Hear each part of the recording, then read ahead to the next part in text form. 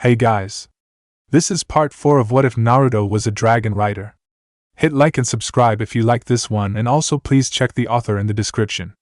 Let's start!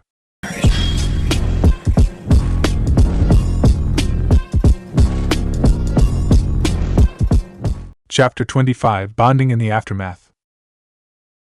The shinobi camp of Konoha and Kiri's forces were in high spirits. After the defeat of Kabuto, the remaining Oto forces had surrendered. The Kiri shinobi had ransacked the whole underground facility, before burning the whole place down. They had then moved south, catching the force that had been distracting the Konoha shinobi from behind, and forcing them to surrender.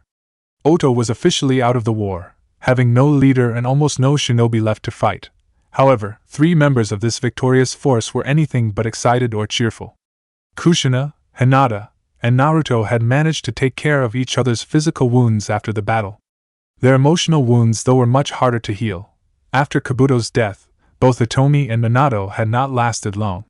Apparently their reanimation had been tied to his life force, and when he died, they only had a limited amount of time left in the world. Kushina was sitting at the main desk in the tent, which was covered with maps and documents. Her arm had been completely healed by Naruto, and she now rested her head on the backs of hands. As she mulled over the short time she had spent with her husband, she had been able to tell her husband everything that had happened since the night of the QB sealing. How she was stolen away and sold into slavery to IWA by Danzu. How Naruto had finally rescued her, even if it was unintentional. The life their son had faced in Konoha, and the new training and power he had acquired. And she had told him about finding their long-lost daughter. Minato had been heartbroken when he heard the fate of his son, but he was also proud to hear of the man his son was becoming, and that their daughter was alive and well. Eventually, though, the jutsu began to end, and Minato slowly began to crumble away into nothingness. Before he did, though, he was able to share one final kiss with his wife, and told her how much he loved her. Then he was gone, lost again to Kushina. She fought back tears at that final memory, at having to lose her husband a second time. Silently she cursed the Otokage to the foulest pit of hell, hoping he burned forever for his cruelty. In another part of the tent, Hinata was huddled in a corner, staring blankly at the floor. She and her mother had talking for a while, with Hinata sharing her life with her mother. What had happened in the Hyuga clan after she died, her time in the academy, her team and friends, and her crush on Naruto. Then she talked about Naruto's assumed death and her transformation into the cruel-hearted blue demon of Konoha. The missions she had gone on, the battles she had fought. All of this leading up to her discovering Naruto to be alive and well, hiding behind the armor of the infamous demon dragon rider. And she finished on how she became a dragon rider as well. Hitomi had barely had time to tell her how proud she was of her daughter, before she started to fade away. Hinata had tried vainly with what little magic she could muster to stop this, and save her mom. But it hadn't been enough. Naruto sighed quietly, as he watched his mom and Hinata. Both were suffering greatly, having been forced to fight someone they truly cared about and then watch them disappear, losing them a second time. He had tried to talk to them, but neither had seemed interested in talking about what had happened at all. They had just remained silent, returning to the tent when they got back to camp. He sat back, quietly thinking. "QB Onyxia, do you two have any thoughts on what I should do?" Onyxia, who was sitting outside the tent with Azuren, rumbled as she thought about it. "I would suggest just letting them be for now. Let them try to work it out. But be there for them if need be," she finally answered. Inside Naruto, QB snorted. "Humans and your emotions. They should get over it. It was just a pair of bodies made to look like those close to them," she said. Naruto growled. "Maybe if you had someone who actually cared for you, you would understand what they are feeling," he thought back at her. QB just remained silent, so Naruto looked at his mom and Hinata. Quietly, he decided to follow Onyxia's advice. He would stand by, and wait to see if things got worse or if they needed him. He sighed, as he got up to go do something. Silently, he cursed Kabuto to the deepest pit of hell, as he spared one last glance at them, before heading off. Konoha. A week later, the mood in Konoha was currently the brightest it had been in 4 years.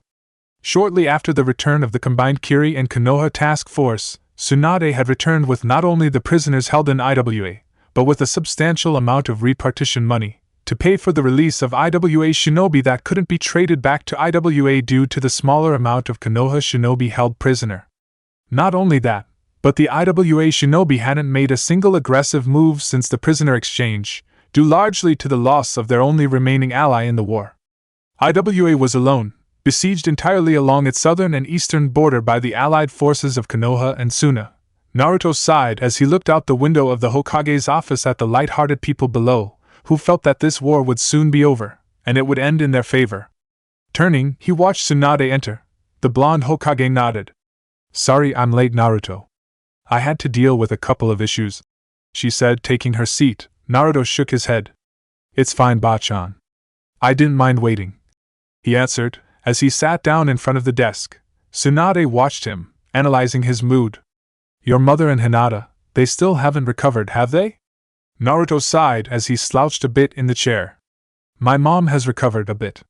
She has both me and Tayuya. But Hinata, she hasn't told anyone else about it. I don't think she wants to hurt her father and sister by telling them what happened.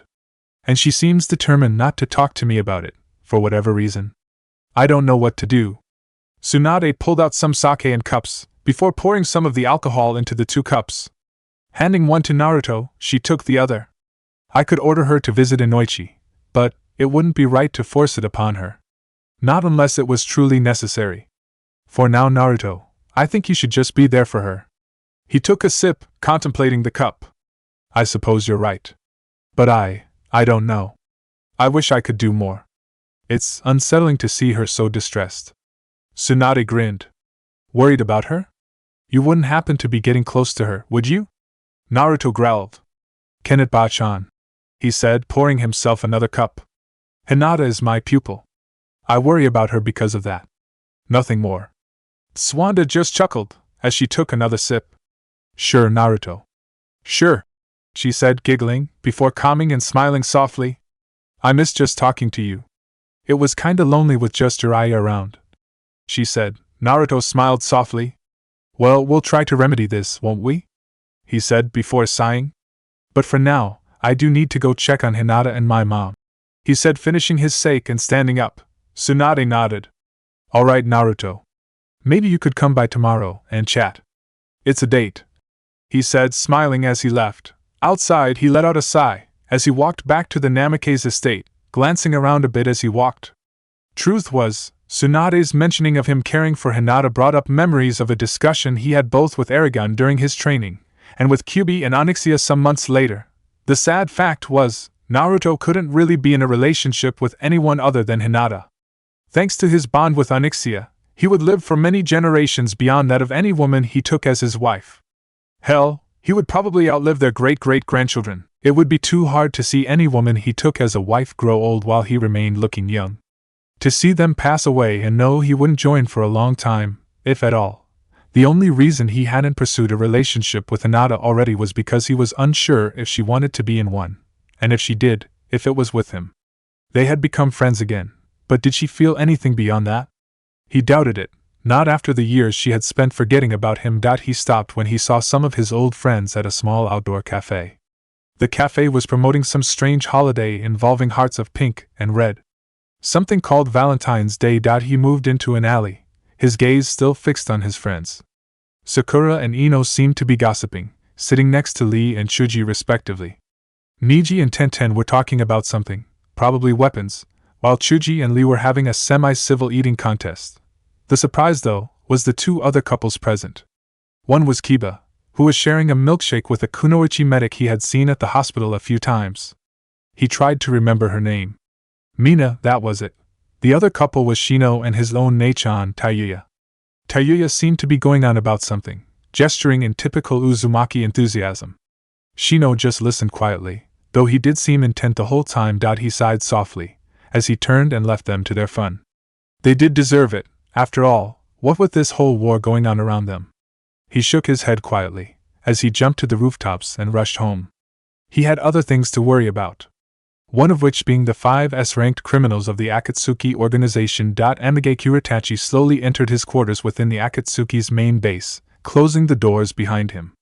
He and Kisame had just received orders from Pain to stand down from their attempts to track and capture the Kyuubi Jinchuriki. It seemed Pain himself, having finished repairing the damaged ceiling statue, would handle Naruto.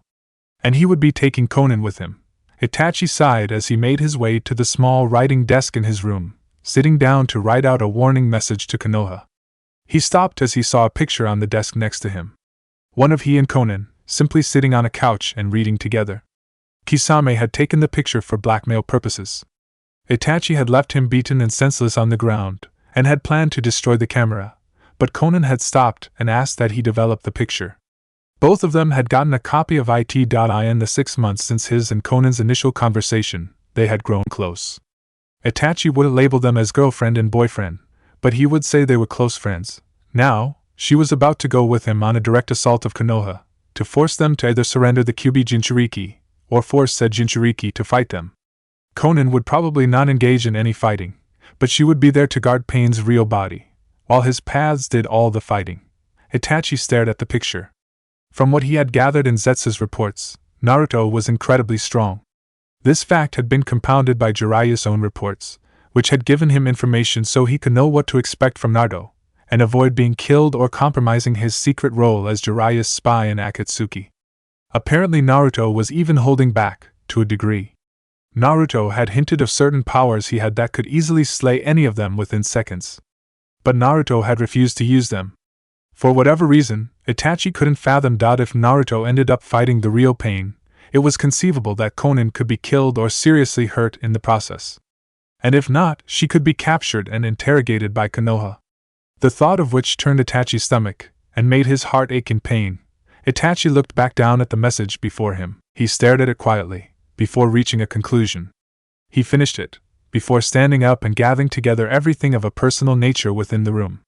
He sealed them away before picking up the message he wrote for Jiraiya. Without even a backward glance, he left the room. Meanwhile, Konan was in her own room, contemplating these new events. She sighed quietly, wishing truthfully that she didn't have to go at all. But she wouldn't disobey an order from Pain.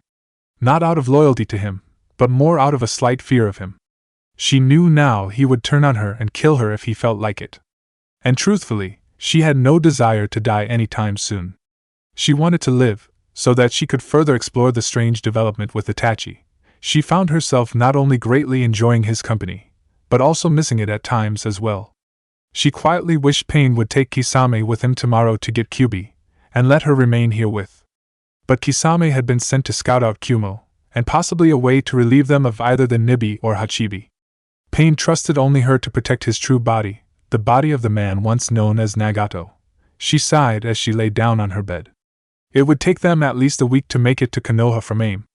She closed her eyes, dreading the coming morning, but knowing it was foolish to put it off.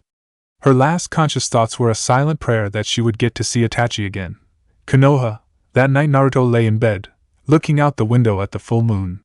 His thoughts, now no longer dwelling on worry over his mother and Hinata, or the woes of his personal life, were directed towards the next step of the war.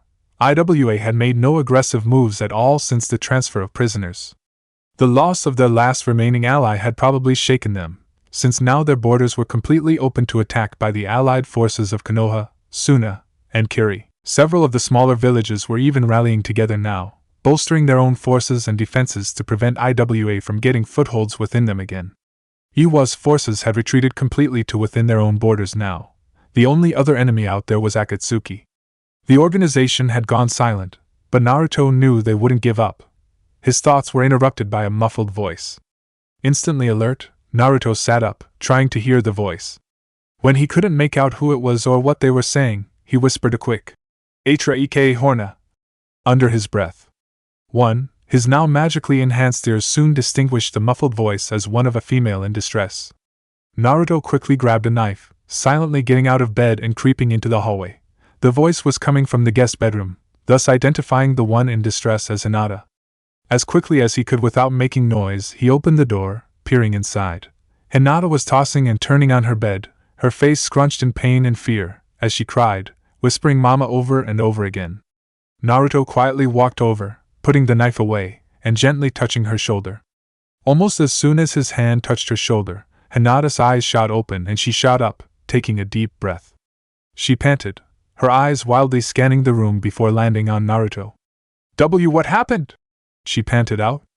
Is something wrong?" Naruto shook his head quietly. "No, I heard you. It sounded like you were having a horrible nightmare." he said softly, sitting on the edge of her bed. Hinata looked down quietly, clenching the sheets with her hands.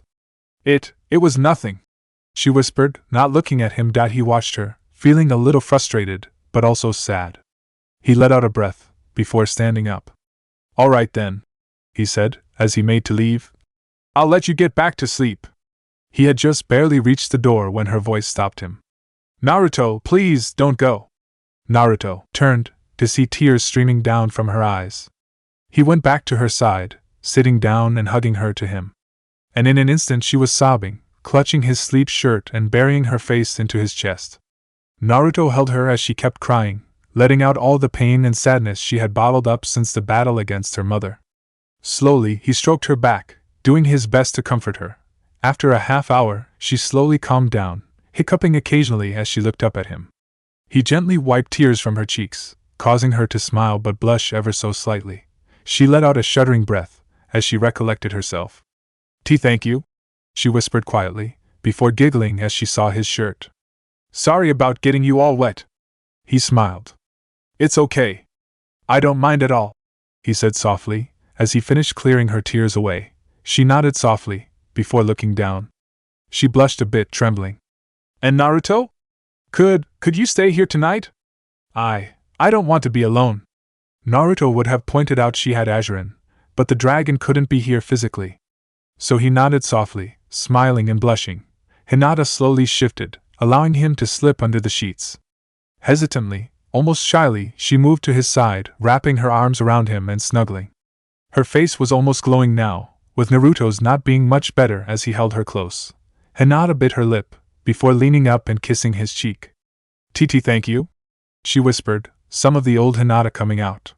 Good night. He blushed more and nodded. Good night to you too, he said, as he tried to think about how he was going to sleep holding her like this. Especially considering she had just kissed his cheek.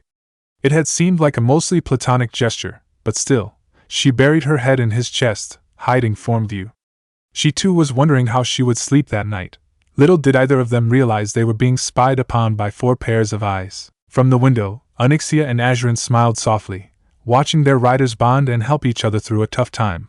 From the doorway, Tayuya and Kushina smiled as they held near identical cameras.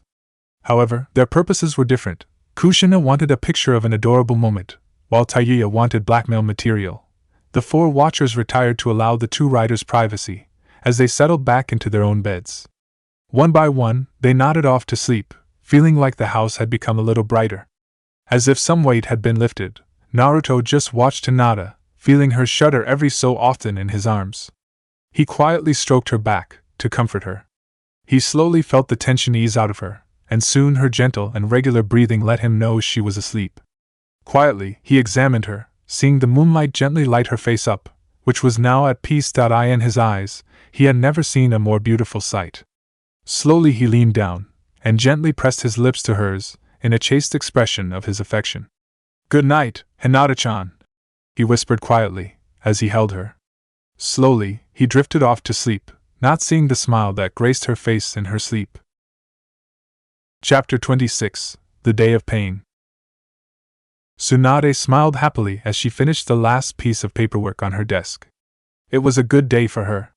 The day was beautiful. Konoha and her allies had turned the tide of war. She had a lovely breakfast with Naruto and Kushina, and she had just finished her paperwork for the day.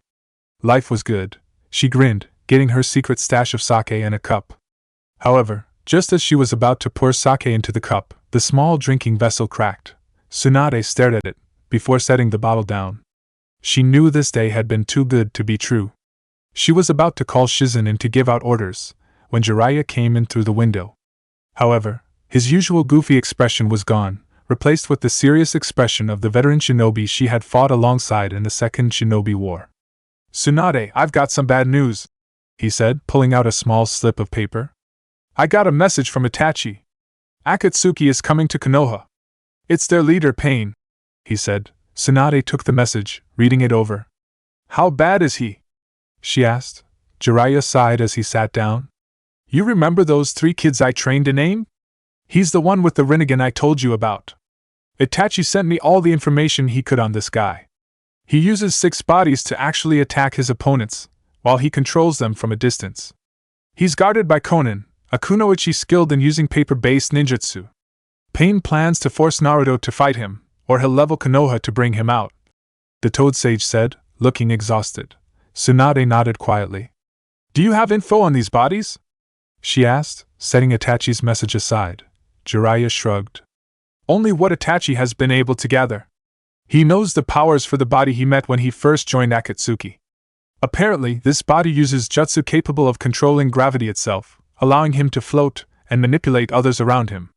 From my studies of the Rinnegan, that is one of its powers, as well as the use of all elemental-based jutsu. I have no idea what the other bodies can do, as Itachi hasn't seen them in use yet. He's only seen the one and its powers. Tsunade took a deep breath, closing her eyes and thinking over this whole situation. She finally looked up at Jiraiya. So what do we do? Jiraiya looked down quietly. He didn't speak for several moments, before finally answering. I think there's only one option really. I know you may not like this, but Naruto will probably have to fight pain outside the village. Tsunade shot up from her desk. You're right, I don't like it. Are you insane? That would be giving them what they want. Jiraiya held up his hands. I don't know what else to say.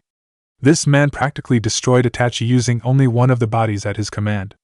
Using all 6, he could probably invade this village all by himself. You and I are maybe the only shinobi here who can fight him. And even then I don't know if we could win. You know Naruto is more powerful than us. And he wouldn't be alone. He'd have his dragon and Hinata with her dragon out there too. Tsunade paced angrily for several seconds, trying to come up with a counter. Finally she stopped, glaring at him. It doesn't mean I have to like this, she said, before sighing and sitting down. Bring him in. He needs to know, she said softly.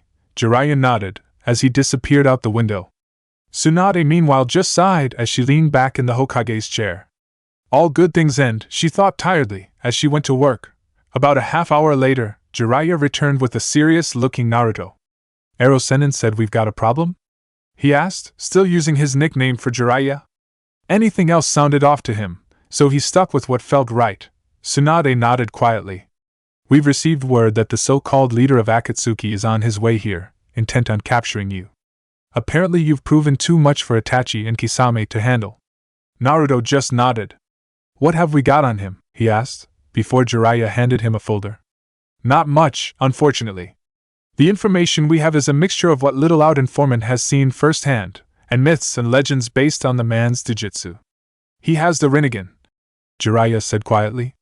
From what we know based on legends, the Rinnegan is capable of controlling and manipulating the 6 forms of nature manipulation. And before you ask, the 6th is apparently gravity.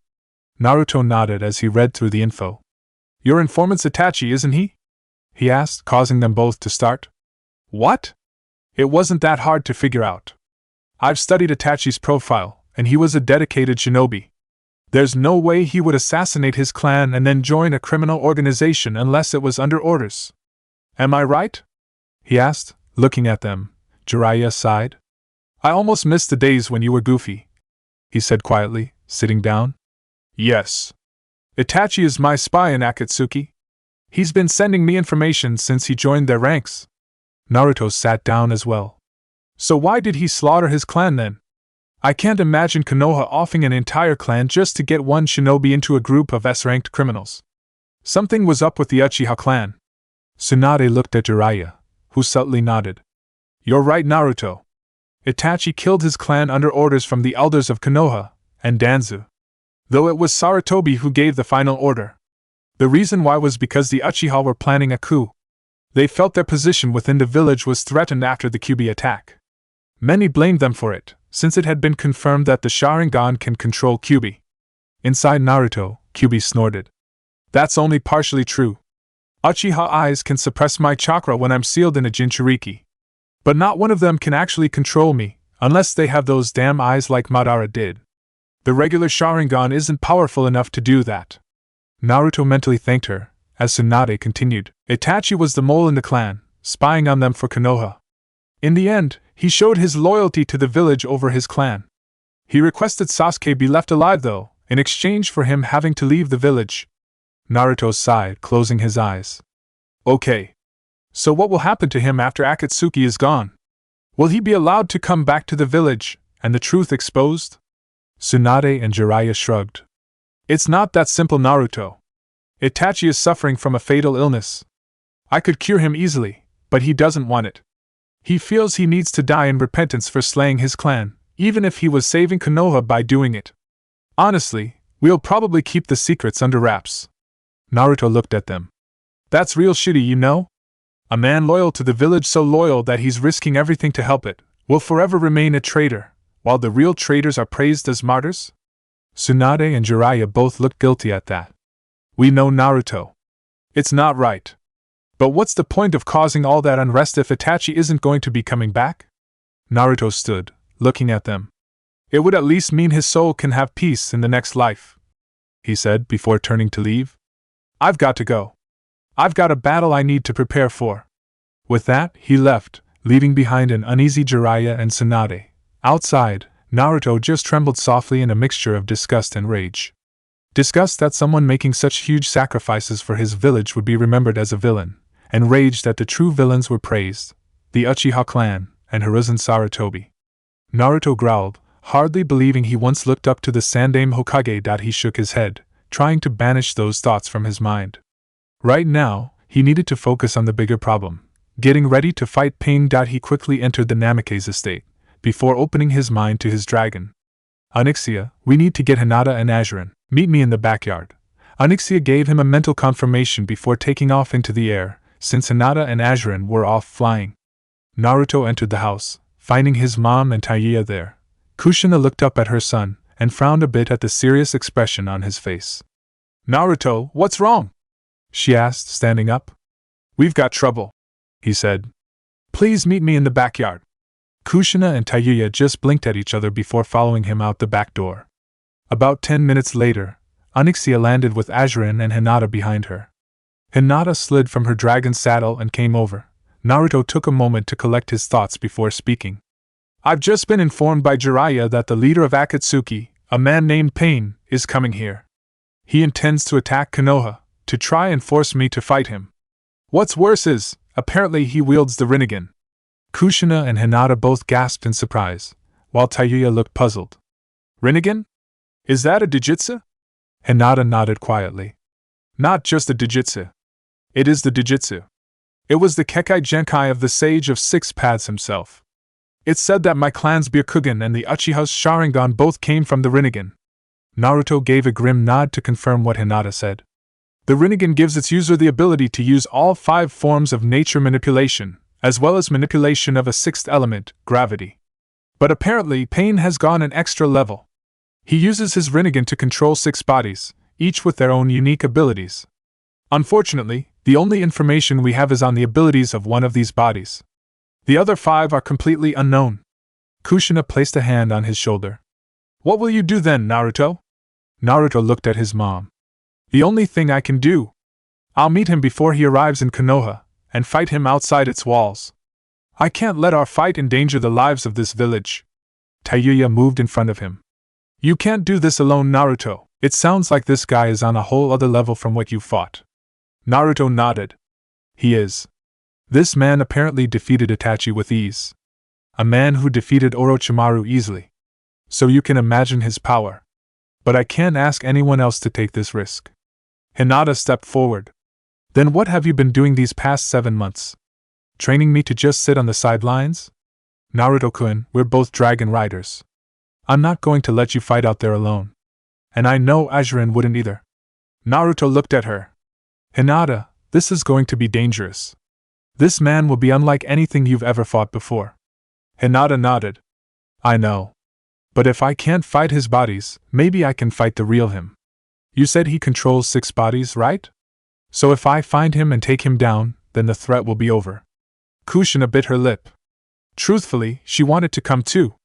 But she knew this foe was beyond her, just from what she had heard so far. She would just be a distraction to Naruto. Quietly, she hugged her son. Please, Sochi. Take her with you. You'll need all the help you can get out there. Naruto looked at her, before nodding as he turned to Hinata. I'll want you to hang back, use your Byakugan. If you can find where the real Pain is, go after him. If not, then jump into the fight. Hinata gave a nod of confirmation as Naruto let out a sigh. For now, we need to rest up and get ready for the battle. According to Jiraiya's info, he won't be here for a few more days. Use that time to rest and train, he said. I have a feeling this battle will be unlike anything we've fought so far. Madara Uchiha studied the form of Zetsu carefully. So, Itachi has finally declared his real loyalties, has he? He asked the missing Kusanin. Zetsu nodded quickly, both of his sides and personalities confirming their report. Yeah. We saw him heading east rapidly, in pursuit of Pain and Konan. The fucker will probably attack them while they fight Naruto or something. Madara nodded quietly. I have no doubt he'll fight Pain. But I do believe he has grown close to Konan. He may work to save her. He quietly contemplated the information. Perhaps it's time I recruited young Sasuke into my plans. Pain's attack on Konoha will provide a nice distraction while I slip into their prison and take him. Zetsu, I want you to keep track of the battle. Inform me when one side or the other wins, he said. Zetsu bowed, before disappearing into the ground. Madara stood up, his one Sharingan eye glowing from behind his mask. I think it's time Sasuke learned the truth about his clan and big brother. Outside Konoha, 3 days later, it was almost as if the entire world knew of the fight that was going to occur. The entire forest surrounding Konoha was still. Not a single animal made a noise. No birds singing or insects chirping. On the wall were the grim-faced shinobi of Konoha who weren't deployed on the front lines against IWA. Tsunade had informed them of the incoming aggressor, and had ordered all available shinobi to be ready to attack if need be. It would probably be a futile gesture, but she wouldn't leave Konoha undefended. Nor would she simply allow Pain to take Naruto if he should overpower the blonde dragon rider. About 100 feet from the walls, Naruto silently waited for his opponent. Clad in black armor, with his shield on his back and sword at his waist, he silently scanned the road ahead of him for any sign of his opponent. He knew normally it would be suicidal to simply stand in the open, waiting for a ninja. But if he hid, Pain might launch an attack on Konoha first. That was something he wanted to avoid at all costs. Behind him, Onyxia was standing, also watching. Unlike Naruto though, she was using her hearing and smell as well as her eyes. She knew that she wouldn't be able to join Naruto in battle if Pain really was able to control gravity. He would be able to knock her right out of the sky, and on the ground she would be at a disadvantage, surrounded by several high-level ninjas. Against most Chunin and Jounin, she had no problems. Most were ill-equipped to damage her, whether it was by weapon or jutsu. But ninjas of high caliber, such as the Jounin of Kakashi Hataki's fame and skill, the Sannin, or Kages, would have posed a significant threat to her. And considering the man they were about to fight was at least Sannin or Kage in strength, Onyxia would be at a disadvantage. However, she would do her best to handle any surprises that might pop up, and support Naruto in whatever way she possibly could. Hidden in the forest were Hinata and Azurin. As promised, Hinata would hold back, and judge how the fight was going while searching for the real Pain. If she found him, she'd strike there, hoping to end the battle by defeating him. However, if Naruto was doing badly before she found him, she and Azurin would move to help.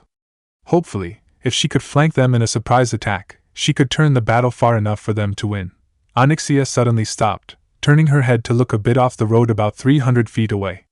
He's here, she rumbled in Naruto's mind. Naruto turned and looked as well, his eyes barely making out movement of a group of people. One of the benefits of being a dragon rider was the enhanced senses, mostly with the eyes gaining almost binocular-like vision. While not near the capabilities of the Hyuga, it was still very useful. Naruto shifted his weight, moving his hand to draw his sword. As he did, the figures detached from the forest and landed 50 feet from Naruto on the road. There were 6 of them in total, each wearing the black cloak with red clouds of Akatsuki. Each also had the Rinnegan in their eyes, numerous piercings on their faces, and each wore a headband of the Aim village with a slash through it, indicating missing ninja status. 5 of the figures had red hair in various styles, while the 6th had no hair, and pale white skin. One of them slowly stepped forward, and Naruto did the same, until they were a few yards apart. The body he was facing had spiked hair similar to Naruto's, and with 3 piercings going through the sides of his nose, and 2 more in his lower lip. Naruto slowly looked at him, before speaking, his voice muffled slightly by his helmet. So, you're Pain, the leader of Akatsuki, he said, his body tense and ready for anything. Pain just simply stared at him. The Kyubi Jinchuriki. It was thought you were dead, thanks to Orochimaru. Yet you were hiding all this time. It might have been a better choice to remain hidden, instead of letting us know you were still alive. Naruto tightened his grip on the hilt of his still-sheathed sword. Maybe. But it wouldn't be the right thing to do, considering you had kidnapped my friend and fellow Jinchuriki. Pain simply continued to stare at him. You only postponed the inevitable. Once you are defeated and Kyuubi extracted, I will simply hunt the Ichibi container again and finish what you interrupted. Naruto growled and drew his sword, ready to fight. Over my dead body. I'm not going to let you continue with your plan, whatever the hell it is, he said. Pain didn't even twitch at Naruto's declaration. You should just surrender, Naruto Uzumaki. You cannot hope to fight me and win. Your death is necessary for there to be peace. Naruto growled. Peace? How the fucking hell does me dying create peace? How does gather the Biju create peace? The only thing you could possibly use them for is to destroy and kill people. Pain simply nodded. Exactly. The power of the Biju combined would give me the weapon I need to force the people of this world into submission.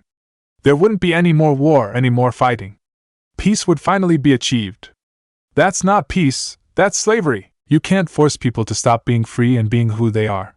You can only try to help them understand one another so they won't try and kill each other.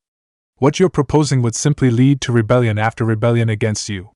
People fighting to liberate themselves from the shackles you would impose upon them. All you would accomplish is an endless cycle of death and hatred. Pain just simply closed his eyes. You understand nothing. I can see now you won't surrender. Prepare to face the power of a god. With that, the other bodies joined him. Prepare to witness the 6 paths of pain. Deva, he said, pointing to himself. Animal. He pointed to a body whose hair was in a ponytail. Human. He pointed to another body who had long hair. Hell. He pointed to a 4th body that had spiky hair as well as a square jaw. Azura. He pointed to the bald and pale body. And Ghost. He pointed to the last body, who was a little bulkier than the others and had his hair slicked back. Naruto slowly pulled his shield from off his back and slid it onto his arm. Let's do this then, he whispered. Almost as soon as those words exited his mouth, the ghost and human bodies rushed forward to engage him in taijutsu. Both of them had opposing styles. The ghost body seemed to be more of a defensive stance, meant to deflect and absorb attacks. The human body was more aggressive and a little acrobatic. Naruto blocked a kick from the human body with his shield and stabbed at him, only for the ghost body to deflect with a jab at the side of the sword. Naruto went with a backhand slash towards the ghost body, who stepped back, allowing the human body to strike at Naruto's center. Naruto raised his shield, but the punch still drove his shield and left side back a bit. Naruto grunted in surprise at the power of the blow, before settling himself back into his stance. The human and ghost bodies weren't attacking, and he paused in surprise at that, only for his eyes to widen when he noticed that the Deva Pain was missing. Above you! Onyxia shouted in his mind. Naruto looked up, seeing the Deva Pain descending at him with his hands in the ox hand sign.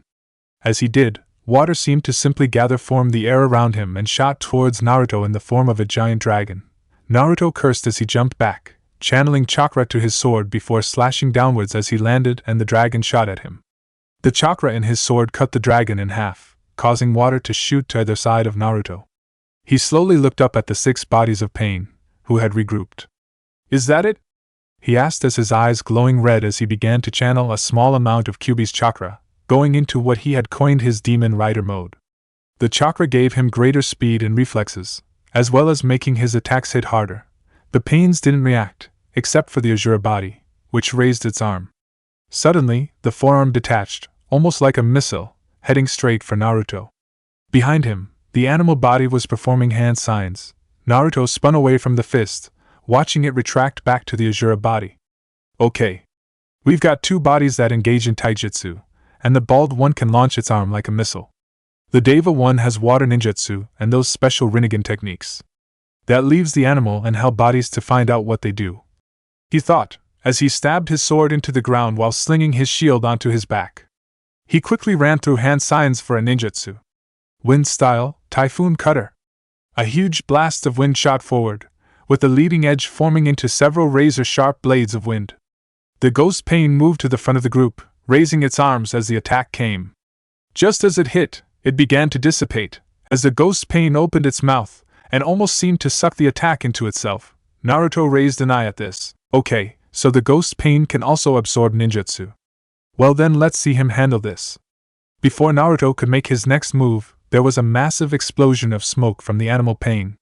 And where it stood was now a very large and mean-looking dog summons, with Rinnegan eyes and piercings. Naruto cursed as he backed up. Oh great! I'm definitely not a dog person, he said, as the canine advanced towards him, growling and baring its teeth. Just as it was about to lunge, there was a roar, and the dog was smashed into by a black blur. Onyxia slammed it into the tree line, flattening dozens of trees as she bit into the creature's neck, her claws ripping into its flank. The dog roared back, trying to get at her with its own claws. Suddenly, a second appeared on its body, this one able to try and bite at Onyxia's neck. While its teeth weren't strong enough to penetrate her scales, it did make her back off, roaring. Naruto turned his attention back to the pains. Okay. Got to get rid of the ghosts and animal ones first, I think, he said, as he decided to try a different tactic. As the human and ghost bodies rushed him again, he went for a spell. Orum's Abr Brinsker. Serpents of fire. Black flames formed around his body, before surging at the two charging bodies, forming into snakes as they did so. They opened their mouths, fiery fangs ready to sing into their target's flesh. The ghost pain moved to absorb them. But instead of being absorbed, 3 of the serpents slammed into the ghost pain, one straight into his mouth. And as they did so, they exploded.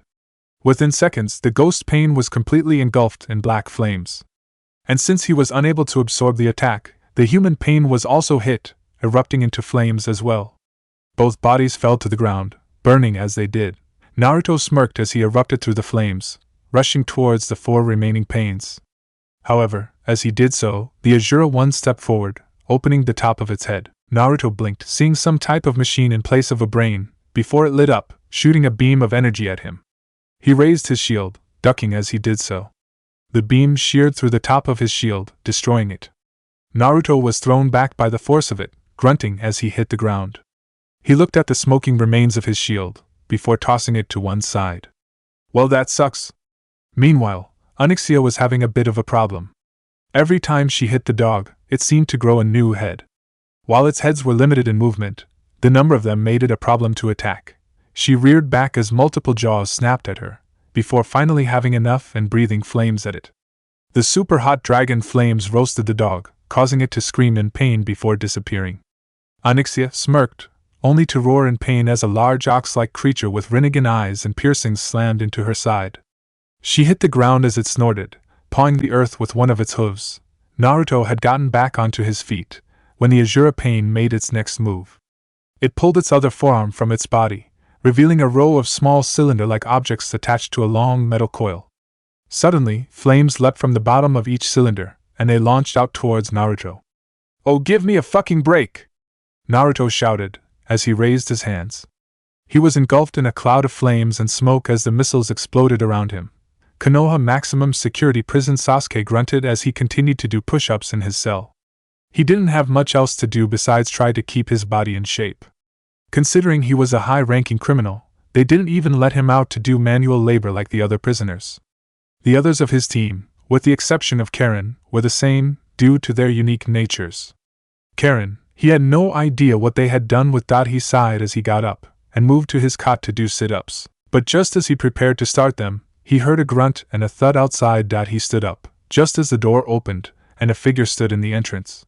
Sasuke blinked, as shadows hid the person's face. "Who are you? What's going on?" he demanded, getting up. The figure seemed to chuckle. "Making demands while a prisoner? Not a smart thing to do, Sasuke Uchiha," the figure said before moving back. "But to answer your question, I'm here to free you, and help you get vengeance." Sasuke slowly stepped out of his cell, now seeing the figure. He wasn't that much taller than Sasuke, with short, spiky hair. He wore an orange spiral mask with one eye hole over his face. But what grabbed Sasuke's attention was the black cloak with red clouds. "You're part of Akatsuki. Where's my brother?"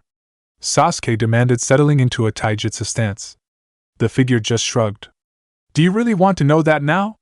Or do you want to escape so you can find him and kill him later?" he asked before turning.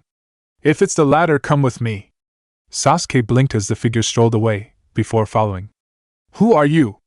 The figure grinned behind his mask. Who am I? I'm Madara Uchiha. Outside Konoha, the smoke from the multiple explosions cleared away, revealing a panting but undamaged Naruto. He slowly dropped his hands, lowering the magical ward he had put up to block the attack. Farther away, Hinata watched the battle, biting her lip in worry. Naruto seemed to be holding his own, but she could see the battle was already taking a toll on him. She widened the gaze of her Byakugan, trying to find the real pain and his cohort, Konan. She blinked as she detected a rather large chakra signature quite a distance away from the actual battle. It wasn't a person, but it seemed to be a tree made entirely of chakra. Hinata bit her lip, trying to decide if she should attack or not. The choice was made for her when she spotted a second smaller chakra signature that had just entered her range of vision, and was heading straight for the tree. At the same time, she saw something Naruto didn't, concerning the dead ghost pain and the hell pain. She made up her mind and rushed towards the battle. Back at the battle, Naruto had redrawn his sword, when the dog the animal pain had summoned crashed into the clearing. The dog had multiple heads now, but it was bloodied and at least 2 of its legs were broken. The ox summon soon followed, its fur singed and on fire in some places, and its horns broken. A bloodied Onyxia limped out after them, roaring as she unleashed her flames upon them both, lighting them both on fire. The 2 creatures roared in pain, before disappearing in a large cloud of smoke. The animal pain quickly moved to summon another creature, this one a giant bird with a drill-like beak. It hopped onto the bird's back, flying off. Onyxia turned, growling in anger as her golden eyes narrowed. With a roar she took off into the air after it. Naruto turned, preparing to rush the pains, when he sensed movement to his side. He quickly dodged, causing the fist aiming for him to miss his head but impact his right shoulder, knocking him a bit off balance. He blinked as he saw the ghost's pain, seemingly unharmed. How the hell did that happen? I burned him alive, Naruto thought, before noticing the hell pain going to the animal pain, who was still lying on the ground. The ghost's pain was between Naruto and him, so he couldn't stop him from turning into a giant and the head. However, just as said head was about to ingest the animal pain, a blue blur streak formed the trees and drove a curved sword into the giant head. It fell back, turning into the hell pain, as Hinata yanked her sword out and swung down, chopping its head off. The ghost pain jumped away, joining the other pains, as Naruto moved next to Hinata. Decided to help me, huh? He asked her, panting softly. Hinata nodded, as she gripped her shield and sword. You seem to need more help. Besides, I think someone else has pain handled, she said quietly, ready to fight. The Deva pain narrowed his eyes slightly. So you have help, he said. It still won't help you in the end. Your power is meaningless compared to mine. He slowly raised his right hand towards Hinata. Banzo Tensei, he said quietly. Hinata was suddenly yanked towards him, just as the Azura pain revealed a large metal tail, ending in a point. It was aimed straight for Hinata. However, before the tail could hit, a ramp of earth appeared before her. She slammed her feet down on it, using its momentum to run up and leap over the Azura pain, landing behind it and swinging back with her sword. The stronger metal of her sword, forged with magic and dragon flames, sheared through the tail, as a spear of rock shot out of the ramp and pierced into the chest of the Azura pain. It slumped over as Hinata stood, while Naruto appeared next to her, releasing the spell he had used to manipulate the rocks. The ramp of earth fell, causing the now dead Azura realm to fall over, leaving the Deva and ghost pains left eye in the sky. Onyxia was panting as she tried to fight the animal pain and its summon. She was tired from her previous battles, and the wounds she had received to her wings and body had sapped her of additional strength. While the bird she was fighting was very fast and agile. It was coming around for another pass, trying to ram the drill-like beak into her. Onyxia managed to dodge to one side, but the beak still shredded some of the membrane of her right wing. She shrieked in pain, and began to fall as the wing collapsed. She barely managed to get it back open, but she was still slowly falling. And it was then the bird made another pass, aiming its beak at her back. Onyxia tried to avoid, but her wing faltered again, causing her to drop more. She closed her eyes, bracing for the impact. It never came, as a roar echoed through the sky. The bird was slammed into from the side, sending it careening as Azurin roared into the fight, rage blazing in his eyes. You will not touch her! The bird tried to fly away, only for Azurin to crash into its back, his jaws snapping around the animal pain and ripping it the body in half.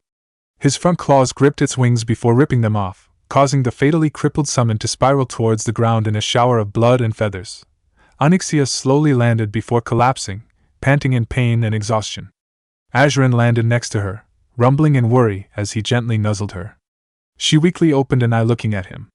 Thank you," she panted, before falling unconscious. Azrin just quietly curled up next to her, shielding her with his wings and body. Naruto and Hinata faced the remaining two pains. The Deva and Ghost Pain bodies stood next to each other, silently watching their two opponents. Naruto glanced at them. "The Deva one is the real threat. His gravity control makes it really hard to strike at him, or escape. And the Ghost one can absorb any chakra-based attacks we send. So we'll need to wipe him out first before trying to simply overwhelm the Deva one." Hinata nodded softly. "But how do we get to the Ghost one?" she asked softly. Naruto bit his lip. "I'm not sure. We need to get at him hard and fast. I guess maybe I'll need to go back to my basics." With that, Naruto created 5 clones, which all held their swords, ready to battle. Naruto nodded quietly. "They'll go in first to try and draw the Deva realm into using one of his techniques. We'll follow behind and attack. Go!" With that command, the 5 clones charged in, aiming to attack both the Deva and Ghost Pains at the same time. Each had their sword ready to strike. The Deva Pain simply held up both hands as he watched them. Shinra Tensei. With that command, the clones were thrown black, exploding into smoke as they hit the ground. But through that smoke burst Naruto and Hinata, blades at the ready. The Deva Pain loosed a rod of metal from his right sleeve, grabbing it, and using it to block Naruto's sword strike. The Ghost Pain stepped back, barely dodging Hinata's downward slash. However, she then leapt at him with a juken strike with her left hand. The Ghost Pain simply absorbed the chakra from the blow, only to blink as it felt something else. It slowly looked down as Hinata retracted her left arm, a now blood-stained blade peeking from under her left forearm and hand.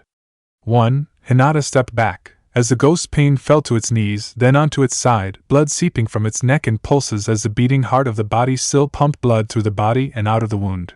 Naruto grinned. "And then there was one," he said, facing the remaining body of Pain.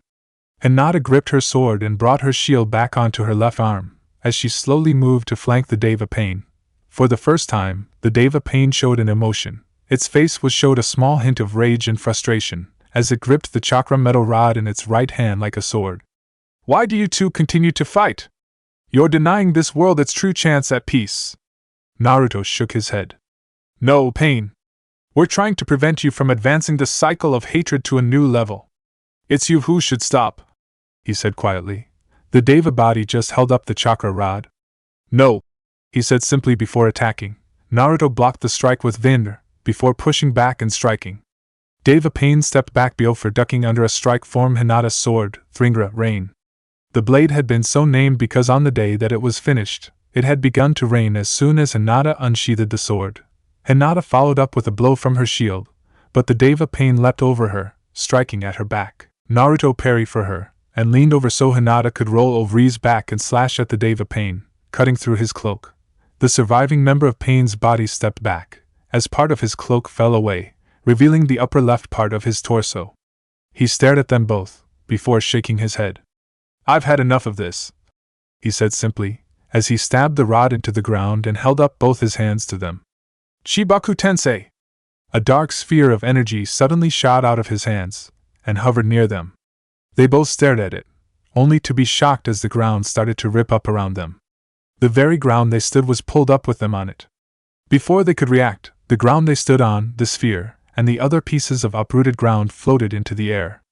The pieces of earth began to form around the dark sphere, including their own, soon trapping them into a giant sphere of earth that was hovering in the air. The Deva Pain stood there, staring at the giant sphere hovering in the air. "This is the fate of those who dare try to match the power of a god," he said simply. Inside the sphere, Naruto panted, barely able to move. "Hinata! You okay?" Near him, Hinata nodded painfully. "Yeah. Naruto, what are we going to do?" Naruto grunted softly. I've got an idea. But it's risky. Can Azrin get to us in time to catch us?" Hinata blinked. "I'll contact him. But what are you going to do?" The blonde dragon rider grunted as he moved his right hand a bit. "Either save us or kill us," he said, as he closed his eyes and reached for his magic. The Deva Pain was preparing to move the giant ball of earth, when it began to shake and rumble. The Rinnegan user narrowed his eyes, before they widened as a large section simply blew out in a cloud of dust, dirt, and mud. And from this cloud fell two armored figures. Hinata sucked in a breath of fresh air, before glancing at Naruto. She could see him making any real movement, so she reached out to him, grabbing his hand. "Hurry, Azurin. Don't worry about it, I've got you." The voice of her dragon echoed in her head, before her dragon appeared near them. He slowly moved beneath them, allowing Hinata to land and pull Naruto on with her. Azurin flared his wings, slowing down and leveling off. Deva Pain narrowed his eyes and slowly raised his hands, about to drag the dragon from the sky. But then he froze, not moving at all. The reason why was simple. With the real Pain and Konan, hidden in a giant tree made of paper, a distraction had arisen that drew his focus from his Deva body. That distraction took the form of black flames burning through the paper walls of the tree, before dispersing, allowing Itachi to enter. No longer was he clad in the cloak and wide-brimmed straw hat of Akatsuki. Now he was clad in his former Konoha Anbu armor. His Manjikyu Sharingan eyes slowly morphed back into normal Sharingan, as he stared at Pain. Konan just stared in disbelief and some horror. "Itachi, what are you doing here?" she asked, startled. Itachi looked at her with sad eyes. "I'm sorry, Konan," he said softly. "I haven't been entirely honest with you." Nagato glared at Itachi. "So you've turned traitor, Itachi?" he asked, as he coughed a bit inside the machine he was forced to reside in to survive and be able to move. His almost skeletal frame had piercings in it as well, that connected to the machine and allowed him to direct his thoughts. Itachi turned to Nagato. "It's hard to turn traitor to an organization I never truly gave my allegiance to. The only one I've betrayed here is Konan," he said emotionlessly, trying not to look at the amber eyes full of pain and betrayal. Nagato growled. "It doesn't matter. You've betrayed Akatsuki, Itachi. And for that, you will die," he said. Several metal rods launched from his chakra at Itachi, propelled by his gravity control. Itachi drew his sword, deflecting each one of them that came close enough, before launching a kunai at Pain. Pain stopped it with his gravity control, only for his eyes to widen as a second one, hidden in the shadow of the first, slipped past and headed straight for him. There was a cry of pain, and a splash of blood as the kunai buried itself into a body. Itachi's eyes widened in horror. His second kunai had buried itself in Konan's chest. Yet Konan hadn't moved to block the kunai. She had been pulled there by Pain, to take the attack he couldn't block. Konan slowly looked down at the kunai buried in her chest, before dropping to her knees, weakly trying to pull it out. Itachi just stared in horror, as Nagato stepped over her body. "Do not look so surprised, Itachi. It is an angel's duty to protect her god, even at the cost of her own existence," he said, not caring what he had just done. Itachi lowered his head, trembling. "You would use your friend, your family, to save your own life?" he whispered. "I wonder now if Yahiko really forced you to stab him, or if you just did it yourself and made Konan think you did. You've betrayed the very ideals you once fought for." Itachi roared, remembering Konan telling him about her past, and her friendship with Yahiko and Nagata. In that moment, a rare thing occurred. The normally reserved Itachi disappeared, replaced by a vengeful warrior. He roared out, releasing all his pain and anger, as he suddenly appeared in front of Nagato, his right fist smashing into the Rinnegan wielder's face. The force of the blow actually drove Nagato and his mechanical chair back, before Itachi flew through the hand signs for an Uchiha trademark jutsu. Fire style, Phoenix Bomb Jutsu! A series of rapid fire balls shot out of his mouth and impacted around Nagato, barely deflected by his control over gravity. However, Itachi tore through the smoke, a ninjato in hand. He slashed at Nagato, who wasn't entirely quickly enough to dodge the attack fully. The blow cut through the chakra receivers of the chair, destroying Pain's connection to his Deva body, which collapsed on the battlefield. Itachi followed up his attack with a roundhouse kick, knocking Pain over, before stabbing his blade through the chair and Nagato, pinning him to the ground. The Uchiha clan destroyer gripped Nagato's head with one hand, keeping him from moving, while drawing a kunai with the other. With one quick slash, Nagato screamed in agony, as his eyes were destroyed by Itachi. Itachi stood growling. "I guess you're not a god. Otherwise, you wouldn't be bleeding," he whispered before his eyes morphed into Manjikyu form. Amaterasu. The black flames leapt forth, consuming Nagato, who continued to scream in agony, before finally dying. The flames completely consumed his body, leaving behind not even ash. Only a scorch mark would remain of the man known as Pain. Itachi cancelled his Amaterasu, before turning to Konan, rushing to her side. Seeing her eyes closed, and her face pale, he frantically checked her for a pulse. Finding a weak one, he picked her up before running towards Konoha. He didn't care about the consequences anymore. All he cared about was saving the woman in his arms, as he rushed towards his former home. Chapter 27: A Hero's Homecoming? Konoha Hospital. The hospital was a flurry of activity, in the wake of the battle between Pain and the demon dragon rider. A majority of the medical ninjas were outside, doing their best to heal up Onyxia, under the watchful eye of Hinata and Azuran. The latter of which seemed a lot more protective of the black female dragon than usual. In another room, under protection by ANBU to ensure unauthorized personnel didn't enter, was Naruto. Sakura had been assigned to heal up his minor wounds, and make him comfortable, considering all he was suffering from was something similar to chakra exhaustion. Naruto was currently clad in only a hospital gown, resting in in another room. Shizen was dissecting the bodies Pain had been using that were still intact. The animal Pain was currently missing its top half, which was inside Azuran's digestive tract, and the real Pain, or Nagato, had been burned away to nothing. The other bodies were still in good enough condition for examination. In a final room, Tsunade was working on healing the blue-haired kunoichi that had been brought in by Itachi. She had been surprised to see former ANBU captain and slaughterer of the Uchiha clan. Currently, he was held in a secure room by two of her most skilled and well-trained ANBU, awaiting her decision on what to do with him. In a few other rooms were the injured guards who had been guarding Sasuke Uchiha's prison cell. They had been found shortly after the battle, with Sasuke gone from his cell. None of his teammates had been released though. Tsunade slowly pulled away from Konan, sighing as she washed up from the surgery she had been performing.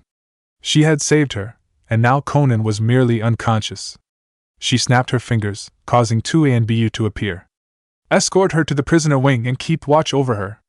No one is to see her except for myself or my apprentices. The two ANBU nodded and escorted the nurses who were wheeling Konan to where she would be held as she recovered. Tsunade meanwhile headed to the secure room where Itachi was being held on the second floor.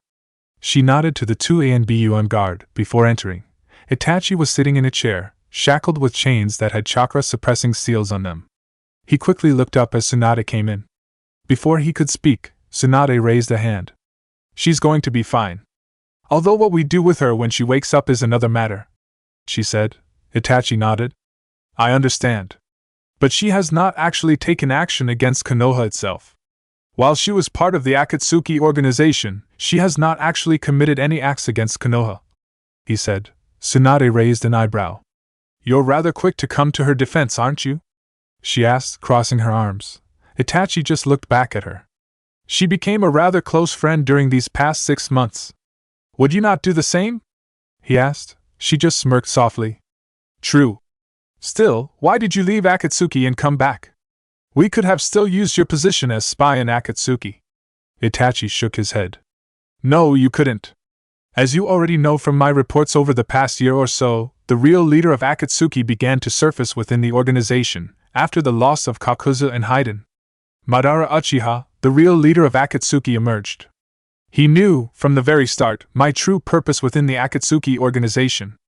However, he also knew that I was not actively working against his plans, merely sending information to Jiraiya. And he also knew that I had tried to steer Sasuke onto a path that would lead him to kill me and restore the Uchiha's honor. As such, he still kept me around and had use for me. However, I knew that if Pain failed in his attempt to get Naruto, he would move his operation. He would go underground, trying to become anonymous as he readied his next movements. And if that happened, he would have never let me continue my work. As such, I felt my job as a spy in Akatsuki was over, and instead decided to come and protect the only precious person I had left in my life. Itachi said, as he looked at Tsunade. Tsunade watched him, before sighing softly. I guess I can't entirely fault you there. The problem is, what do I do with you now? She asked. Itachi gave a sad smile. Nothing, Hokage-sama. Nothing. At her questioning gaze, he elaborated. I'm dying of illness, and am nearly blind. There's nothing you can honestly do for me, Hokage-sama. Within a few months, my time will be up. I had hoped Sasuke would be the one to kill me, But that's not likely to happen now, is it? Tsunade blinked, before running a diagnostic jutsu over Itachi. She narrowed her eyes a bit, before pulling her hand away. I see, for now Itachi you'll remain here. I'll have Jiraiya replace these shackles with regular chakra-draining seals, so you'll be able to move about. I'll decide your fate later, after discussing it with some of my advisors. Itachi just nodded, as she turned and left. As the door closed behind her, she headed for the medical archives. I know I've seen that illness before, she muttered to herself. If her hunch was correct, then there was a chance Itachi wasn't as doomed as he thought he was. Unknown location. Sasuke impatiently paced the floor of the room he had been escorted to by the Akatsuki member, Zetsu. Madara had brought him here, given him fresh clothes, food, and an Akatsuki cloak. Then he had left to deal with something, promising to tell him the truth about Itachi and Konoha, and tell him why Itachi was still serving Konoha by passing information to Jiraiya. Sasuke whirled as the door opened, and the masked figure entered. He shut the door, and turned to Sasuke. You've been waiting for me, he said simply. You could have been training, or something more productive. I don't care about that now. I want to know about my brother. I want the truth, Sasuke nearly shouted, his Sharingan flashing. Suddenly he was on his knees from a brief flash of killer intent, before it vanished. Madara simply snorted behind his mask. Do not make demands of me, boy. I will tell you when I am ready, not when you demand it. Sasuke slowly got to his feet, as Madara leaned against the wall. I suppose I have kept you in suspense long enough, he said. The fact of the matter is, your brother never turned traitor against Konoha. When he slaughtered your clan, it was under orders from the Hokage himself. Sasuke's eyes widened. What? Why? Madara sighed. To understand that, we must look back to my battle against the Shodai Hokage. I'm sure you heard all about it, correct? How I betrayed the village, and fought Hashirama Senju. And especially how I summoned the Kyuubi to fight him. It's that last part you really want to remember here. As Sasuke slowly nodded, Madara continued. Everyone assumed the Shodai defeated me. In truth, the battle was a draw, and I left. And the Kyuubi disappeared as well. But the fact that I was able to control the Kyuubi would be something that Konoha did not forget. And it would be a fact that would come back into the light several decades later. About 18 to 19 years ago, on October 10th, the Kyuubi attacked Konoha again. Of course you know about it. All of Konoha goes on about how the brave Yondaime defeated the Kyuubi, giving up his life. But what you don't know, Sasuke, is that the sudden appearance of the Kyuubi affected Konoha's faith in your clan. Sasuke's eyes widened, causing Madara to nod. Yes, I think you're beginning to understand. The knowledge that I was able to control the Kyuubi made the higher-ups of Konoha very suspicious of the Uchiha clan. They had taken very few losses during the fighting against Kyuubi, due mostly to a majority of their shinobi being away on missions. Paranoid minds might take that as a plan to weaken Konoha's might, and fill the majority of its shinobi ranks with Uchiha. And they were indeed paranoid, for the Uchiha had no part in making the Kyuubi appear. It was just a freak chance. Pure coincidence. Still, this did not stop rumors from spreading, that the Uchiha could control the Kyuubi with their eyes. Soon, the Uchiha clan was being treated with mistrust. And once that happened, the Uchiha made the paranoid fears of the Konoha elders, and the old war hawk Danzu, into actual fact. Feeling that their position in Konoha was being threatened, and feeling that they deserved to be the ruling power of Konoha, the Uchiha clan began to plan a coup against Konoha. However, a young Uchiha Anbu proved himself more loyal to the village than to his clan. Itachi spied on the Uchiha for the Hokage, as the Hokage attempted to negotiate with your father, Fugaku Uchiha.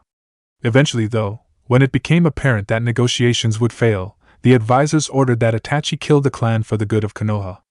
And the Sandaime Hokage approved it. Itachi agreed to this mission, on the condition that you would be spared. Sasuke had shut his eyes by this point, turning away as silent tears fell. Why? Why did he ask for me to be spared? He whispered. For one simple fact, Sasuke. Your brother loves you. He couldn't kill you. And he also believed that you could restore the honor of the Uchiha clan, by killing him. He left you alive so you could restore the honor he had taken from the clan. Madara said. Sasuke's eyes shot open, his Sharingan seeming to almost glow. No! He did not take the honor of our clan. Konoha did. He shouted, clenching his fists and slamming them into a table, breaking it. I will restore the honor of my clan, by destroying those who were the true cause of its destruction. I will burn the village to the ground around their bodies." Madara almost seemed to nod approvingly. "And what of your brother? My spy has told me he has returned to Konoha now. Will you kill him too, should he foolishly defend the village?" Sasuke glared at him. "No. I am sure that if I can talk to him, Itachi will realize the truth and join us. Or perhaps his mind is not entirely his own. What if Konoha has done something to him to force him to be loyal?" Sasuke shouted, his rage causing him to come up with wild theories that could explain what had happened. Madara just watched him silently. "It matters not, Sasuke. What is important is what you plan to do concerning Konoha. Will you join me in ending the era of the 5 great shinobi villages?" Sasuke looked at him, before grinning a bit madly. "To avenge my clan I shall." Behind his mask, Madara grinned. Good, he said, laughing a bit. "Then come. We have much to discuss." Sasuke grabbed the Akatsuki cloak and slid it on, as he followed Madara to his new destiny. Konoha Hospital. Naruto groaned softly as he began to shift in his bed, his eyes slowly fluttering open. He grunted as the light reflecting off the white walls of the hospital room nearly blinded him. Blinking a bit to give his eyes time to adjust, he finally was able to take in his surroundings. Sunlight was streaming through the window, illuminating the 2-patient room. It also illuminated the figure sitting next to his bed with her head resting on the bed itself. He blinked before smiling slightly at the sight of Hinata. He didn't know why, but the sight of her there filled his heart with warmth. He shrugged those feelings aside as he glanced around, seeing his mom asleep in another chair opposite of Hinata, her long red hair streaming over the back of the chair as she was laying back in it. And on the other bed was Tayuya, curled up and fast asleep. Naruto grinned softly at them, before slowly reaching out with his mind to find his dragon. "Onyxia? Can you hear me?" There wasn't any reply, making Naruto blink as worry began to eat at his heart. He called out to her again, a bit more forceful this time, only to receive an answer from another source. "She's asleep. She's recovering from some intensive surgery," Kyubi said with a yawn, as she woke up due to Naruto's incessant calling for Onyxia. Naruto panicked even more. "Is she okay? What happened?" he demanded. All was silent in his mind for a few moments, except for the sounds of bones and joints snapping a bit as Kyubi stretched, before answering. "She took a real beating fighting Pain's animal summons. However, Azurin rescued her and got medical ninjas to her as quickly as possible. Hinata helped in the healing when she wasn't here with you and your family. Onyxia will be fine, but needs a few weeks to fully recover from her wounds." Naruto let out a sigh of relief as he slumped back against his pillows. They had managed to make it through the battle intact. He closed his eyes, letting the sweet feeling of relief wash away his anxieties. His eyes opened though, as he heard stirring within the room.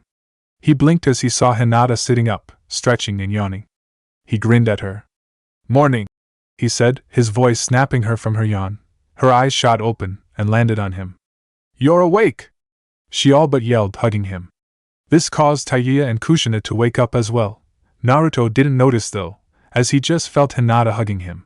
For some reason, it caused warmth and happiness to spread through him, feeling her hug him. He blushed slightly as he hugged her back, causing her to blush, before they quickly separated. Well, it's good to see you awake," Hinata babbled out, blushing. Naruto just grinned softly, only to let out an oof as Kushina glomped him, hugging him close. "Oh my baby, you scared me!" Kushina nearly sobbed out, hugging Naruto. "I thought you had been hurt when Hinata rushed you here to the hospital."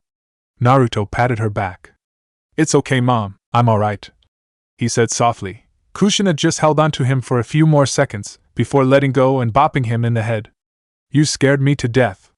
If I could, I would so ground you for a year, young man," she said, causing Naruto to see a small part of the wrathful Kunoichi who had been nicknamed the hot-blooded habanero. Tayuya just grinned as she ruffled his hair. "Oh, don't be so hard on him, Mom. At least he only had chakra exhaustion," she said. Naruto grumbled softly, fixing his hair up. "If we're all done mocking and physically hurting me, can I ask when I'll be able to leave? I want to try and help heal Onyxia." Kushina crossed her arms. "You're not doing anything like that till you're fully recovered. Onyxia is in good hands, you hear me?" Naruto sighed, laying back. Fine. Can I at least get some ramen?" he asked, slightly begging. Kushina smiled. All right. I'll go get some, she said, smiling at her son. Come on, Tayuya. I think Hinata wanted to talk to Naruto in private. Tayuya shrugged. I actually have plans with Shino anyways, she said, walking out. She was still limping slightly, but it was barely noticeable now. As the two left, Naruto glanced at Hinata, who was smiling softly. I'm glad you're alright, she said. Naruto nodded. Yeah, me too. What happened after I got us out of the giant rock sphere? Hinata tilted her head in thought. Well, Azurin caught us, after you fell unconscious. I thought that body of pains would have attacked us, but instead he stopped. Then he eventually collapsed. I learned that was thanks to Itachi. He fought the real Pain, and his companion, and ended up killing Pain. He's currently being held in an undisclosed location. Naruto nodded quietly. And Onyxia? Hinata moved closer to him. Azurin said that she was fine last time he talked to her. Though she's still really weak. Naruto bit his lip. Kyuubi filled me in. I'm glad she's okay, he said. She nodded softly. So what happens now? She asked. Naruto sighed. Now we rest, regroup, and wait for our next orders. I'm going to be out of it for a few days, and Onyxia probably even longer. So for now, just help out where you're needed, he said, smiling. Hinata nodded before standing up. I guess I should let you rest, she said. I'll stop by tomorrow if you want. Naruto nodded. Maybe bring some books with you. I'm bored here. Hinata just nodded and smiled as she headed to the door. Before she could open it, Naruto's voice stopped her. Hinata? Thanks. For saving me out there. More than once, in fact, he said, blushing slightly. Hinata smiled back at him. You're welcome, she said. When I get out, would you maybe like to get some dinner? Just the two of us? He asked. After he said that, though, he realized the possible implications of his words, and his eyes widened. So did Hinata's, and the blush on her face showed she was thinking the same thing. And not like a date, but just, well, two friends hanging out, Naruto said quickly. Hinata just looked at him for a moment, before nodding. I'd like that, she said before leaving. Naruto slumped back against his pillow, only to hear chuckling inside of him. Smooth, Romeo, he growled. Stuff it, furry. Kyuubi just giggled more. Why don't you just ask her out on an actual date? I know you've been thinking about it ever since you spent the night in bed with her. Naruto sighed. The reason I don't is because we're in the middle of a war, and I don't want to start anything until the war is over. Besides, how do you know if she even still likes me? Well, I'd say she does if that blush was anything to go by. But have it your way. With that, Kyuubi disappeared from his mind, and Naruto sighed. Stupid fox, he whispered, as now she got him thinking. One thing he couldn't deny, though, was he didn't dislike the idea of asking Hinata out on a date. He sighed again, rolling over in bed and closing his eyes as he waited for ramen, trying not to think about Hinata. Konoha's hospital, prisoner wing. 2 days later. It had been 4 days since her life had been shattered. Again. Konan just looked up at the ceiling of the secured hospital room she was in. She had woken up 2 days ago, and had spent the first 2 minutes of consciousness trying to get her bearings. And then it had all come crashing down on her, coming to Konoha with pain, waiting for the battle to end. Then Itachi appearing, and her learning he was a traitor to Akatsuki. And then Pain, the man who had once been Nagato, a man she looked upon as one of her brothers, had used her to protect himself from an attack. He had basically nearly killed her to save his own skin. Konan had cried for hours after realization sunk in. She had screamed, ranted, then lapsed into silence. And now, she just stared at the ceiling. It was the same color it had been 2 days ago. The room was all the same monotone white, without even a picture to break the blandness, to add some color. There was a window, but it was barred, and the window itself was a pane of reinforced glass stuck into the opening in the building. Konan closed her eyes and lay on her side.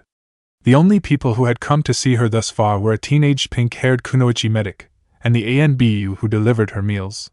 She wished they would hurry up and interrogate her or something. Just anything that could help her get her mind off her now broken life. Her amber eyes opened when she heard talking outside her door, followed by the locks being undone, and the door slowly opening. She turned over to see who it was, only for her eyes to widen as she saw Itachi being escorted in by an ANBU and a raven-haired kunoichi in a grayish-black kimono. The ANBU left the room, closing and locking it again, Itachi looked at Konan. "It's good to see you're awake," he said softly. Konan stared at him, before her eyes hardened and she turned over, showing her back to him. "What can I do for you, Uchiha?" she asked, her voice cold. Itachi looked down a bit. "I was hoping I could explain my actions to you," he said. "There is nothing to explain, Uchiha. You joined Akatsuki to act as a spy for Konoha. Your attempts at befriending me were simply a ruse so you could attempt to gain more information than you previously were getting via me. Due to how closely I worked with Pain, I was a prime source of information," she stated, her voice now as hard as ice. What he couldn't see were the small tears starting to form in the corners of her eyes. Itachi looked up at her. "That's not accurate, Konan-san," he said. "You do not need to lie, Uchiha. You are a shinobi after all. That is what shinobi do. They use whatever means they can to gain the information they seek. So your reason for being here is pointless. Please leave me to rest before the interrogators arrive." Her voice left no room for argument. Itachi just stared at her, before nodding numbly to Shizen. She bit her lip, part of her wanting to comfort him, but another part still remembering him as a member of Akatsuki and the slayer of the Uchiha clan, even if she didn't have the whole story behind those two parts of his life. She knocked on the door, and the ANBU let them both out. Itachi looked to Shizen, as another pair of ANBU appeared to escort him. "Thank you, Shizen-san, for at least letting me see her," he said before they escorted him to the council chambers. Shizen watched him go, before sighing, and glancing at the closed door. She nodded to the two silent ANBU as she left. Itachi, meanwhile, was being escorted to the council chambers. Tsunade had decided that the truth of what happened with the Uchiha would be revealed to the entire council, and then they would decide on an appropriate course of action. Itachi would be brought before the council to reveal the truth, supported by the few documents left from the events involving the Uchiha clan, and Jiraiya's own testimony. The two ANBU discreetly led Itachi to the Hokage's tower, using routes known by the shinobi when they needed to be discreet in their movements through the village. Within 10 minutes of leaving the hospital, Itachi stood before the council. Many were muttering darkly, glancing at Itachi with dark eyes. In their minds, it was his fault entirely that there was no Uchiha left in Konoha. He had slaughtered them, and driven the sole survivor, his own younger brother, to seek power with Orochimaru. Tsunade saw this, and felt a small amount of anger. At least after this meeting, they would realize the truth, and hopefully praise Itachi, or at least realize he was not a villain. She was, however, worried about the clans. What was about to be revealed would possibly cause tension amongst them, making them believe that Konoha could turn on them. Though Tsunade knew she would never allow that to happen, once everyone was present, she called them to order. "This meeting has been called to deal with the S-ranked criminal, Itachi Uchiha. Itachi Uchiha was responsible for the slaughter of nearly his entire clan, as well as joining an organization of S-ranked criminals who pose a significant threat to the entire shinobi world. It is only recently he has come into our custody." She sighed, as she pulled out a file. "However, certain facts have been kept from the public, and this council's knowledge concerning the actions of Itachi Uchiha on the night question, as well as his actions over the past 10 years.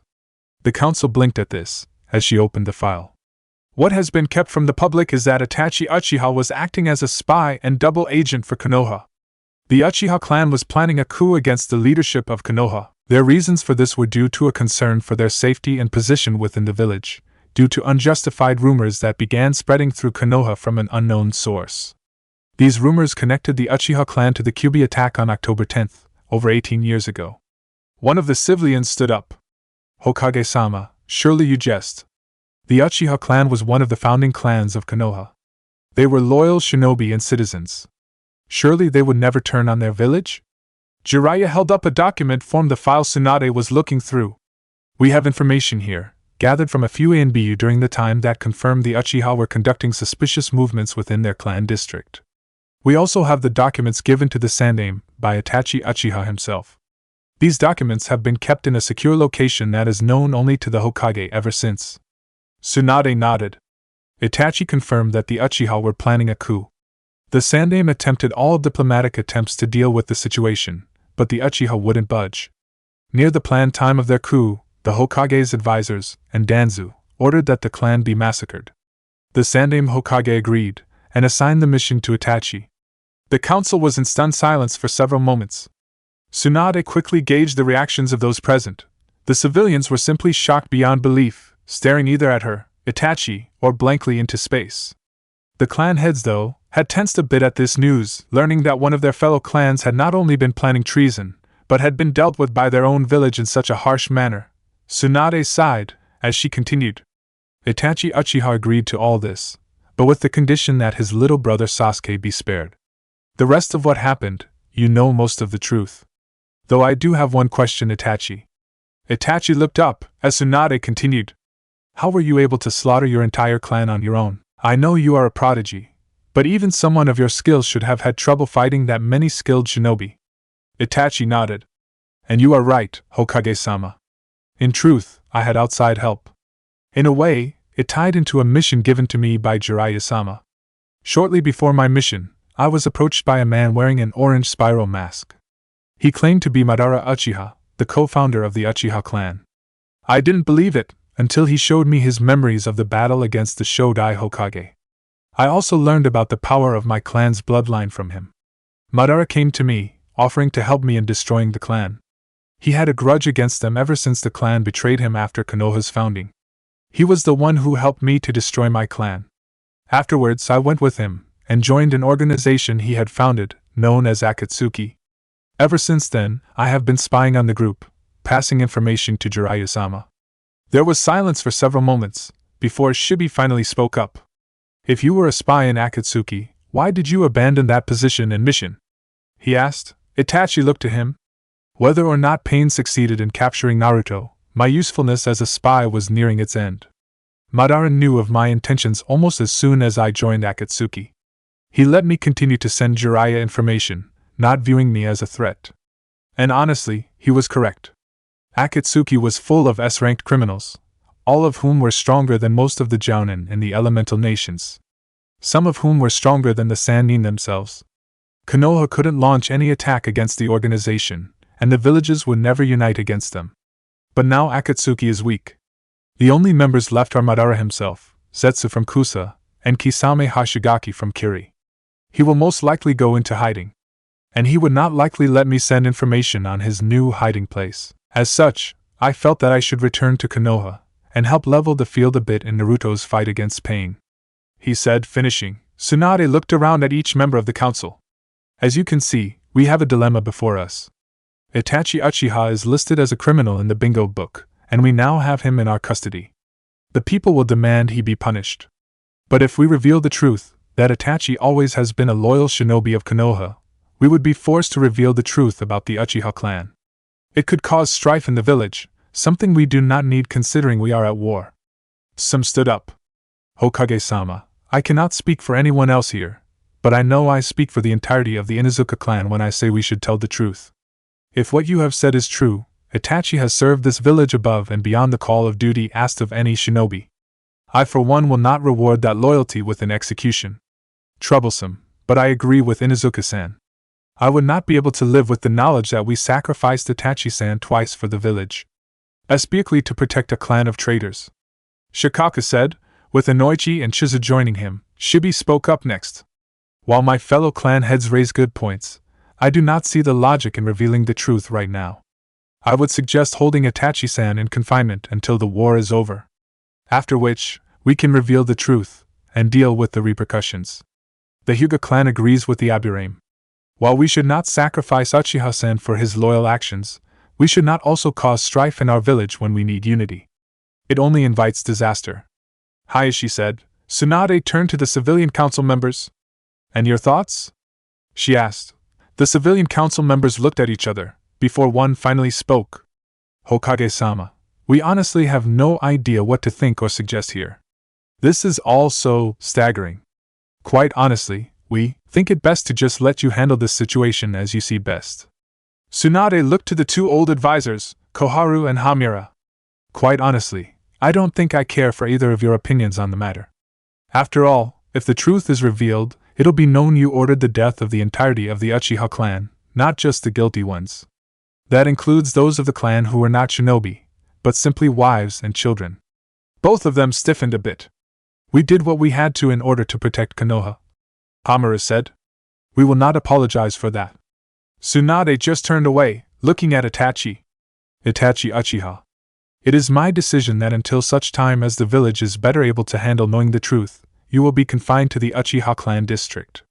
You will continue to wear chakra-suppressing seals, and will be monitored by ANBU at all times. Itachi bowed his head. I am not worthy of the generosity or praise given to me here today, Hokage-sama. Thank you, he said quietly. Tsunade just nodded. If that is all, I call this meeting adjourned, she said, dismissing them all. As the various clan heads, civilians, and temporary prisoners left, Tsunade turned in her chair to Jiraiya. So how will you keep track of Akatsuki now? Madara stole Sasuke from under our noses. And it's not likely they're still hiding in AIM. Jiraiya nodded. I know. While I wish he wasn't right, Itachi had a major point there. I'll send word to my spies who aren't already busy working in IWA. Hopefully one of them will find someone. Tsunade nodded. Get on it. In the meantime, I have research to do. I swear, I've seen Itachi's illness before. If I could remember where, I could maybe heal him of it. Jiraiya smiled.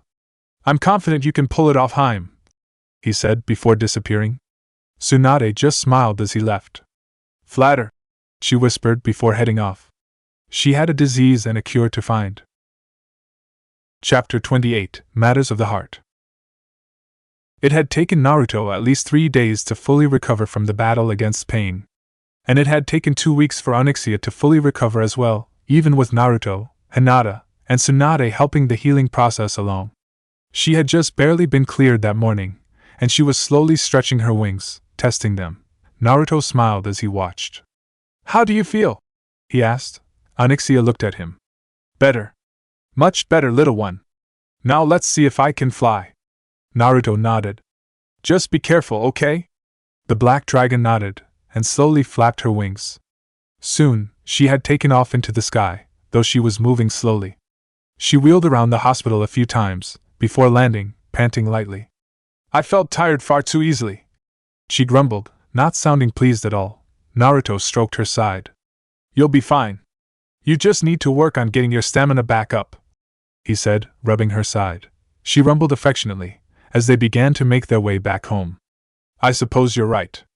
Besides, I do enjoy spending time with Azurin, she said, not looking at Naruto. Naruto grinned widely at that.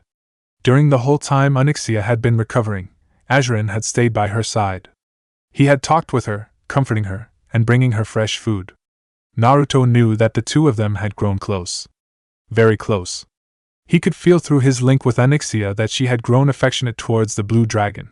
Kyubi had also sensed how close they were growing. Something she delighted in teasing Onyxia over. Onyxia and Azurin, sitting in a tree. Kissing. First comes love, then comes mating, then comes the eggs that are incubating. Onyxia growled. Quiet, fuzz face! She roared out. Kyubi just giggled madly at that. Naruto chuckled softly. Aw, it's just harmless teasing, he said, grinning at her. Onyxia turned a golden eye to him. Oh? And what about those dreams and thoughts you've been having about Hinata, huh? Naruto blushed, looking away. Ever since he had woken up and saw Hinata asleep halfway on her bed, he had been getting strange feelings when he thought about her. And when he slept, he would have dreams of them walking together, holding hands, or sharing a picnic. Onyxia let out her rumbling-like laugh, as they arrived at the Namikaze estate, and entered. Onyxia headed to the backyard, where Azurin was, while Naruto headed inside deep in thought. He stopped though, when he found Anko sitting on front steps of the house itself. She had her face buried in her arms and knees. As he approached, she looked up, her eyes red, and her face streaked with tears. Anko-san? What's wrong? He asked, as he came over and crouched down next to her. Anko looked at him, before looking down. I've ruined things with Irika, she said. Naruto blinked in confusion. What do you mean? Anko sobbed a bit, before she began to explain. Flashback. Anko grinned as she hugged Irika's arm as they walked. My. What are you planning, Irika-kun? She asked. She was dressed in a purple dress that hugged her figure. It had a plunging neckline, and little back, with the straps tied around the back of her neck. Irika was dressed up in casual slacks, a button-down shirt, and jacket. He smiled softly at Anko. It's a surprise, he said, as they entered a rather nice restaurant. 20 minutes later, they were seated, and eating their appetizers. The two of them made small talk, making their way to their entrees. When that happened, Irika began to act nervously. Anko blinked as she saw him fidget. Irika-kun? You okay? She asked. Irika sighed. I want to talk to you about something, he said. These past few years, being with you, it's been the best time of my life. I love being with you, hearing you talk and laugh, seeing you smile, watching you sleep next to me. I love you, Anko. Anko blushed, smiling at him. I feel the same way about you, Irika. I've had so much fun with you. It's been unbelievable. Irika nodded. And that's why I want to spend the rest of my life with you, he said, as he slowly pulled a box out and slowly opened it. Anko Madarashi? Will you marry me? Anko's eyes went wide as she stared at the ring in the box. Then she looked up at him. What? She asked. Irika blinked. Will you marry me? He asked again. Anko looked at him, then the ring. You want to marry me? She asked. He nodded, worried and confused. I do. Anko, is something wrong? He asked. Anko bit her lip. It's just, we have lots of fun together. Being playful, dating. If we get married, it'll just add a lot of responsibility to our relationship, won't it? Irika nodded softly. It would, but the fun wouldn't have to end. It would just mean that we were husband and wife. It means we'd be spending the rest of our lives together. Anko looked away. I'm sorry, Irika. But I don't want to get married, she said quietly. I just don't think it's something we need to do. Besides, what if things go bad between us, and we go through the hassle of a divorce? Irika sat back. Do you think we'd get divorced? He asked. Anko shook her head. And no, but what if it did happen? Wouldn't it be better to just stay where we are? Irika looked at her with a blank expression. Anko, where do you see our relationship going? She shook her head. Why does it have to go anywhere? Why can't it stay here? Where it's fun, and with no worries? Irika looked down quietly. If that's what you want then, he said softly, as he put the ring away. Anko couldn't fail to see a few tears fall from his eyes. They didn't talk anymore after that. Irika got the bill, paid for it, and they left, walking to Anko's apartment. At her door, Anko turned to him. Would you like to come in? She asked hesitantly. She felt her heart break a bit when Irika shook his head. I've got a busy day tomorrow, so I need to get up early. Good night, Anko, he said, kissing her on the cheek. Anko shuddered a bit. Good night, Irika-kun. I love you, she said. Irika just nodded as he left. Flashback end. That was over a week ago. Ever since then, things have been going downhill. He hardly spends time with me, and when we do, it's strained. Please, Naruto, I need your help. Anko practically begged him. Naruto sat back, sighing. Why didn't you want to marry him? He asked her, looking at her. Anko looked down. I don't know. I do love him. I really do. Just, when I saw that ring, and I heard him ask me to marry him, I was scared. I never thought he would ask me to marry him. I never thought I would be married. I panicked. Naruto gently placed a hand on her shoulder, as she broke down. Everything I feel for Irika, it scares me. He's gotten closer to me than anyone has before. At least since my old sensei betrayed me. Naruto nodded. And you don't want to move beyond your comfort zone? He asked. You're scared of being hurt again, if you get that close to him? Anko looked down. I don't want to lose him. I love him. I really do. Naruto looked away for a few minutes. Then you need to let him know the truth, Anko. You need to let him know how you truly feel.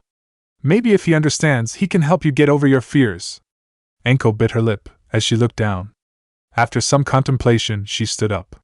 I have something I need to do. Naruto nodded. I understand, Anko. Anko left, running towards Irika's apartment. Irika sighed quietly as he looked at a picture of him and Anko. Anko was getting a piggyback ride from him, while smiling and eating some dango. He was smiling as he held her on his back. He slowly looked at the ring box. Maybe I was pushing too fast. I should have talked to her a bit, before I did ask her to marry me. He looked up as there was knocking on the door. Slowly he got up and answered it. His eyes widened as he saw Anko standing there. Before he could say anything, she put her hand to his mouth, before walking inside. She closed the door, locked it, and then kissed him deeply. Irika's eyes widened even further. before she pulled away. Irika, I need to talk to you. So please, don't say anything until I finish. Irika just nodded quietly, as Anko led him to the couch and sat down, pulling him down with her. Irika, I wanted to tell you why I didn't say yes to marrying you, she said softly. I was scared, Irika. I'm scared about these things I'm feeling for you. Things I haven't felt for anyone in a long time, she said, as she wrung her hands nervously. Irika watched her as she looked away, getting up to pace. After my sensei betrayed me, I locked myself away, behind a sarcastic and sadistic attitude. I didn't want to be hurt again by anyone. But you, somehow, you wormed your way past my defenses, she said. For the first time in years, I felt myself opening up to someone. And I was happy. But when you asked me to marry you, I realized if I said yes, I would be saying I completely trusted you, with everything. And it scared me, because I didn't know if I was ready to trust anyone that deeply again. She turned to him, and sat back down, as she took his hands, staring at them. But when I realized how much you were hurt by what I said, when I realized how horrible things were without you anymore, I realized that I don't want to be afraid anymore. She looked up at him. I don't know if I'm ready to marry yet, but I do know that I want to spend the rest of my life with you. Irika trembled a bit, before pulling her into a kiss. Anko wrapped her arms around him, kissing him back deeply, as he held her close against him. They stayed like that for several minutes, sharing their love for one another. When they finally had to break for air, they both were panting heavily. Irika smiled at her, and she smiled back, before leaning in and nuzzling against him. I love you, Irika-kun. I love you too, Anko-chan, now and forever, he whispered, smiling. The reunited couple stayed like that for some time, enjoying the restored closeness between them. Hokage Tower Tsunade sighed as she looked through one of her medical textbooks. When she wasn't busy handling Onyxia's recovery or village matters, she had been poring over her various records of illnesses and diseases, looking for Itachi's disease. It was about time Konoha paid Itachi back for all his services. She turned a page in her textbook, only to stop and for her eyes to widen. This was it. She had found it. She quickly read over the disease, looking for a cure to it. When she did find it, though, her eyes narrowed a bit. She closed the book, thinking over what she had just read, before standing up and leaving her office. A pair of A and BU fell into place behind her as she headed out of the tower. 10 minutes later, she was stepping through the gate into the Uchiha district, heading towards the house Itachi had taken for himself. Itachi had refused to live in his old house, and instead had decided upon staying in the house of another Uchiha family. Tsunade went up to the door and knocked on it, waiting patiently for an answer. Minutes later, Itachi opened the door. Hokage-sama? This is certainly a surprise, Itachi said as he let her in, followed by her two A and BU. Tsunade nodded. I know it is, Itachi. But I have something very important to discuss with you. She indicated her book. I have not only identified your disease, but I also found a cure for it, she said. Itachi, who had been in the middle of pouring them both tea, stopped and froze. Slowly, he set the teapot down and looked up at her. You have? He asked quietly. She nodded. Yes, I have. However, the procedure is not without risk. It requires some precise surgery, as well as some medicines that need to be made fresh. If they're not made correctly, they could kill you. And so could the surgery. Overall, I'd say we'd have a 70% chance of success, she said quietly. Itachi slowly sat down. He didn't speak for several minutes. Finally, he looked at Tsunade. Hokage-sama, I am not sure if it would be worth it. I honestly do not see any point in my continued existence. I'm not even sure I wish to keep on living, he said quietly. I killed my clansmen. Not just those conspiring against Konoha, but those who were innocent as well, who had no idea of what was going to happen. I do not believe someone like me deserves a second chance at life.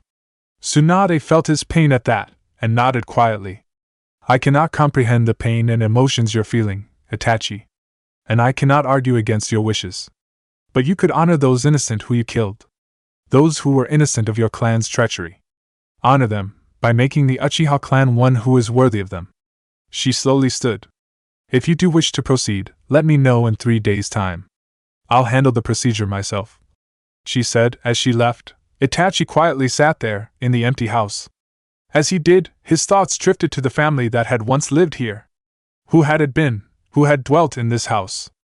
Was it an old couple, their children long moved on? A family, with children who had laughed and played in this very room? A new couple, eager to start a family of their own? Itachi did not know, as all personal effects had been removed after the loss of the clan, at his hands. Slowly, Itachi stood up, and went to the window, looking out into the empty district. Could he do as Tsunade asked? Rebuild his clan, make it better than before? That was an answer he didn't have at this time. But it was one he needed to answer. Slowly, he went to the backyard, to meditate. Unknown location. Madara watched in satisfaction as Sasuke continued to train, wanting to grow stronger after his months in prison. Madara respected that, and had ordered Kisame to train with Sasuke. So far the tailless Biju from Kiri was winning, like he did in every previous match. But one could see Sasuke was making slow improvements against Kisame. He turned away, as he began to think over his situation. Ever since he left Konoha, left the Shodai Hokage at the Valley of the End, he had begun to work towards his ultimate goal of world domination. He had subtly extended his influence into dozens of factions and governments around the world. A word here, a nudge there, and he had helped instigate a number of conflicts, to help divide the world, making it that much easier for his plans to unfurl. He had helped instigate the old hatred between Iwa and Konoha by making it appear that Konoha shinobi had unjustly assassinated the son of the Shodai Tsuchikage, made Kumo hunger for the bloodlines and powerful shinobi of other villages, and nearly destroyed Kiri with their bloodline purge. His greatest achievement so far, though, had been the Fourth Shinobi War. Admittedly, he had been worried when the Kyuubi Jinchuriki disappeared, but he also saw it as a chance to destroy Konoha, and swoop up as many Jinchuriki as he could during the chaos. And then he had appeared. The Demon Dragon Rider. He had slaughtered Kakuzu and Haiden, and prevented the capture of the Nibi Jinchuriki. And then he had sided with Konoha, and turned the tide of battle. What was worse was when he found out that the same Demon Dragon Rider was Konoha's Jinchuriki, the holder of the Kyuubi no Kitsune. Now, the war was on its last legs. Konoha had Iwa on the defensive with their allies. Kumo and Suna still held their Jinchuriki, and his most powerful piece was lost to him. Pain had died thanks to Itachi's treacherous actions, and with him went his Rinnegan eyes. Madara knew he had no choice now. He would have to go deep underground, until such time as he could strike out against his targets. He knew he couldn't ally with Iwa after taking their Jinchuriki, and his only other possibly ally, Kabuto, was dead. Madara turned away. Soon I will take my rightful place as ruler of this world, he said, as he watched Sasuke. And you'll be the pawn to help me. Hokage's office. 3 days later, Tsunade looked up as Naruto and Hinata entered. I have a mission, you two, she said. Iwa has made no movements against us since the failed attack on Suna. Other than small raids and skirmishes, their forces have remained completely defensive. I want you two to infiltrate behind their lines, and try to get a feel for what's going on. Do they expect us to attack, or are they preparing for a ceasefire, etc.? Naruto nodded. Right. How long should the mission last? Tsunade sat back. 2 weeks. Any longer, and you risk being discovered. There's a small village about 10 miles behind Iwa lines, where some of the force commanders reside. That should be your primary target for information, she said, showing them the town's location on a map. There should also be a cave nearby here, based on reports from a team that hid in the area on a mission before the war began. You might find shelter there if it's not in use. Naruto and Hinata nodded as they memorized the information and the map Tsunade showed them. Any side objectives? Naruto asked. Tsunade nodded. There's a supply caravan that will be traveling through the area, taking supplies towards their northern force. If you can, sabotage it. They nodded. Right. We'll be heading out in an hour, Naruto said, bowing. The two of them left the room. Just as Itachi came in, Tsunade looked up. Itachi-san? She asked. Itachi bowed to her. Hokage-sama. I've come to a decision, he said softly. I wish to undergo the procedure to cure me, he said softly. Tsunade nodded softly. I'll begin preparations at once, Itachi. As I said, though, this procedure could take your life. You might want to write out a will beforehand, and make sure you have any affairs in order. Itachi nodded. Thank you, Hokage-sama, I will get on that right away. Tsunade nodded. I imagine it should take me about a week to prepare. I'll let you know when everything is ready, she said. Itachi bowed and left, quietly being escorted back to the Uchiha compound by his ANBU escorts. Once there, Itachi quietly sat down, studying the paper in front of him. He quietly pondered what he wanted to write, before slowly, he began to write, the only noise being the near silent whisper of his brush on the paper in front of him. Elsewhere, Naruto and Hinata had packed for their mission. Neither of them were taking their armor, as the mission requires stealth and subtlety, not brute force. As they moved to the backyard where the dragons waited, they were met by Kushina and Taiya. Kushina hugged Naruto. "Be careful out there. You're going to be in the middle of the enemy's territory," she said softly. Naruto smiled. "Don't worry, Mom, I'll be fine," he said, kissing her on the cheek. He hugged his sister as well, earning him a gruff goodbye from Taiya. He climbed into Onyxia's saddle. With a glance to Hinata to make sure she was ready, he gently patted Onyxia's neck. "Let's ride," he said, as the two dragons opened their wings and took off. In the streets below, civilian and shinobi alike looked up to see the two dragon riders fly off. It filled them with courage and hope as they watched them disappear out over the wall. Up above, Hinata was deep in thought. And what was the subject on her mind? The man flying on his own dragon not too far ahead of her. When she had learned of Naruto's death, she had gone from shock into despair and mourning. And then she had locked her emotions away, thinking she had rid herself of them forever. When she learned Naruto was alive, her emotions had resurfaced with a vengeance. She had felt shock, anger, bewilderment, and happiness when she had seen him with the fire daimyo. Eventually, though, as she confronted him and heard his reasons, her anger gave way and slowly was replaced with happiness that he was alive again. And as she became a dragon rider as well, they had become close friends. Now, though, Hinata had feelings she hadn't felt for a long time. When she had seen him lying in the hospital, she had felt fear above that of a missing friend. When he had awoken, she felt joy that she hadn't felt since her days as a genin. And now, as she watched him, she felt a tightness around her heart. Tightness she had when she was a shy little genin, silently watching Naruto. That was what had her in such deep though. The female writer was trying to decide if these feelings she had were true. If she was starting to fall for Naruto all over again. She sighed quietly, as she switched her gaze to the ground below. What do I feel for him? Is it just a stupid crush, or am I really falling for him? You can share your thoughts with me. Azurin rumbled in her mind. Hinata looked at her dragon, smiling a bit. Azurin, you know my thoughts and feelings. What do you think? She asked, as she held on to him. I think that your feelings for Naruto never died. Quite honestly, after talking to you about it, I'm surprised it's taken them this long to resurface. The feelings you have for him, I truly believe they go beyond a mere affection for him, Azurin said, tilting his head slightly to look back at her.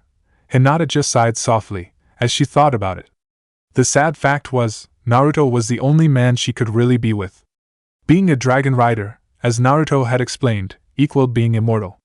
She would never really die of old age, to his knowledge.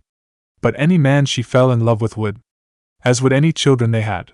Hinata didn't want a relationship based on circumstances though. She didn't want to be with Naruto just because he was really the only man she could be with. She wanted to be with him because her feelings for him were really that of love. And that was why she was concerned about her feelings. She wanted to know if they were really real, or just fleeting affection. She shook her head quietly, unable to decide. For now, she'd leave those thoughts alone. She and Naruto had a mission to accomplish. Steeling herself, she ready for the task ahead. Konoha Hospital. 1 week later in the security wing of the hospital, Konan sat in her hospital bed. She had found it strange that she hadn't been moved to prison cell after she had finished healing. Or that she had been taken to an interrogation room when some of their interrogators came in to question her. Then again, they didn't ask many questions. She had been asked about the location of Akatsuki outposts, and if there were any members beyond those already confirmed dead or still alive. She had answered truthfully, seeing as she had no reason to remain loyal to Akatsuki. The Akatsuki was not the group of freedom fighters she had believed it to be. The group of ninjas bent upon world peace.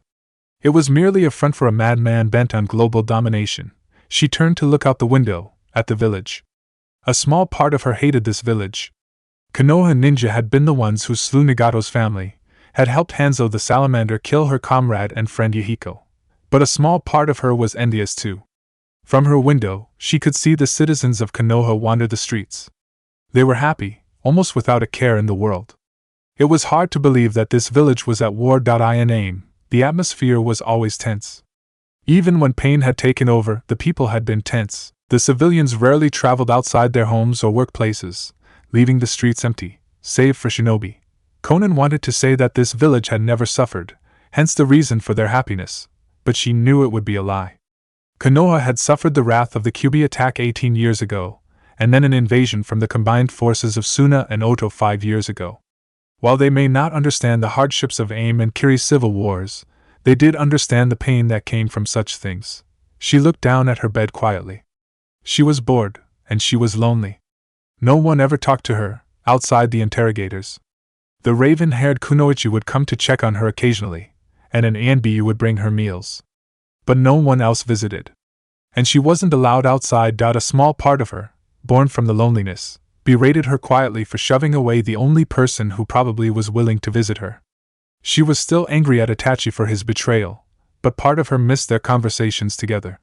If she was completely honest, she had come to care for Itachi, perhaps like she once had for Yahiko, or Nagato before he became Pain. But that part was ruthlessly crushed by the side of her angry at him for his role as a spy for Konoha. She continued to see his friendship as nothing more than a role he played to gain more information. She looked up when the locks on the door were undone, and the raven-haired jounin entered. Shizen, she believed her name was.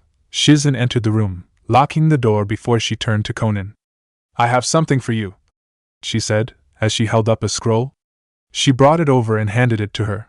Konan blinked curiously, as she looked at the scroll, before slowly opening it. Inside, she found a folded piece of paper, as well as a document written on the scroll. She quietly set aside the folded paper, and began to read the scroll. "I, Itachi Uchiha, being of sound body and mind, do declare this to be my last will and testament. Should I die or be left in a comatose state with no chance of recovery, I do declare the following. 1. That the house of the clan head of the Uchiha clan should pass into the hands of Konan, former kunoichi of the Akatsuki. That it should remain in her possession unless she wishes to sell or destroy it. 2. That the remainder of the Uchiha district be given to the village of Konoha, for the Hokage to do with as he or she sees fit. 3. That all jutsu and techniques of the Uchiha clan, outside of those involving the Sharingan Kekai Genkai, are to become the property of the Konoha shinobi forces, and that the Hokage may do with them as he or she sees fit. 4. That all written and recorded knowledge of the Sharingan Kekai Genkai becomes sole property of the Hokage of Konoha, to be archived or destroyed as he or she sees fit. 5. That 1/4 of the Uchiha monetary holdings be distributed to the holdings of Kushina Uzumaki Namikaze, for the pains I brought upon her son, either through my direct action, or my indirect actions through my brother Sasuke Uchiha. 6. That 1/2 of the Uchiha monetary holdings be distributed into the finances of Konohagakure no Sato, to be controlled by the Hokage as he or she sees fit. 7. That 1/4 of the Uchiha monetary holdings be distributed into a bank account accessible only to Konan, former kunoichi of Akatsuki. Only she may be allowed to access it. Should any part of my will be ignored or violated, I stipulate that all properties, possessions, and monetary holdings of the Uchiha clan should go directly to Konan, former kunoichi of Akatsuki, to be done with as she sees fit. This is my final will and testament. Itachi Uchiha. Konan just stared at the scroll, before looking up at Shizen. What is this?" she whispered. Shizen sighed. "Itachi-san is about to undergo a procedure that will cure him of an illness he is suffering from. However, the procedure does have a chance of killing him. Hokage-sama suggested he fill out his will beforehand. This is one copy of that will. Another copy was hidden in a secure place, and a third was filed with the Hokage's office." Konan trembled a bit as she looked at the scroll. Her eyes slowly turned to the folded piece of paper, before she slowly began to open it. She slowly began to read its contents. "Konan, since you are reading this letter, you have already seen my will. And if not, then read it after you read this letter. If you haven't been informed already, I am about to die from an illness that I have had for many years now. Perhaps I was born with it. I do not know. Hokage-sama has found a way to save me, but it is not without risk. As such, I made out that will so that the possessions of my clan did not simply fall into the hands of a greedy civilian. I wish for all that belonged to me now to go to those who could benefit the most from it. If you have concerns about what I left for you in the will, do not worry about claiming it. I have discussed it with the Hokage. After taking into consideration the information you have provided, as well as the fact that you yourself have not conducted any actions against Konoha or its citizens, she has agreed to release you. You will be allowed to become a citizen of Konoha, or be free to leave this village behind forever. She has stated that she will make it official after she has either successfully completed my procedure or after I have died. Konan, I wish to explain the truth behind my actions, as well as the truth behind my interactions with you. Yes, I did betray you, in that I was a spy for Konoha. I was passing information back to my village on the activities and movements of Akatsuki. I will not deny it.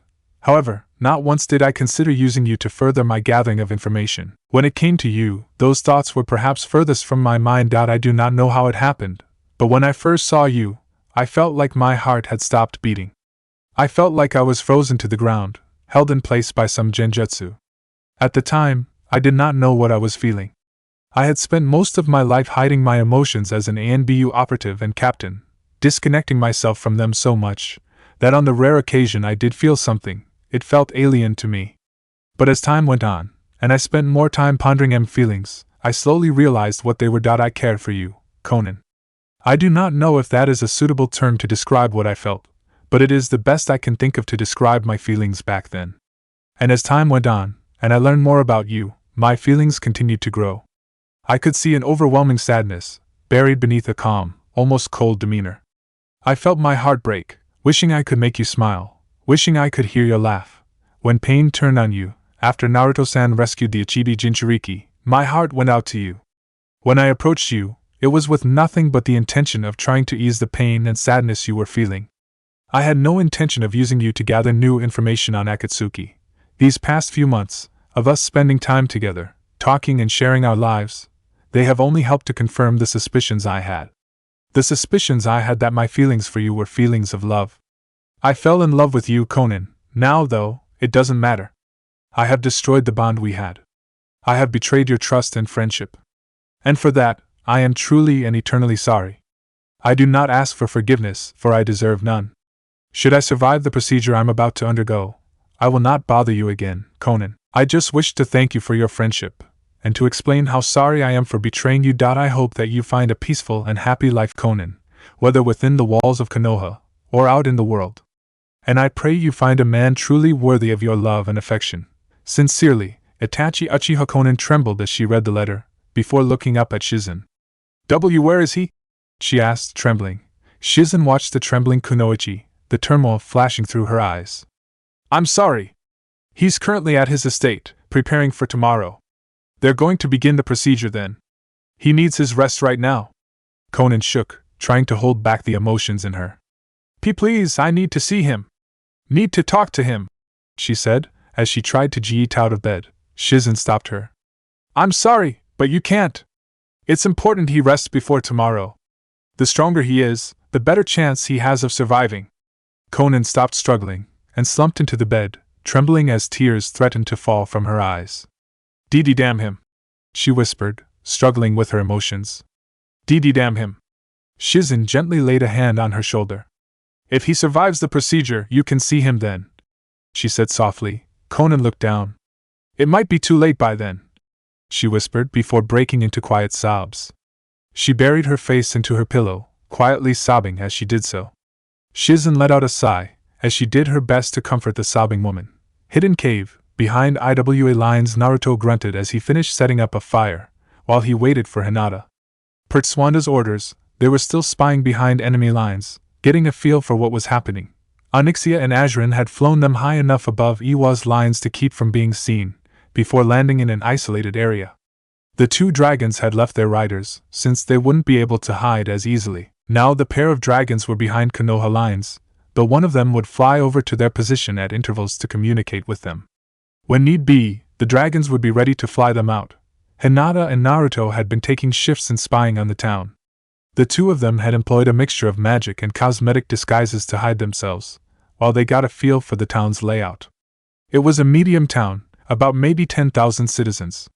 The IWA commanders, as they discovered on their second day of spying, were staying in a large hotel partway into the city.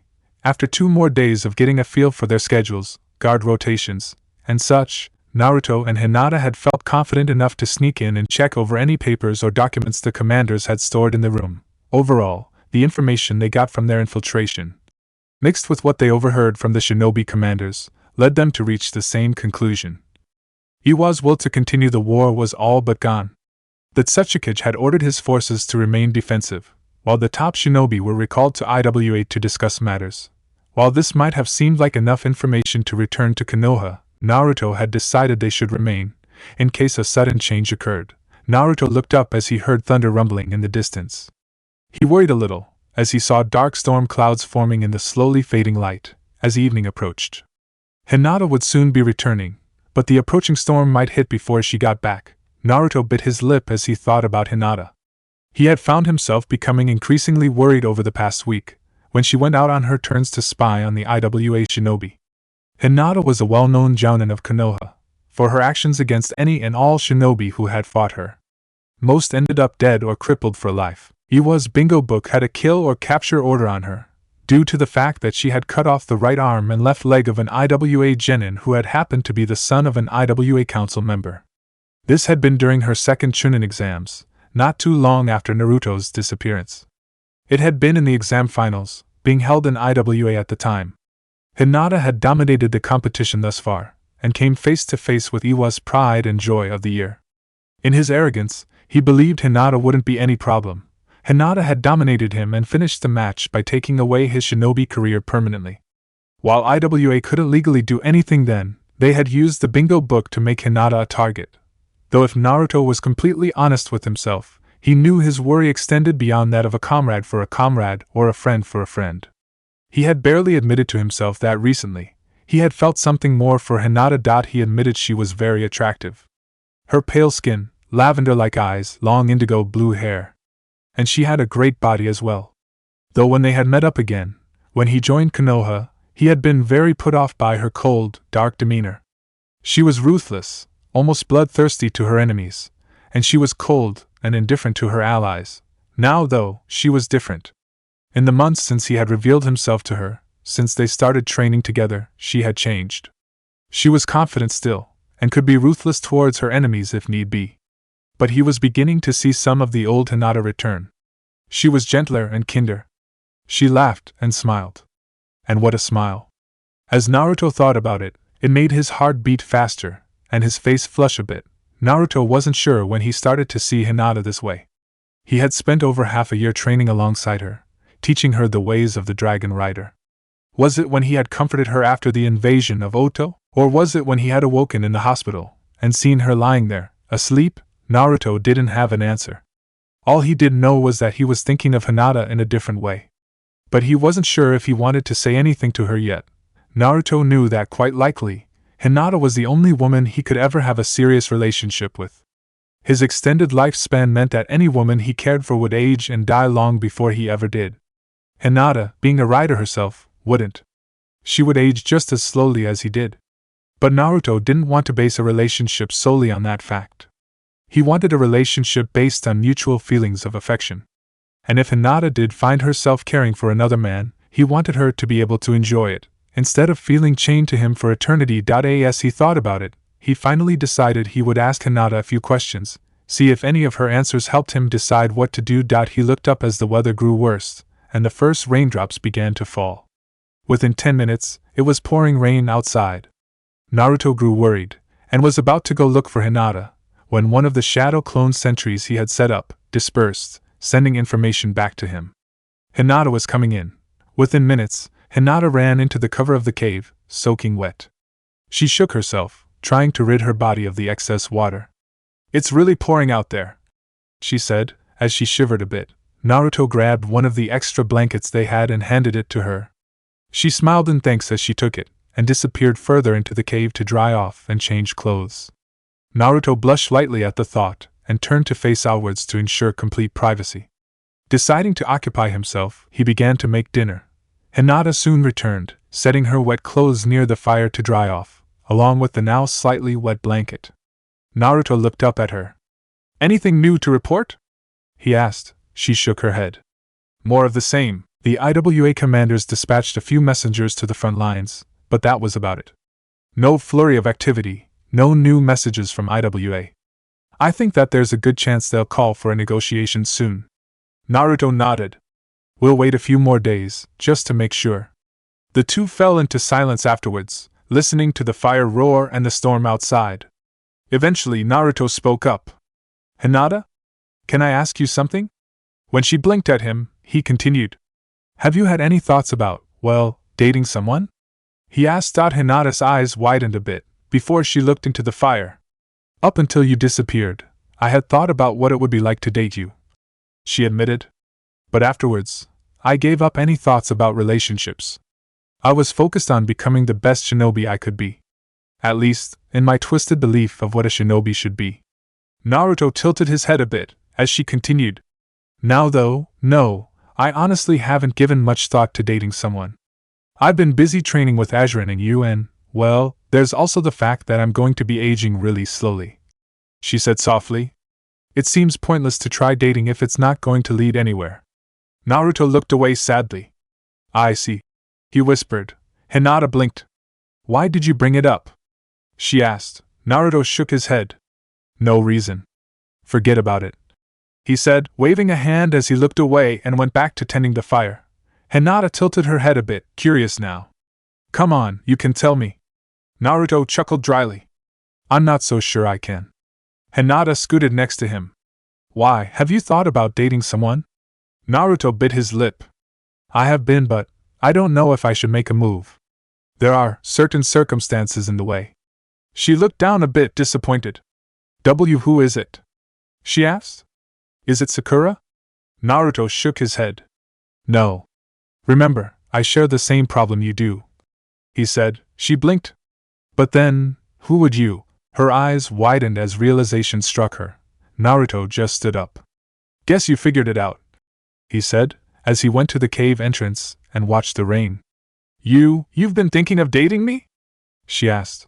The blonde rider just nodded quietly. You've been in my thoughts ever since I woke up in the hospital, he said. I keep thinking about you. But I wasn't sure if you felt the same way. And I didn't want us dating to be because we're both dragon riders or something. I wanted it to be because we both actually wanted to do it. So I didn't say anything, until I found out if you actually wanted to date me. Hinata blushed lightly. Why wouldn't I? She asked, standing up. Naruto turned to her. I didn't want to assume your feelings for me had remained the same all these years. I don't know, he said. Hinata came over and gently took one of his hands. Both of them were blushing heavily now, as they stood there, the open cave mouth framing them. She quietly looked up at him. Thank you, Naruto, for not just assuming that I had the same feelings for you that I used to.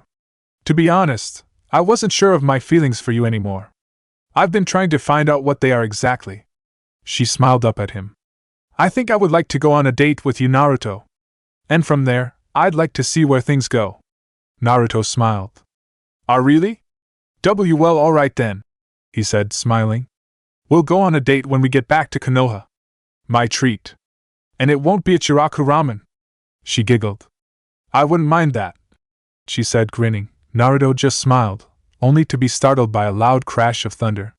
Hinata jumped a bit too, before they both giggled nervously. I should get back to the food, Naruto said, as he moved back to the fire. Hinata just randomly began sorting through their equipment.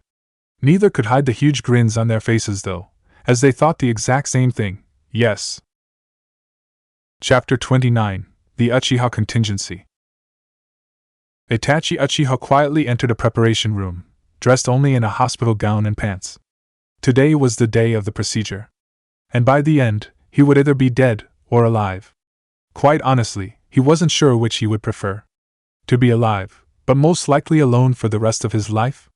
Or to be dead and to finally atone for the sins of slaughtering his clansmen. The Uchiha clan's slayer quietly sat down on the surgical bed and waited. When the time came, he would be taken to an operating room, where Tsunade would begin the procedure to purge the illness from his body. He looked up at a clock on the wall. There was still a half hour to go. In another part of that same hospital, 2A and BU continued their duty of guarding Konan. Both stood at attention, silently scanning the hall, searching and listening for any sign of disturbance. Such a sign came when a loud crashing noise echoed from the very room they were guarding, followed by Konan screaming. The two ANBU immediately burst into the room, weapons drawn. They found Konan's bed tipped over, but no sign of the blue-haired Kunoichi herself. One of the ANBUs slowly moved further into the room, scanning for any signs of the occupant of this room. The other ANBU remained at the door, kunai held at the ready. He blinked though when he felt a presence appear behind him. He whirled just in time to see Konan shove him out of the doorway and into the room.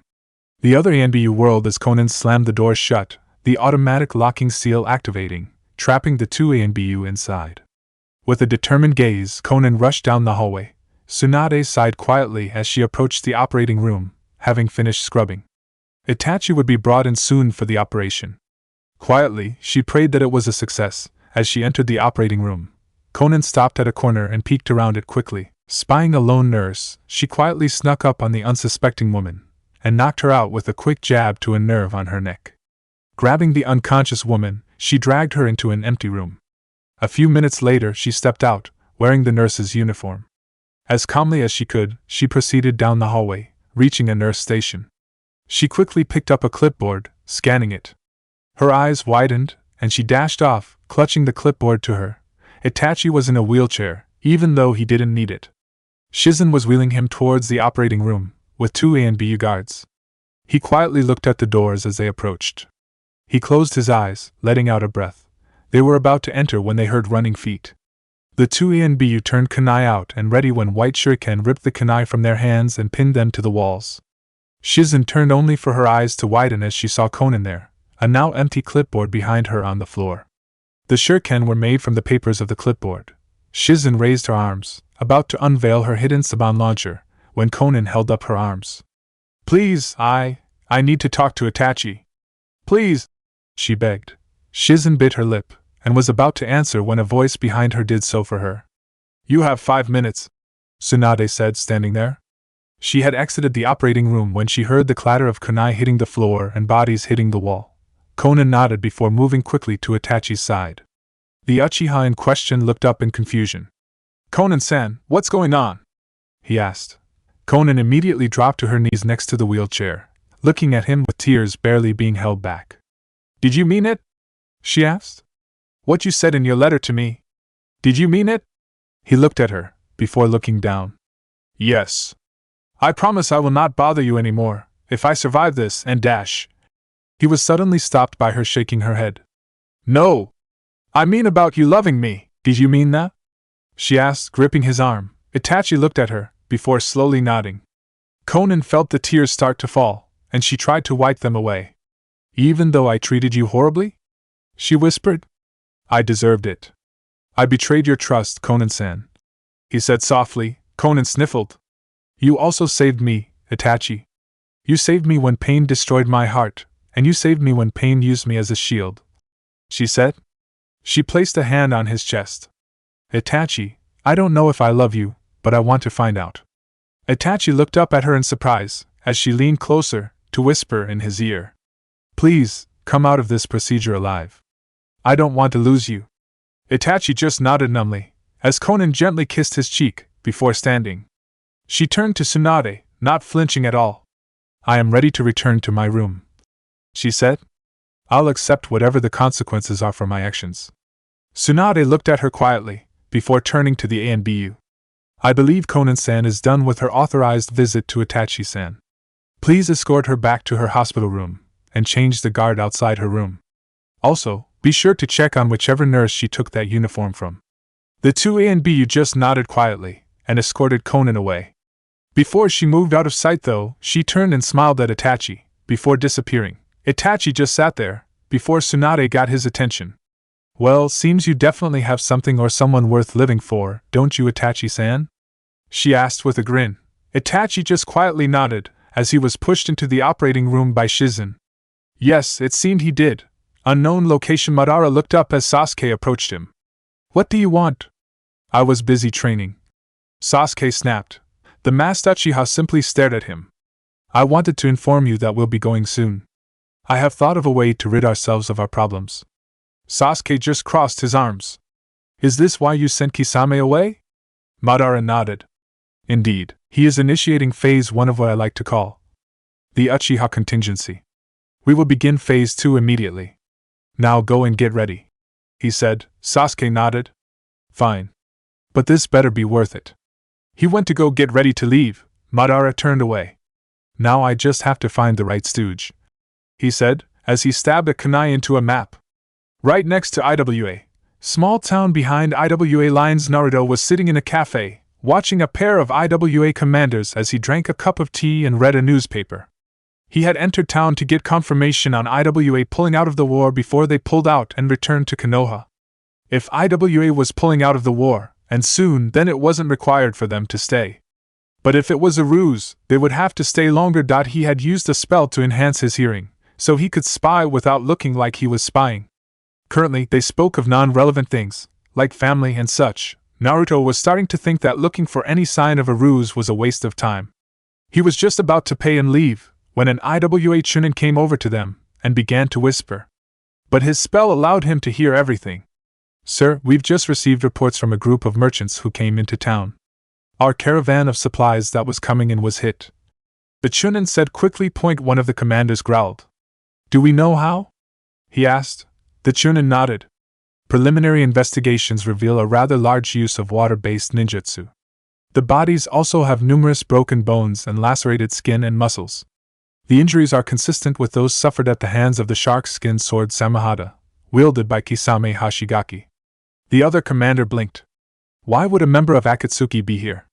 They already took our Jinchuriki, didn't they? The other commander shook his head. I don't know. But we need to deal with this. Prepare a squad to find him, and send word to IWA. They need to know about this. Naruto paid for the tea and quickly left. He needed to talk to Hinata about this. Hinata was currently in the cave, waiting for Naruto. She was grinning, as she thought about the previous night. She and Naruto were going on a date when they got back to Konoha. It was so exciting. She knew her old self would be fainting and would nearly die of giddiness from finally going on a date with Naruto. She smiled as she quietly packed things, ready to head out. It was easy to do so, since most of their stuff was packed already in case they had to make a fast getaway. She stopped when she felt one of the wards in the surrounding area go off. These wards had been put up far enough to warn her and Naruto of approaching enemies. Hinata drew her sword and shield, only to stop when Naruto appeared at the entrance. Hinata, we've got a situation, he said. Hinata blinked. What is it, Naruto? She asked. He went to get his equipment. It's Kisame of Akatsuki. He attacked that caravan that Tsunade told us to attack if we got a chance. Now IWA is going after him. I doubt they can take him down. So what do we do then? It's not our job to take Kisame down, she said in response. Naruto nodded. I know. But this is a chance to remove the only remaining heavy hitter in Akatsuki. If we can take him out, it'll make dealing with the remainder of Akatsuki that much easier. And you know there'll be a problem the longer we let them live. Hinata bit her lip before sighing. All right. But let's do this quietly and quickly, okay? Naruto grinned. No problems. We'll have shark sushi in no time. Hinata rolled her eyes as they finished packing, and got rid of any traces of their presence within the cave. They dropped the wards they had erected, then left quickly, heading in the direction that the caravan would have been in. According to the info Tsunade had provided for them, it took them a few hours to reach the spot where the IWA supply caravan had been ambushed. The place had already been picked clean by the IWA pursuit squad sent after Kisame. They managed to quickly pick up their tracks and followed them. Hinata looked at Naruto. So what's the plan? We'll see what's happening first. If the IWA ninjas have it handled, we'll hang back or retreat. If they don't, we'll attack Kisame, he said, looking ahead. Try and disable his chakra system as quickly as possible. If we do that, we take away one of his two greatest weapons. She nodded. His ninjutsu is that dangerous? She asked him. Naruto nodded. According to Itachi, it is. The man was known as the Tailless Biju for his incredibly high chakra reserves and the power of his ninjutsu. What's more though, his sword Samahada would steal chakra from his enemies and use it to heal his body and refill his chakra reserves. That's why we need to shut his chakra network down, and quickly, if it comes to an all-out fight.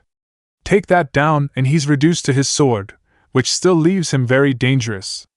Hinata just nodded as they continued onward, following the trail left by the IWA shinobi. They finally caught up an hour later, only to find a horrible sight before them. 7 IWA shinobi lay dead, their bodies mutilated by the shaving, ripping power of Samahada. An 8th shinobi, a Chunin kunoichi by the look of her outfit, was lying on the ground, gripping a badly cut leg, as Kisame stood over her, smirking. "Heh, what a pity! I barely broke a sweat here," Kisame said, his sword on his shoulder. The bandages near the edge had been ripped away, revealing blood-stained shark scales. The bandages still intact on the sword were bloodied as well. The kunoichi grit her teeth, glaring up at him. "You'll pay for this," she said in a strained voice. Kisame chuckled. "Probably I will. But it won't really matter to you, will it?" he asked. "I'm going to enjoy carving that pretty face of yours off. Now please, scream for me," he said, as he swung his sword down at her. However, certain individuals had a different plan. Kisame was sent flying by a concentrated blast of wind which slammed into his side, knocking him through several trees. Naruto landed where Kisame had stood, with Hinata appearing next to him. Both were in their rider armor, though only Naruto was armed with sword and shield. Hinata was crouching next to the kunoichi. "Take it easy," she said, placing her hands over the wounded leg. The kunoichi growled softly. "Blue demon," she spat out. "Why should I let you help me?" Hinata looked up. "Because I'm not the one trying to kill you, am I?" she asked. "Now hold still or the wound won't heal," she said. Meanwhile, Naruto watched Kisame stumble back to them. "That was a dick move," the blue-skinned ex-Kirinin said. Naruto shrugged. "Thought you had better reflexes. Guess you're getting old. And Itachi spoke highly of you," he said. Kisame growled. "I'll deal with that traitor another day. For now, I'm glad to have another chance at you. When was the last time we met? When you were that little snot-nosed genin, wasn't it?" Naruto grinned. "Yep. If I remember correctly, you ran like a little bitch when the old perv came. So much for the famed monster of Kiri." Kisame roared and swung his sword at Naruto, who dodged. "Fight me!" he yelled. Naruto looked at the indentation in the ground from where the sword hit. "I can't let that hit me, and I can't rely on my shield," he thought as he got ready again. Hinata finished up healing the kunoichi. "Well, that's been taken care of. Now I'm afraid I'll have to knock you out," she said. Before the IWA kunoichi could complain, Hinata's fist had smashed into her forehead, knocking her out. Hinata grabbed her sword and shield and rushed to join Naruto. Kisame growled as he spun, swinging his sword. Naruto ducked under and stabbed at Kisame's legs, but the Akatsuki swordsman jumped back. However, he was unable to dodge the lightning flash from Hinata, who cut across his shoulder. Kisame growled, inspecting the wound, before looking at Hinata and Naruto, who were standing side by side. 2 on 1 hardly seems like fair odds now, does it?" he asked. "Especially since we're all swordsmen here." Naruto shrugged. "And what do you propose, Kisame grinned. "Swordsman duel. No ninjutsu, no magic or whatever you call it. Just our strength and skill with a blade. And why should we accept that?" Hinata demanded. Kisame smirked. "It's a lot less noticeable than a full-out battle with ninjutsu and whatever you call that power of yours. You don't want to draw the attention of every IWA ninja within 100 miles, do you?" Naruto growled. "Fine. I accept your challenge," he said. Kisame smirked. "I wasn't giving it to you. I'm giving the challenge to your little girlfriend here." Hinata's eyes widened before she looked at Naruto. Naruto bit his lip before leaning in. "Don't let him hit you. Dodge and parry, but don't try to block. You'll be fine," he said softly. Hinata looked at him. "Are you sure?" Naruto nodded. "I have faith in you." Hinata bit her lip and nodded. "I accept your challenge then," she said to Kisame. Kisame smirked. "Get ready to die, little girl. I owe you for this," he said, pointing to his shoulder. "And you, fox boy. I hope you enjoy watching your girlfriend die by my hands."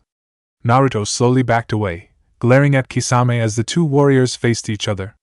They both slowly saluted, Kisame with Samahada, and Hinata with her elfin saber.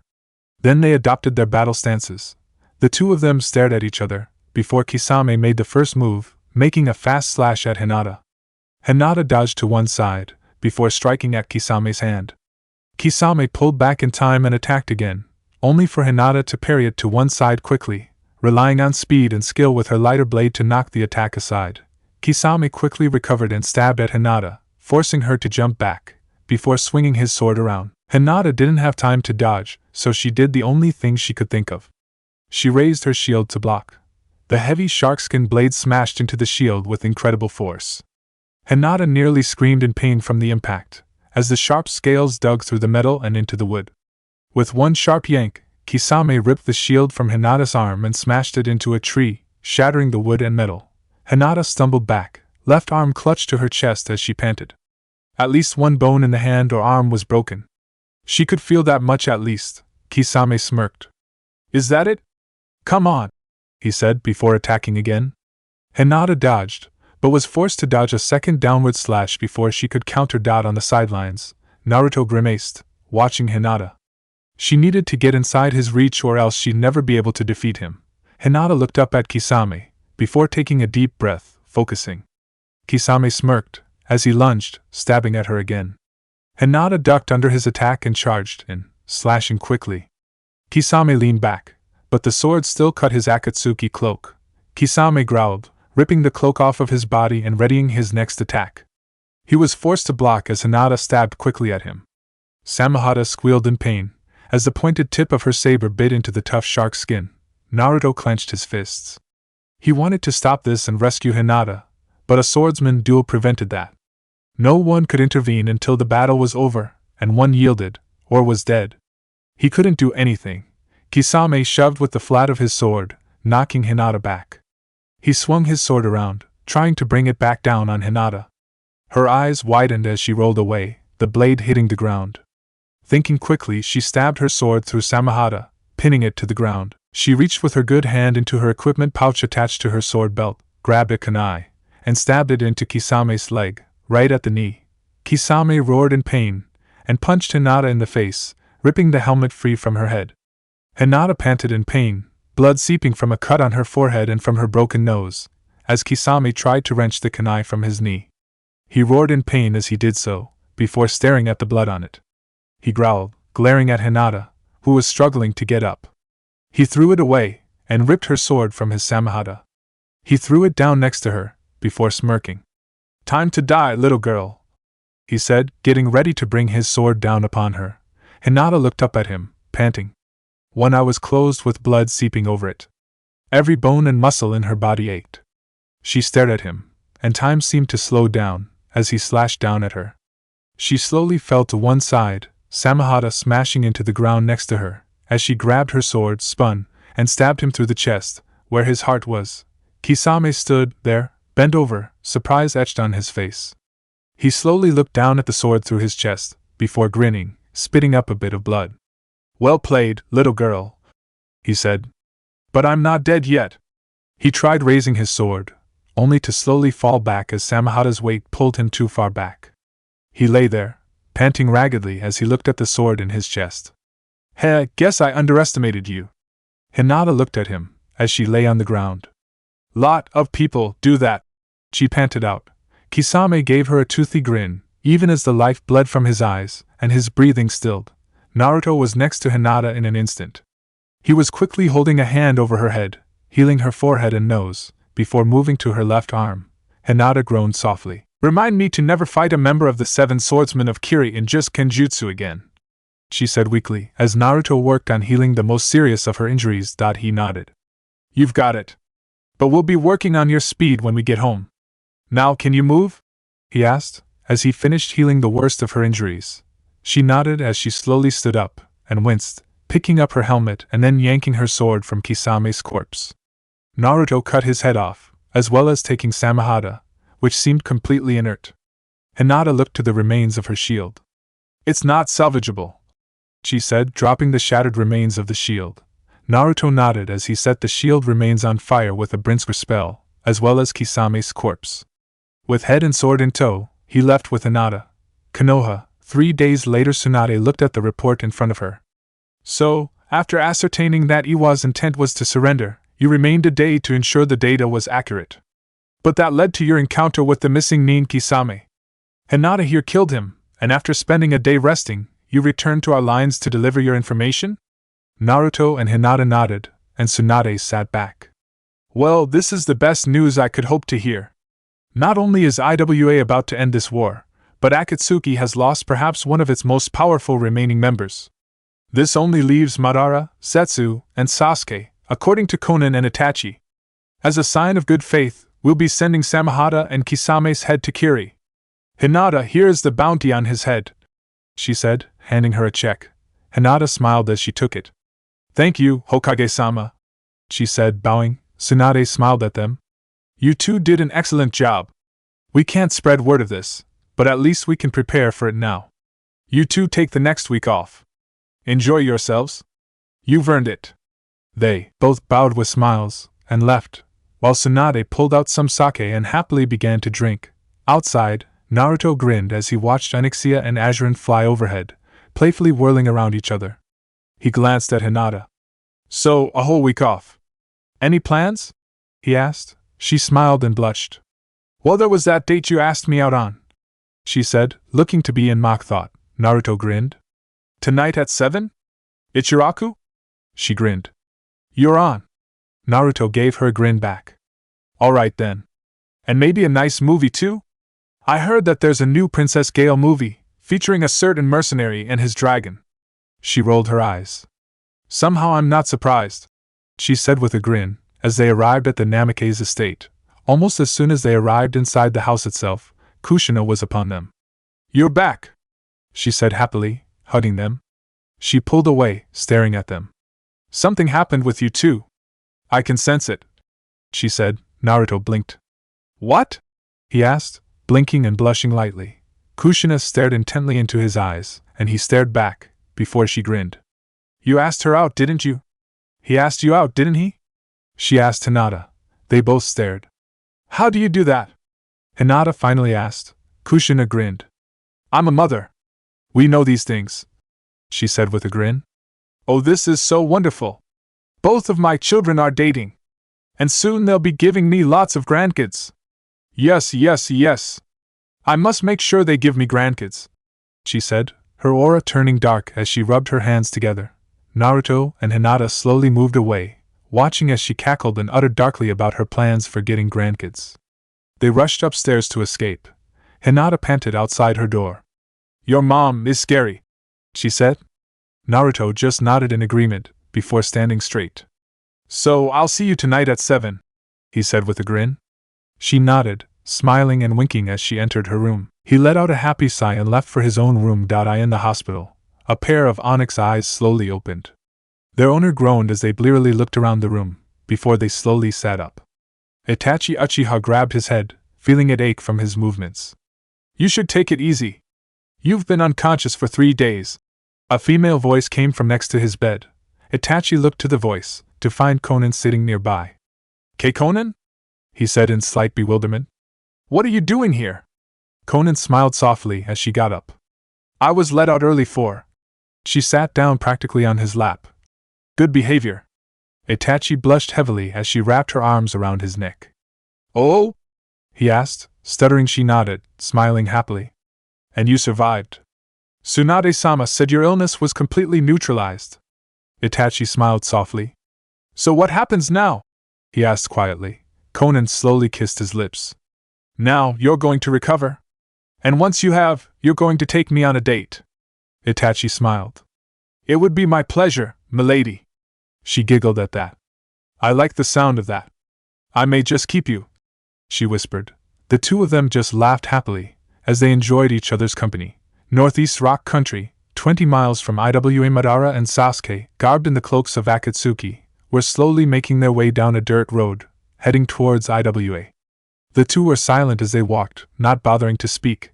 They stopped when a figure emerged in front of them from the ground. The plant-like Akatsuki member, Zetsu, opened his Venus flytrap-like growth around his head. Madara-sama, we have problems. That moron Kisame is dead. He ran into the Kyubi Jinchuriki. Madara looked at him. It doesn't matter. He allowed us to sneak past the border. And more importantly, the Uzumaki's presence within their borders will cause them to double their patrols in the countryside. Our objective will still be open to us. You have a route in for us? Yes, Madara-sama.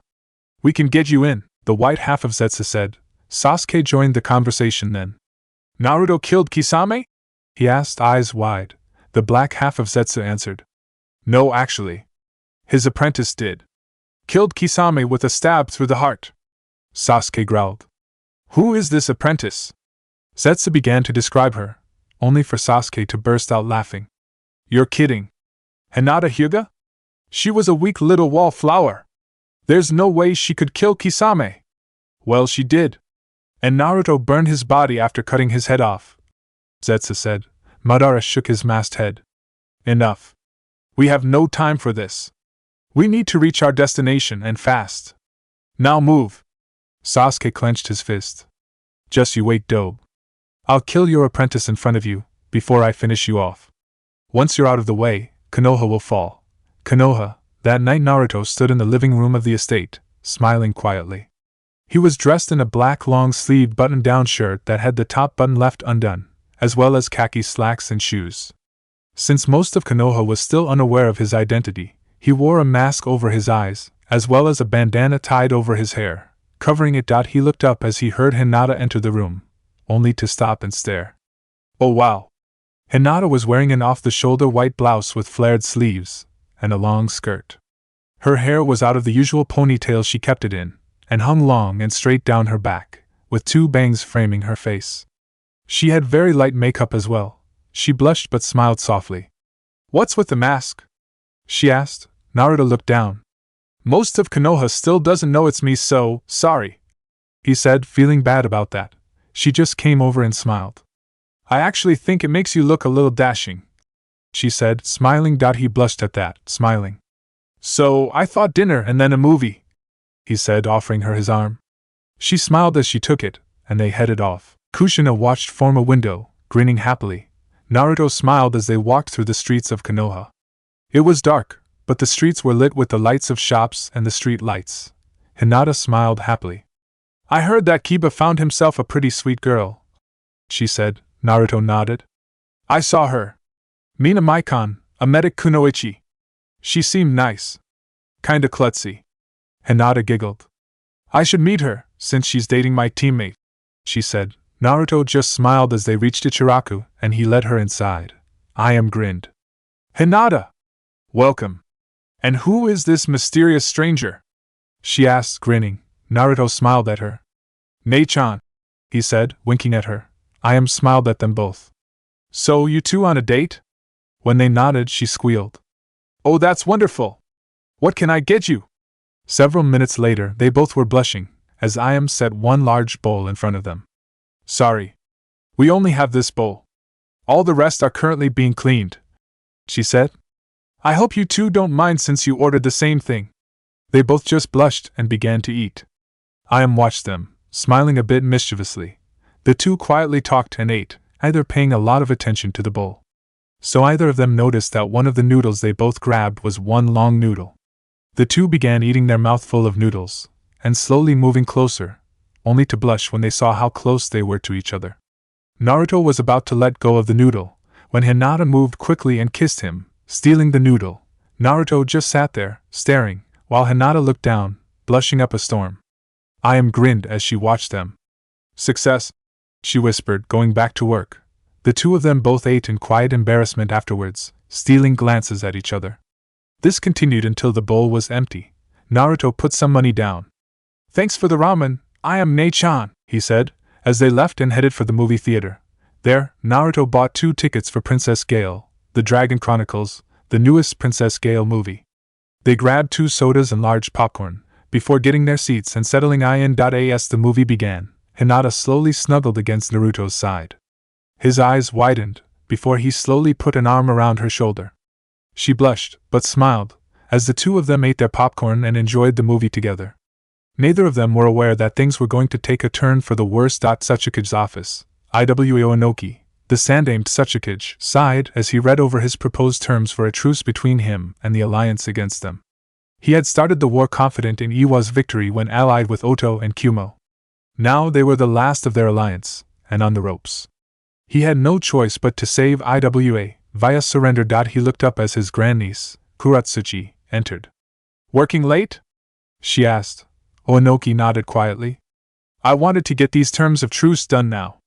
The sooner it's done, the sooner we can get our people safely home. Kuratsuchi nodded quietly. I'm sorry I failed you before, Tsuchikage-sama, she said quietly, head bowed. Oanoki shook his head. You didn't fail me. I failed you. I should have called you and the others back when you informed me of your situation. Kuratsuchi looked up, and was about to speak, when an explosion erupted in the city. Within seconds an IWA and BU appeared. Tsuchikage, we're under attack! Omake, I want grandkids. Kushina grinned as she watched Naruto leave with Hinata on their date. Perfect. Everything was going according to plan. She rushed back down to the kitchen, where she was busy making dinner. As soon as she had heard Naruto and Hinata were going on a date, she had invited Shino over to dinner with her and Tayuya. Except she wasn't planning on eating.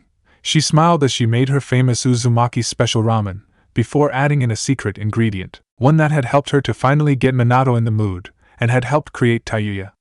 She giggled as she stirred the ramen, almost like a witch at her cauldron.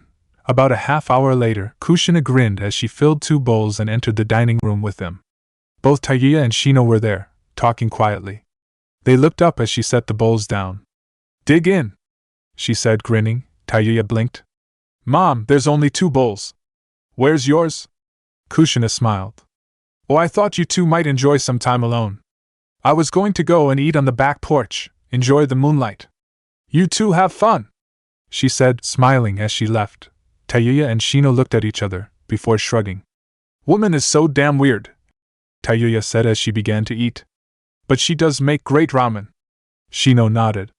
Indeed. It's rather easy to see where Naruto got his love for ramen from, he said as he ate.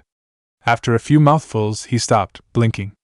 Tayuya-san, do you taste anything funny in the ramen? Tayuya blinked. No, not really. Do you? He blinked. My insects do, but they can't identify it, he said. Tayuya shrugged.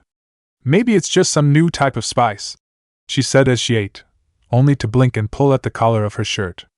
It's a little hot in here, isn't it? He asked. Shino nodded quietly. It does feel hot. Strange though, as it didn't feel hot earlier. The two slowly ate, but neither could deny that they were feeling hot. And then both started to feel achy and aroused. That's when realization set in. I can't believe her. She spiked our food. Tayuya half shouted and half moaned out. Shino nodded.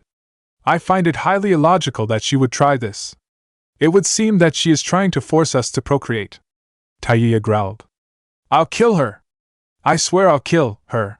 She panted, hunching over. Shino slowly and shakily stood.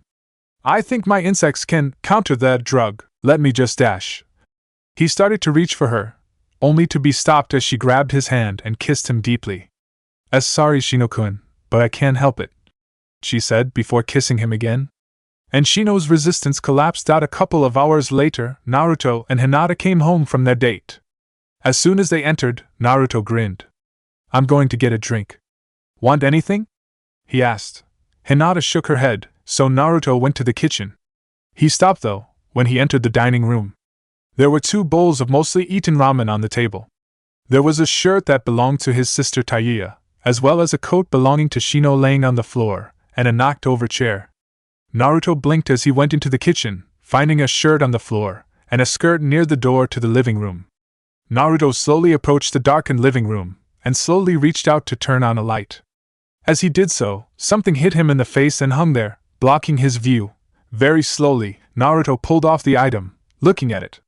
What he held was a bra. Naruto's eyes shot up as he heard a female moan. What he saw made his eyes shoot open. What the hell is going on here? Within seconds, Kushina and Hinata were rushing into the living room. They found a very flushed Tayuya hastily covering herself with a pillow, wearing nothing but her panties. They caught sight of a shirtless Shino running out of the room, with Naruto on his tail. Kushina snapped her fingers. Damn it! So close.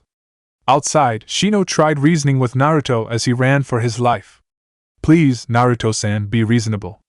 It is illogical for you to kill me over being intimate with the girl I'm dating. You tried to defile my sister, you bastard. Naruto yelled, launching black fireballs at Shino. Back in the estate, Tayuya had rushed to gather her clothes and disappear, while Kushina lamented the failure of her plan. Hinata, meanwhile, quietly entered the kitchen, and grabbed the small vial Kushina had left next to the pot of ramen.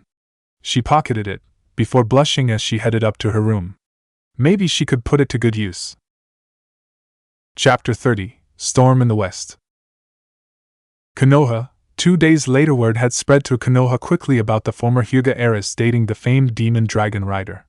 At least, that was what the gossip said. It didn't matter that they had only gone on one date. To the common citizens, it was a major event, worthy of gossip. Naruto and Hinata didn't care though. They had a wonderful time, and had continued to enjoy each other's company, whether it was training, dating, or just simply hanging out with each other. When they had returned from their date, they had met with the happy and knowing smiles on Azurin and Onyxia's faces. The two dragons had simply huffed in happiness before retiring for the evening, happy to see their riders together. The two of them were currently in the backyard, meditating, feeling the life force of everything around them. Though both were a little distracted by each other, and how close they were to each other. Inside, Kushina was muttering and plotting. Her schemes to get grandchildren had been foiled, and now she needed a new one. "I'll get grandchildren yet, I swear," she muttered, feverishly drawing and writing on paper, before tossing the paper aside and starting to work on another one. Sadly, her plans were soon interrupted by a knocking on the door. She quickly went to open the door. Naruto blushed lightly as he eyed Hinata from the corner of his eye. When she meditated, she tended to wear very light clothing. In this case, she was wearing a tank top and shorts, as it was a hot day. The clothing did little to hide her very curvaceous and mature body, her pale skin glistening with a light sheen of sweat. It was very distracting to him. Hinata was in the same boat. Naruto had gone with a slightly tight sleeveless shirt, revealing his muscular chest and arms. She licked her lips, eyeing them, before trying to meditate again. Both of them were disturbed when Kushina arrived, looking very serious. "Naruto, Hinata, Tsunade-sama has called for us. She just received disturbing news from IWA." They both blinked, standing up. "Right. We'll get ready," Naruto said. As they went inside. 20 minutes, the three of them had arrived at the Hokage Tower, and were quickly escorted to the war room, where the Hokage and their war advisors met to discuss strategy. Tsunade was there with Shikaku, Ibiki, and several other ANBU and Jounin. She looked up as the three of them entered. "Good, you've arrived. I'm afraid this war has taken a turn for the worse," she said. Naruto, under the guise of Oni, crossed his arms. "What's happened, Hokage-sama?" Shikaku answered. "Yesterday, Kuratsuchi of IWA, under a banner of truce, signaled our ninja at the front line. She begged them to deliver a message to us. It seems Madara and Sasuke Uchiha have made their move. They attacked IWA, with an army of 100,000 clones of the Kusa missing ninja, Zetsu." The entire room was silent as they heard this. Finally, Naruto spoke up. "Are we certain about this?" he asked. Tsunade sighed. "This could be a trick. But Kuratsuchi willfully gave herself into the custody of our forces, to hasten this message reaching us. We've also received reports that the entirety of Iwa's forces that were stationed in the field have converged into a single camp, not too far from where Kuratsuchi turned herself in. By doing this, they've left their flanks open to us encircling and destroying them. So what's the plan then?" Kushina asked. Tsunade slowly sat down in her chair. "There's only one thing to do, though it is a dangerous course. We're sending messages to Suna, Kumo, Kiri, and the smaller shinobi villages. We're going to gather together all our forces, and launch an attack on IWA as quickly as possible. Even then, the battle will be hard fought. At best, we can muster an effective fighting force of in between 30 to 40,000 shinobi, against an army of 100,000, and whatever IWA ninjas Madara converts to his side. If we're to win this battle, we'll need a major advantage to tip things in our favor," Shikaku said. Naruto looked at him. "You're referring to me, aren't you? You want me and Hinata-san there?" Tsunade nodded. "Indeed. We would like the both of you on the front line, to bolster the morale of our troops, and provide aerial support." He nodded. "If this involves Akatsuki, then I have every intention of being there. When do we move out?" Shikaku pulled out a report. "It will take us at least 36 hours to establish a defense force for the village, and mobilize the shinobi here in Konoha who will be heading out. It will take at least another 48 after that for all the other villages to do the same and meet us at the rendezvous point, which is where the IWA forces in the field have camped out. We'll meet with Kuratsuchi there and get the full story." Naruto looked to Hinata and Kushina. And who will be in charge of the defense? Tsunade nodded to Kushina. We were hoping you'd take the job. Other than myself and Kakashi, you are the most powerful ninja within Konoha's walls. Kushina bit her lip, glancing at Naruto. He barely nodded, and she sighed. Alright, I'll do it, she said. Tsunade looked to them all. Then let's start mobilizing our forces. We have to move quickly. With a nod, they all dispersed. Iwa The village of Iwa lay in partial ruin. The once mighty shinobi village was filled with partially destroyed buildings and the bodies of Iwa shinobi and civilians, as well as the white clone bodies of the Akatsuki tracker, Zetsu. Thousands of these clones now patrolled the streets, removing bodies for disposal, while others rooted out the last pockets of resistance. In the Tsuchikage's office, Madara watched it all.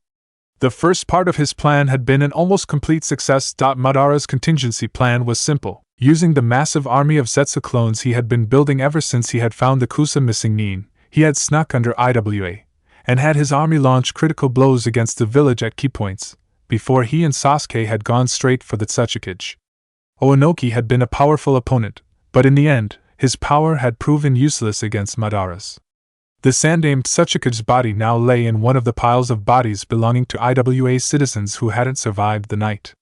Those who did survive were currently corralled into detention areas, awaiting their fates. The only hiccup in Madara's plan had been Kuratsuchi.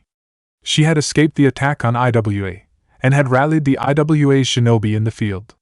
Undoubtedly, she was rallying the other nations as well, to try and stop him. But in the end, it mattered little. All she was doing was accelerating his plan. It had been inevitable that he would have to fight the other nations. That had been his goal. To draw out the few remaining Jinchuriki in battle and capture them, while killing the leaders and more powerful shinobi of each hidden village. While he had been hoping to pick them off one by one, he was confident that his army, soon to be bolstered by the Iwa shinobi he planned to brainwash into fighting for him, would be able to handle the combined might of the other hidden villages. Just as he was confident that he and Sasuke combined could handle Naruto, the infamous demon dragon rider. He turned to Sasuke, who was standing nearby. We have taken the first step, Sasuke. The first step in avenging our clan, and destroying the taint of Konoha and the other shinobi villages.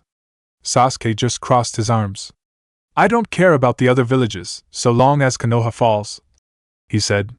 Soon, my young apprentice. Soon.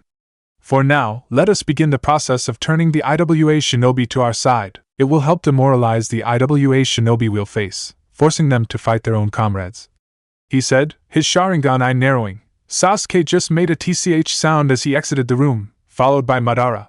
Alliance Camp. 3 days later. In the entire history of the elemental nations, never before had a gathering like this been seen. Shinobi from all the shinobi villages, both large and small, had gathered together. Not to make war on each other, as they often had in the past, but to band together in a common cause, to fight an enemy they shared. Naruto watched this from above, as he flew on Onyxia's back over the camp, with Hinata flying nearby on Azurin's back. From there, they could see the entire camp. Thousands of tents were set up, clumped around the banners that represented each village that had come. Konoha, Kumo, Kiri, Suna, and Iwa were the largest camp clusters, but shinobi from Taki, Hoshi, Kusa, and Shimo had also made their presence known. Despite the camps being set up separate from each other, Naruto could see shinobi from different villages mingling, though some were doing it hesitantly. This was good, as it would foster unity, greatly increasing their effectiveness in the battle. In the center of the entire camp stood the command tent, where the Kage and head shinobi from each village was meeting to discuss the battle plan. And it was near here that Naruto landed with Hinata not too far behind. Both entered the tent, where all the leaders were gathered around a map of Iwa and the surrounding terrain.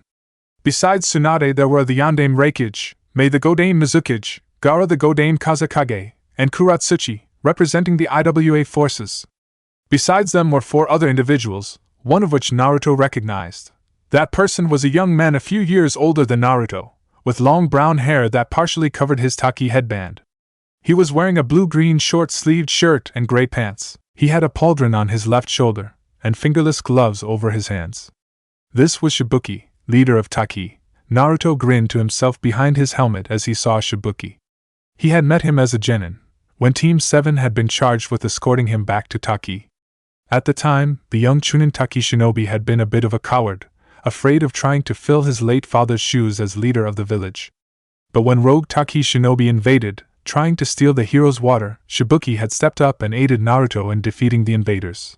Next to Shibuki stood a girl with mint green hair, orange eyes, and slightly orange-tinted skin. She wore a short white sleeveless top that stopped a little below her breasts, with a midriff-bearing mesh shirt underneath that. She also had a short white skirt that had slits on both sides, revealing her mesh shorts underneath. She also had white sleeves that went from mid-bicep to her wrist, with her taki headband around her right arm. Completing her outfit was a red scroll on her back, white sora on her feet, and an orange hair clip in her short hair. Off to one side stood Yujito and Kurabi, who were talking quietly to each other. They both stopped though when they saw Naruto enter along with Hinata. Of course, they didn't know it was Naruto. They recognized him as Oni, the man who single-handedly attacked Kumo and brought its defenses to its knees. Naruto just nodded to them as he approached the table. Tsunade looked up as he joined them. Oni, glad you could join us. You're already familiar with most of those here. May I introduce Shibuki of Taki and Fu, the Nanabai Jinchuriki? Naruto nodded to them both. Shibuki-san, Fu-san, he said. They both bowed back. And this is Adarashi Nova of Hoshi, Swanda said, introducing the next man. He was tall, standing at about 6 feet with dark red hair and vivid blue eyes. He wore the standard dull purple flak vest of Hoshi shinobi over a long-sleeved gray shirt and black pants. His headband was tied around his forehead. He nodded to Naruto. Next is Tsuru Vine of Kusa. This time it was a woman with long dark green hair and brown eyes, with a Kusa headband around her neck. She was wearing a forest green long-sleeved shirt that bared her shoulders and midriff, with forest-patterned camel pants and boots. At her side was a Kusarigama, made from a strange green metal that seemed to fit her outfit. She gave a small grin at Naruto, bowing to him. It's an honor to finally meet you. You helped Kusa out quite a bit, before joining up with Konoha, she said. Naruto just nodded. It was my honor to help your people, he responded. And last but not least is Futen Bear of Shimo. This man fit his name perfectly. He was massive in size, wearing a sleeveless gray-white shirt and pants, with a cape made from a bear's skin, with the head of the bear resting on his head like a helmet. His headband was tied around one massive bicep, while a kanabo club that was almost as big as Naruto rested at his side. Ice-cold blue eyes scanned the armored figure. Before he gave a curt nod, Tsunade turned back to the map. Now that our forces have all been gathered, we must prepare a strategy for the coming battle. Thanks to the intel provided by Kuratsuchi-san, we have a good idea of what we're up against, as well as a great deal of knowledge about the terrain. Kuratsuchi indicated the map, which was of the village of Iwa, as well as the surrounding area. Iwa was created in what was once a series of small canyons at the base of a mountain. The first shinobi to call it home carved the canyons into streets and buildings. The village gradually expanded outward from there. Outside the wall, the ground is rocky, with almost no plant life. This gives approaching enemies almost no cover whatsoever, allowing the wall-top sentries to spot approaching enemies miles away. There are secret tunnels into the city, but considering how Madara was able to attack us from within the city, it's safe to assume they are compromised. The only way to attack the village with the element of surprise would be to attack from the mountains to the north of the village. But it's impossible to move large groups of shinobi through those mountain paths. Tsunade nodded. Our best strategists from each village have looked over the map and the data. They all say the same thing. Our best course of action is a frontal attack. Draw Madara's armies into the open, and use our one major advantage. She looked to Naruto and Hinata as she spoke. Your dragons can really change the tide of battle for us, striking the enemy from the air with their fire. Naruto nodded. What about Madara himself? I doubt many here can handle him in combat. I smirked. That is where we come in. If Madara makes an appearance, we the leaders of the villages will attack him. You just worry about thinning the ranks of those clones. And what about the population inside Iwa? Madara may try to use them as hostages against us. Hinata added. Kuratsuchi stiffened at that, before looking down. If that happens, we'll have to do what we must. The threat Madara poses is too great. We must stop him, even if it means sacrificing my people. Tsunade shook her head. We will do all we can to stop that from happening. But it is something we may have to accept in the end. Naruto clenched his fists. Not if I can help it, he thought quietly. Tsunade sighed. Unless anyone else has anything to add, that's all. See to your troops, and prepare to move out tomorrow morning. We'll probably reach Iwa tomorrow evening, and attack the following day. The commanders nodded and began to file out, one by one. Naruto turned and stiffly walked to Onyxia, Hinata right behind him. When they reached their dragon, she stopped him with a hand on his shoulder. Naruto-kun, what's wrong? She asked quietly. Naruto turned to look at her. I am not going to let innocent people die because one man is too cowardly to accept defeat. I won't allow it, he growled out. Hinata gently took his armored hands, holding them. I know you won't. We won't let it happen, she said. Onyxia and Azurin both added their agreement, and Naruto slumped a bit, relieved. Thank you, he told all three of them. Hinata smiled. Come on. Let's get some food and rest. We've got a big day ahead of us tomorrow, she said. Naruto just nodded quietly and followed her towards the Konoha section of the camp, with their dragons following behind. That night, the warriors of the first ever Shinobi Alliance ate, drank, and prepared for the hardships and horrors that would soon be upon them. The outskirts of Iwa. The next night it was late in the afternoon, almost evening. As the Shinobi Alliance arrived on the outskirts of Iwa. In the distance they could see the wall of the city and some of the taller structures over it, framed against the mountains that backed it from the north. They set up camp about 20 miles away, posting sentries and sensor ninjas to give warning of incoming ambush, while the other ninjas proceeded to set up camp. In Iwa, Madara watched the camp being set up by his adversaries. He looked at Sasuke next to him. I think we should be courteous enough to give them a chance to surrender, before we show them the power of the Uchiha clan. Don't you? Sasuke didn't answer, just staring out at the camp. Madara chuckled softly, as he signaled to a group of Zetsu clones. In the Shinobi Alliance camp, or SA camp as some of the more military-minded called it, Tsunade was going over final preparations for the battle tomorrow with the other Kages and head ninja, when a Chunin messenger came in. Hokage-sama, the sentries have reported that a group of 20 individuals are approaching, bearing a white flag of truce. Tsunade looked towards Iwa through the open tent flap. Madara wants to negotiate? Surprising, she said quietly, before looking towards the other leaders. I'll go see what he wants.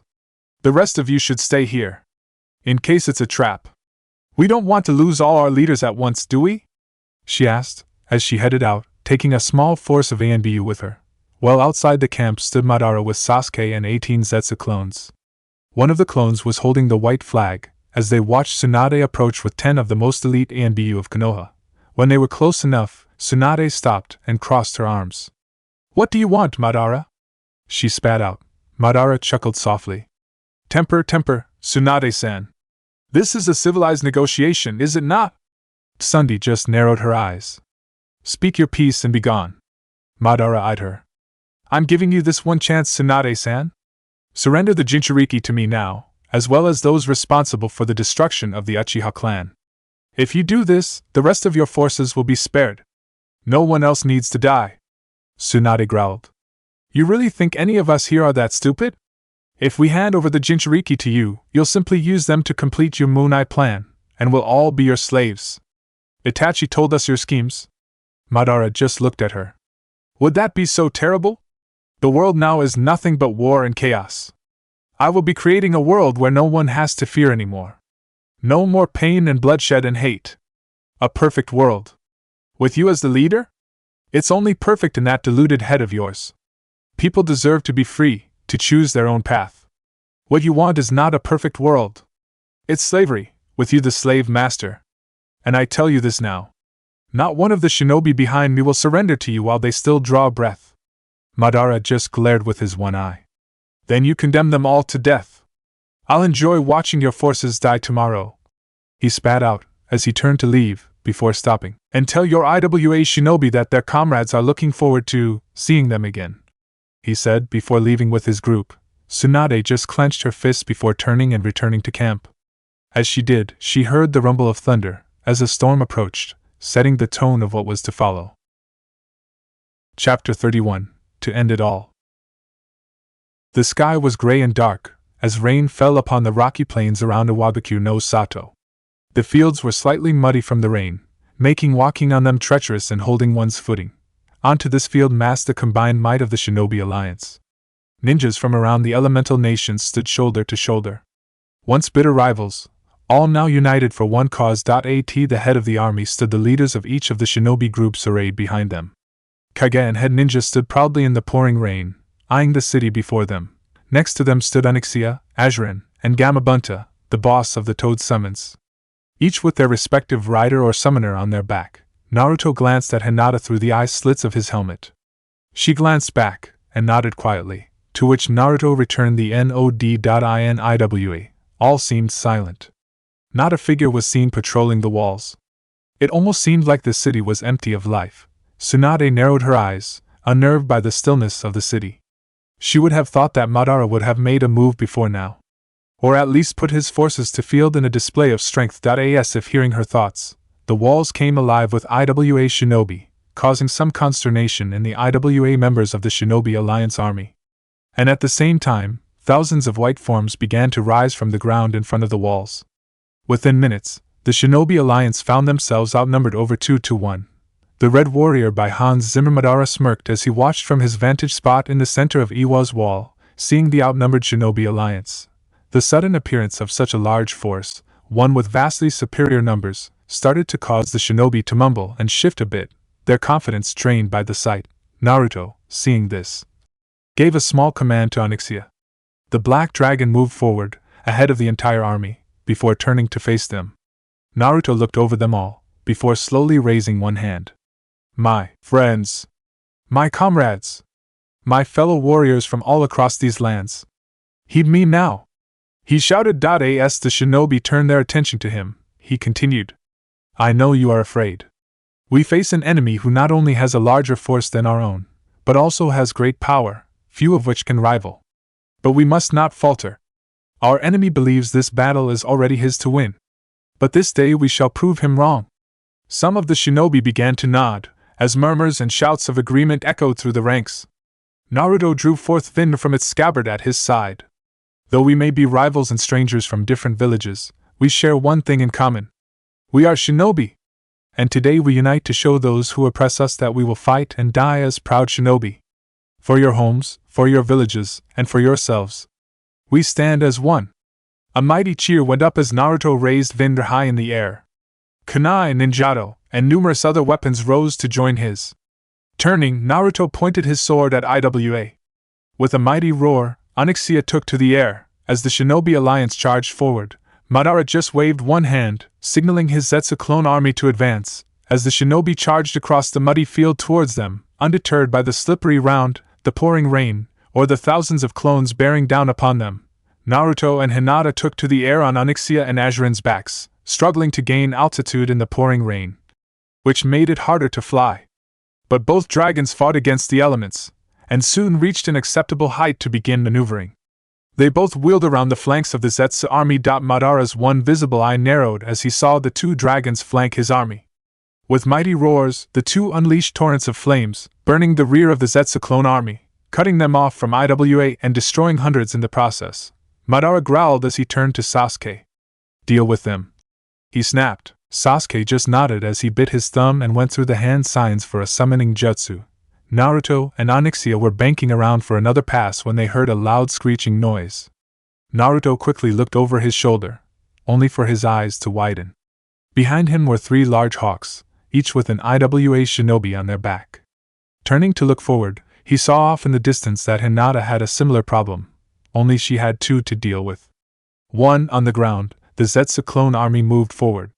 As they got within range, the shinobi of the Shinobi Alliance opened up with ranged attacks. Kunai and shuriken, some with explosive tags, mingled with ranged ninjutsu. The front ranks of the Zetsu clones were hit, white plant-like corpses falling by the dozens. The Shinobi Alliance actually halted its advance, shredding the incoming clones with ranged attacks and forcing them to close the distance. When that happened, all hell broke loose. The Raikage of Kumo, activated his lightning armor and become a literal blur, tearing through the Zetsu clones with relative ease. Tsunade joined him, smashing skulls, ribs, and limbs with earth-shattering blows. Mei and Kuratsuchi, sharing a similar bloodline, both launched lava-based jutsu, burning groups of clones, before Mei added in her boiling mist bloodline to create several clouds of mists. As groups of Zetsu clones were caught in these clouds, or entered them, They screamed in agony as their bodies melted away, revealing the mists to be made up of acid. Gaara meanwhile was having some trouble. His sand was getting wet from the rain, making it more sluggish. However, it also led to him realizing he could still control sand, even as it turned to mud.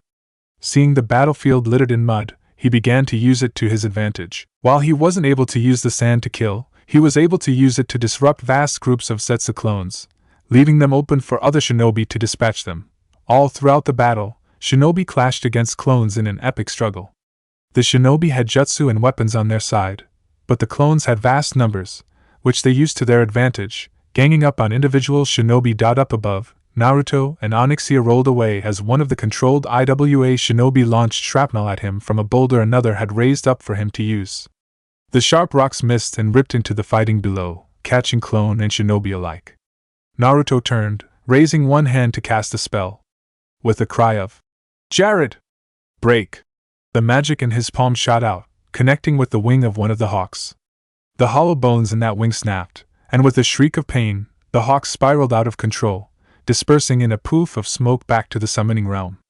Its rider was not as fortunate, and the IWA shinobi smashed into the ground amidst the combatants and corpses. Naruto grinned, only for his eyes to widen as he realized that only one of his two remaining pursuers was behind him. He turned wildly looking for it, only to hear the other hawk let out a cry of triumph as it dove on them.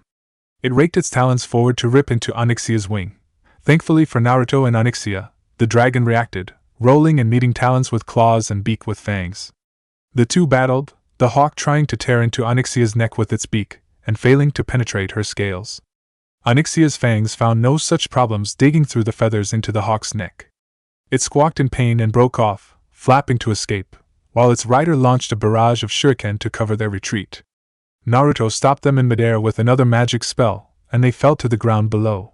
Hinata and Azurin found themselves in a deadly aerial ballet against their two opponents. The two hawks would circle her, each making a diving pass, then zooming back up while the other attacked, keeping Azurin's attention on avoiding their attacks on his wings. Hinata was put on the defensive blocking jutsu, shuriken, and kunai from the two IWA shinobi on their backs. Hinata finally managed to catch a break, as she slung her rebuilt circular shield onto her back to block a barrage of kunai aimed there. Her left hand freed, she shot out bolts of lightning at the other hawk summon and IWA shinobi, who were preparing to dive. The hawk dived under the attack, but sadly the IWA shinobi wasn't as lucky. He screamed in pain as lightning arced through his body, and he fell off the hawk, plummeting to the ground below.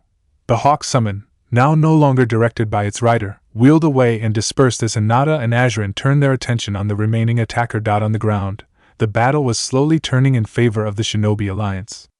Little by little, the superior skills of the shinobi were chipping away at the Zetsu clones' numbers. Every shinobi who fell in battle managed to take at least 5 or more Zetsu clones with them. And every shinobi who didn't die went on to slaughter more, to avenge their fallen comrades or protect those still living. Tsunade grunted as she slammed her fist into the ground, creating a mini-quake that caused the clones surrounding her to fly into the air, where Gamabunta and Jiraiya fried them with the toad oil bomb. The massive toad summon crushed more of the Zetsu clones under his webbed feet and massive bulk, while sending others flying with his sword. Yujito and Kurabi were fighting back to back, both using the one-tailed cloaks of their respective biju. Yujito had unleashed a pair of metal claw gauntlets, and the bladed gauntlets were matching Kurabi's 7-sword-style kenjutsu kill for kill, as they caused crimson blood to mingle with the falling rain. Naruto grunted as he looked over his shoulder. "We have to deny these guys the freedom to maneuver. Onyxia, take us into the city. We'll see how they like some low-level flying," he said. Onyxia grinned at him. "My pleasure!" she roared as she shot away from the battlefield and into IWA proper. She dove down amidst the buildings, with the two hawk summons trying to follow. Sadly, hawks are not meant to constantly flap and maneuver. Usually they perch somewhere, watching for prey, or soar up high in the sky, before diving down to capture their prey and eat. The almost constant flying and maneuvering, especially in bad weather, was taking its toll on the two hawk summons pursuing Naruto and Onyxia. Madara's one visible eye narrowed as he watched Naruto and his dragon disappear into the city. "Sasuke, I think we might be able to land a crippling blow to our enemies. Come with me," he said, as he left the command post on the wall. Sasuke followed, eager to face against Naruto. Naruto grinned as the pair banked around a tower, twisting to watch their pursuers. They were starting to fall behind, and one was forced to peel off or risk slamming into a building. Naruto grinned. Just got one on us now. Let's get ready to deal with him. Outside the city, Hinata and Azurin had turned the tables on their remaining opponent, chasing him down and putting Hawk and IWA Shinobi on the defensive. The bird of prey tried to outmaneuver them, as Azurin launched fireballs after it, trying to bring it down. Hinata held on as Azurin followed the Hawk's maneuvers, rolling to keep it in front of him. The Hawk went into a dive, heading down towards the ground, with Azurin and Hinata in pursuit. Its rider turned, launching a hail of kunai with explosive tags at them. Hinata raised a hand, using a spell to deflect the kunai away, causing them to explode around them. The Hawk pulled up mere feet above the battlefield, and winged its way above the carnage, screeching as its talons raked out and grabbed up a group of shinobi. Hinata's eyes widened as the Hawk crushed them and dropped their corpses on the battlefield. Before growling "Dot on the battlefield," Chuji narrowed his eyes when he saw that as well. He ran through several hand signs. "Full body expansion jutsu!" he shouted. His body began to rapidly expand, growing larger and larger till he was a giant on the battlefield. One that the Hawk was heading straight to. With a screech of alarm, the Hawk pulled up and to the left, trying to get away from the massive Akimichi. That was its mistake, as that gave Azurin and Hinata the chance they needed. With a roar, Azurin smashed into the Hawk, claws and teeth digging into it. The Hawk summon flailed and screeched in pain, trying to get loose. The IWA Shinobi moved to try and stab Azurin with a kunai, only for the knife to bounce harmlessly off his scales. In an instant, Hinata moved from her saddle and moved to where she could stab the IWA Shinobi with her sword. The IWA Shinobi's lifeless corpse fell towards the battlefield, as Azurin released the Hawk summon. One of its wings was broken, and it squawked helplessly as it fell, before dispersing back to its summoning realm. Azurin let out a mighty roar of victory, as Hinata secured herself back into the saddle. She quickly began looking for Naruto, only to find empty skies. She began to reach out with her mind to find him. Naruto, inside IWA, grinned as he and Onyxia flew between buildings, before coming around a corner. With a massive building fast approaching in front of them, Onyxia flared her wings and reached out, grabbing the side of the building with her four-clawed legs, before pushing off and shooting back the way she came, just as the Hawk summon came around the corner. The Hawk summon flared its wings and tried to pull up, only for Onyxia to launch a fireball at it, consuming it and its rider. The flaming mass fell to the ground below and crashed in a massive fireball. Naruto grinned at that. "Nice job, Onyxia!" he called out as they began to pull up. They had just cleared the buildings, when the last remaining Hawk summon, who had peeled off earlier, came tearing down towards them, slamming into Onyxia. The four of them smashed through a building and crashed into a large plaza. The Hawk stumbled to its feet, one wing broken and trailing on the ground. Onyxia had several cuts from where fragments of stone had managed to rip through her scales, but was not otherwise wounded. Naruto slowly crawled off of Onyxia, battered and bruised but otherwise fine. He looked up just as the IWA Shinobi was descended at him, kunai in hand. Naruto reacted quickly, blasting him away with a spell. The IWA Shinobi hit a wall and fell over, unconscious. The summon, in no condition to fight, poofed away as well. Naruto grunted as he went to climb back into the saddle on Onyxia's back, when he heard the sound of someone clapping. He turned to see Madara approaching, slowly clapping as he did. Behind him, Sasuke stood, one hand on his chikuto in its sheath at the back of his waist. Naruto slowly drew wind while settling his shield onto his left arm. "Madara Uchiha," he growled softly, his voice shifting to its more demonic growl. Madara smirked. "Spare me the theatrics, Uzumaki. Your voice doesn't frighten me." In an instant, Onyxia was behind Naruto, and roaring loudly and defiantly at the pair. Naruto grinned. "Maybe mine doesn't, but I'm betting hers did." Sasuke smirked. "Big talk when you have a dragon at your back, dope. Take her away and you're nothing. Just like you were when I left you at the Valley of the End." Naruto growled softly to himself. "Onyxia, go and help the army deal with the Zetsu clones." He thought to his dragon. Onyxia growled. "You are playing into their hands, little one. Let me stay and fight with you, as I have done before." "I know, Onyxia. But at the same time, there is strategic value in this. You can't move as fast as they can, and not only that, but your movement is limited here. If one of them managed to gain the upper hand and threaten you in some way, I wouldn't be able to bear it." He glanced at her, trying to make her understand. Onyxia rumbled softly. I understand, little one. Give them hell for me. And you, Kyubi, protect him since I cannot. Inside, Kyubi grinned. Count on it, Scale Butt, she said, but in a teasing manner instead of an insulting manner. Onyxia just huffed before taking off and flying towards the battle. Naruto held sword and shield. Their team. Now you can't cry foul when I beat you both. And you no longer have a possible hostage to use against me. Madara smirked. A poor choice, Naruto. You should have kept your dragon. Now you don't have anyone to watch your back. Both Madara and Sasuke froze when they heard Naruto laugh. You don't know me at all, do you, Madara? Or you, Sasuke? I always have someone watching my back. In a poof of smoke, a second-armed Naruto stood beside him. Now let's get this done. With a roar, the two Narutos charged the two Uchiha. Hinata had found Naruto, sensing him. But before she could contact him, she saw Onyxia flying towards them. Azurin pulled closer to her, as Hinata called out. Onyxia, where's Naruto? The dragon rumbled. He is facing the two Uchiha by himself. He told me to support the army out here. I'm sure he wants you to do the same. Hinata blinked. We can't let him fight the both of them alone. Onyxia looked down a bit. We can serve a better purpose here. Because of Kyubi, they won't kill him. So even if he's defeated, we can still rescue him. But only if the enemy's army is defeated. Let us ensure that happens. With that she dove down, firing fireballs into the rear of the Zetsu clone army. Hinata lanced in the direction she sensed Naruto. Before doing the same, back inside the city, Naruto had gone after Madara, letting his clone face off against Sasuke. However, Naruto found himself at a disadvantage right off the bat. Madara was continually phasing his body, causing Naruto's attacks to pass right through. When he countered though, his attacks felt solid. Naruto gritted his teeth as he countered the katana Madara had slid out of the sleeve of his robe with his shield, swinging low at Madara's legs. His clone had locked blades with Sasuke, and the two were engaged in a fast taijutsu/kenjutsu battle. Sasuke jumped back, creating some distance as he went through hand signs with only one hand. Fire style, Dragon Bomb Jutsu!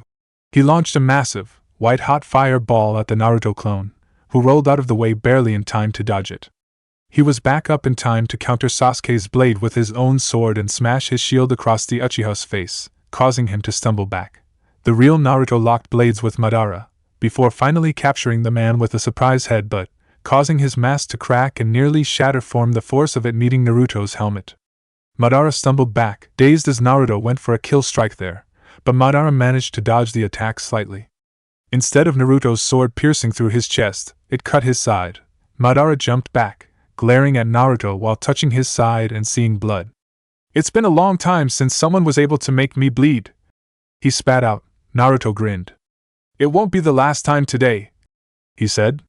However, he stiffened as he felt his clone disperse due to Sasuke launching a series of lightning Sanban into it. He barely turned in time to block Sasuke's sword, but not the kick to his chest, sending him crashing into a wall. He grunted as he slowly got up, seeing both Uchiha ready to fight him. Sasuke smirked. Looks like you're on your own again, Dobe, he said. Naruto growled as he readied himself. I'd rather fight alone than alongside a traitor to my village and family. He snapped back. Sasuke growled. Madara was betrayed by the village and the idiocy of the old Uchiha clan. He would never betray them. Naruto blinked before laughing. You mean you never told him? Oh, that's rich. You never told him you're responsible for the death of his clan, both directly and indirectly? Madara growled as he attacked Naruto to try and keep him quietly. Naruto managed to hold off his assault. You sure know how to pick your allies' team. Madara here is the reason Itachi had to slaughter your clan. He's the one who caused Kyubi to attack Konoha the night I was born, knowing my father would do the honorable thing and sacrifice himself to stop Kyubi. He was getting rid of one of the few people who could stop him. If not for him, Kyubi would have never attacked Konoha. Sasuke growled as he watched Naruto shove Madara away and start his own offense. You lie. He told me that the Kyubi attack was a freak coincidence. Who you going to believe, team? The man who claims to be innocent? Or me, who has my information from Kyubi herself? Naruto said before barely dodging a fireball from the now enraged Madara. And let's not forget Madara took part in killing your clan either. At this, Sasuke moved between them, blocking Madara's sword, glaring at Naruto with Sharingan eyes. "What did you say?" Naruto grinned. "Sasuke, do you honestly think your brother alone could kill an entire clan of his fellow Uchiha? Not even he was that good. No, he needs some help. Help from the one who had the most experience and knowledge of the Sharingan. Help from Madara Uchiha." Sasuke trembled as he looked at Madara, who was glaring at Naruto with absolute spite and anger. "Is this true?" he whispered. Madara snarled. "So what if it's true? The Uchiha clan was weak. In my time, it would have taken an entire shinobi village to wipe them out. Forget what this boy has said. We can still rebuild the clan the way it was meant to be. As rulers of this world," Sasuke growled, "I still intend to get my revenge on Konoha. But I swore to avenge my clan. Which means that I need to kill you too." With that he struck at Madara, his sword phasing through him and the Uchiha stumbling through his body. He turned to strike at Sasuke, only to let out a scream of pain as Naruto's sword ripped through his left shoulder, missing his heart. He phased away, appearing some feet away nursing his left shoulder. Now the three combatants formed a triangle, looking at each other. Naruto had caught a breather by dividing the Uchiha against each other. But that still left him with fighting the both of them. Just now they weren't working together. Sasuke summoned lightning to both his sword and his left hand, glaring at them both, before launching spears of lightning at both Naruto and Madara. Madara phased through it while rushing at Sasuke, while Naruto dodged and launched a ball of fire at Sasuke with the Brinsker spell. Sasuke dodged the fireball and blocked Madara's sword with his own, before punching at Naruto with his left fist. Naruto blocked it with his shield while slashing at Sasuke, who yanked out a kunai in time to block the sword. The three of them became a spinning dance of sword, shield, fist, magic, and jutsu, each trying to overcome one or both of the others while protecting themselves. Eventually, Madara jumped from the fight, growling, "Enough! I've had it with you pitiful worms! This ends now!" He growled, his Sharingan morphing into the Manjikyu Sharingan. Red chakra erupted around him, forming into a ribcage. Naruto growled. "What the hell is that?" he shouted, as Sasuke was stunned too. He had no idea what that was. Madara chuckled. "Oh Sasuke, Sasuke, Sasuke. You still had so much to learn about your bloodline. But sadly it doesn't matter now. This is Susanoo, the ultimate technique of the Manjikyu Sharingan. With it, I shall defeat you both and that pathetic rabble that dares to challenge me." As he yelled this, the ribcage started to form into the skeletal upper body of a humanoid shape. Glowing yellow eyes peered down at the two of them from the skull. And it seemed to be growing still. Naruto cursed. "Sasuke, we need to stop him now, or else this battle goes to him. I can stop him from moving, but you need to try and find a way through whatever he's creating." Sasuke just growled. "We're still enemies after this, dope," he said before he moved away. Naruto just turned to Madara, praying this worked. Madara just laughed as skin started to appear over his Susanoo, only to stop when he felt something pressing against it. He glared at Naruto, only for his eyes to widen as he saw some type of energy with his Sharingan trying to get through Susanoo. The energy wasn't chakra, but something else. Something he couldn't identify. With a sudden burst, the energy broke through and slammed into him, his limbs snapping against the sides of his body. Susanoo growled, glaring at Naruto who was holding out his left hand, his shield on his back. Naruto grunted from the strain of holding Madara in place with his magic, while Madara was inside Susanoo. He could see the giant chakra construct struggling, trying to attack him with a wavy blade of pure chakra. "Sasuke, now would be a good time!" he shouted. Sasuke just growled, as he finished his hand signs. "Chidori Aisu!" he shouted, shooting a spear of lightning straight at Madara's prone form. Madara struggled to escape Naruto's spell, as the spear approached and slammed into Susanoo. Unfortunately, the chakra guardian held against Sasuke's attack. Madara smirked, and began to laugh. Naruto growled at that. "Damn it, his attack can't get through. We need something here," Kyubi answered. "I've got an idea. But this is going to take my energy as well," Sasuke growled, trying to force his spear through, but he couldn't. He blinked when he sensed Naruto's chakra spike, causing him to glance over. Naruto was surrounded in the red bubbling aura of Kyubi's chakra, as one tail began to form. Naruto had stabbed his sword into the ground, and was forming a demonic purple Rasengan in that hand. With a roar, Naruto actually launched the Rasengan from his hand with his magic. 2. The Biju-enhanced and magically propelled ball of chakra smashed into Susanu's chest, grinding against the massive chakra construct. Susanu groaned as he tried to resist the power of the attack. It was the age-old question of an immovable object hits an unstoppable force. In this case, the unstoppable force won. The chakra forming Susanu's chest collapsed against the Rasengan, and Sasuke's Chidori Isis struck at Madara. Madara's eye widened as he let out a final scream, before the spear of lightning pierced through his chest and out the back.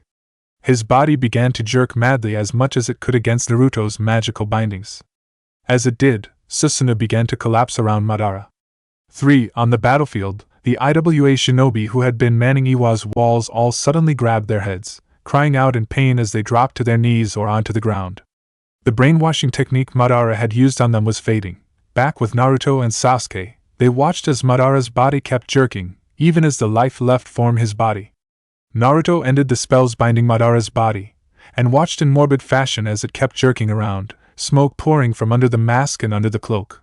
Sasuke ending the jutsu, watching as Madara's body kept jerking and smoking. He turned to Naruto, panting lightly. Naruto had let the Kyuubi cloak disperse, and was panting as well, looking at Sasuke. The two of them nodded, before slowly settling into their combat stances. Naruto drew his sword, but kept his shield on his back. Without a word, the two charged each other again, clashing in a shower of sparks as sword met sword. They grunted as they kept striking and parrying, each trying to get the upper hand on the other. Hinata watched from above, as the IWA shinobi who had been their enemies got up shakily. As they recovered, she heard angry shouts, and small groups began to rush down the wall, charging into the rear of the Zetsu clone army. The end of the battle began, as the Zetsu clones found themselves being smashed between the Shinobi Alliance and the angry ninjas of IWA. Seeing the battle had turned in the Shinobi Alliance's favor, Hinata and Onyxia turned, heading towards Naruto. The two combatants leapt apart, panting. Sasuke's Sharingan, even at full, was having a very hard time keeping up with Naruto. Still, he was able to keep up with Naruto, if barely. Naruto panted as he stared at Sasuke. He had higher stamina and chakra reserves, but he had also expended a lot of energy bringing down Madara and Susanoo. If you would guess, he would say he and Sasuke might be roughly equal in terms of energy they had left to spend. Naruto had more, but his magic and jutsu burned through his energy and chakra a lot quicker. Sasuke slowly stood up straight, growling. "You can't stop me, Naruto. My family needs to be avenged. Konoha killed my family. They took away my entire clan," Naruto growled. "Only because your clan was going to tear the village apart.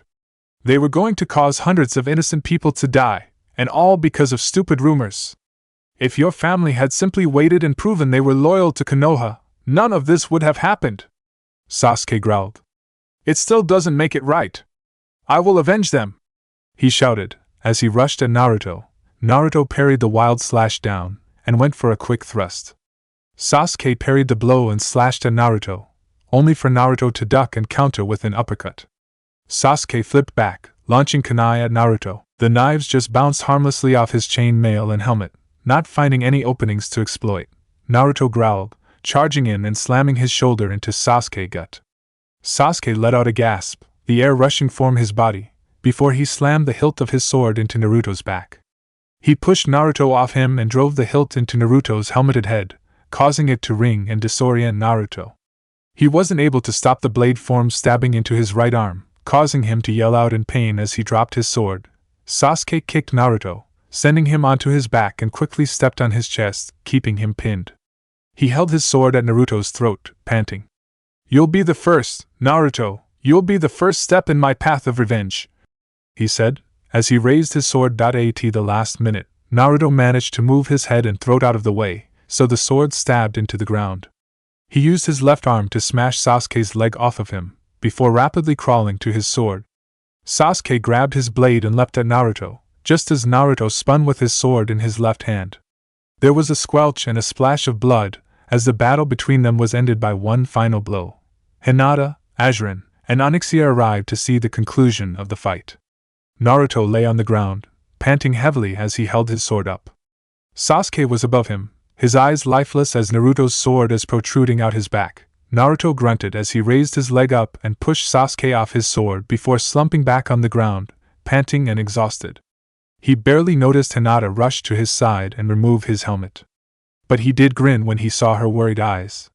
"You okay?" he managed to get out.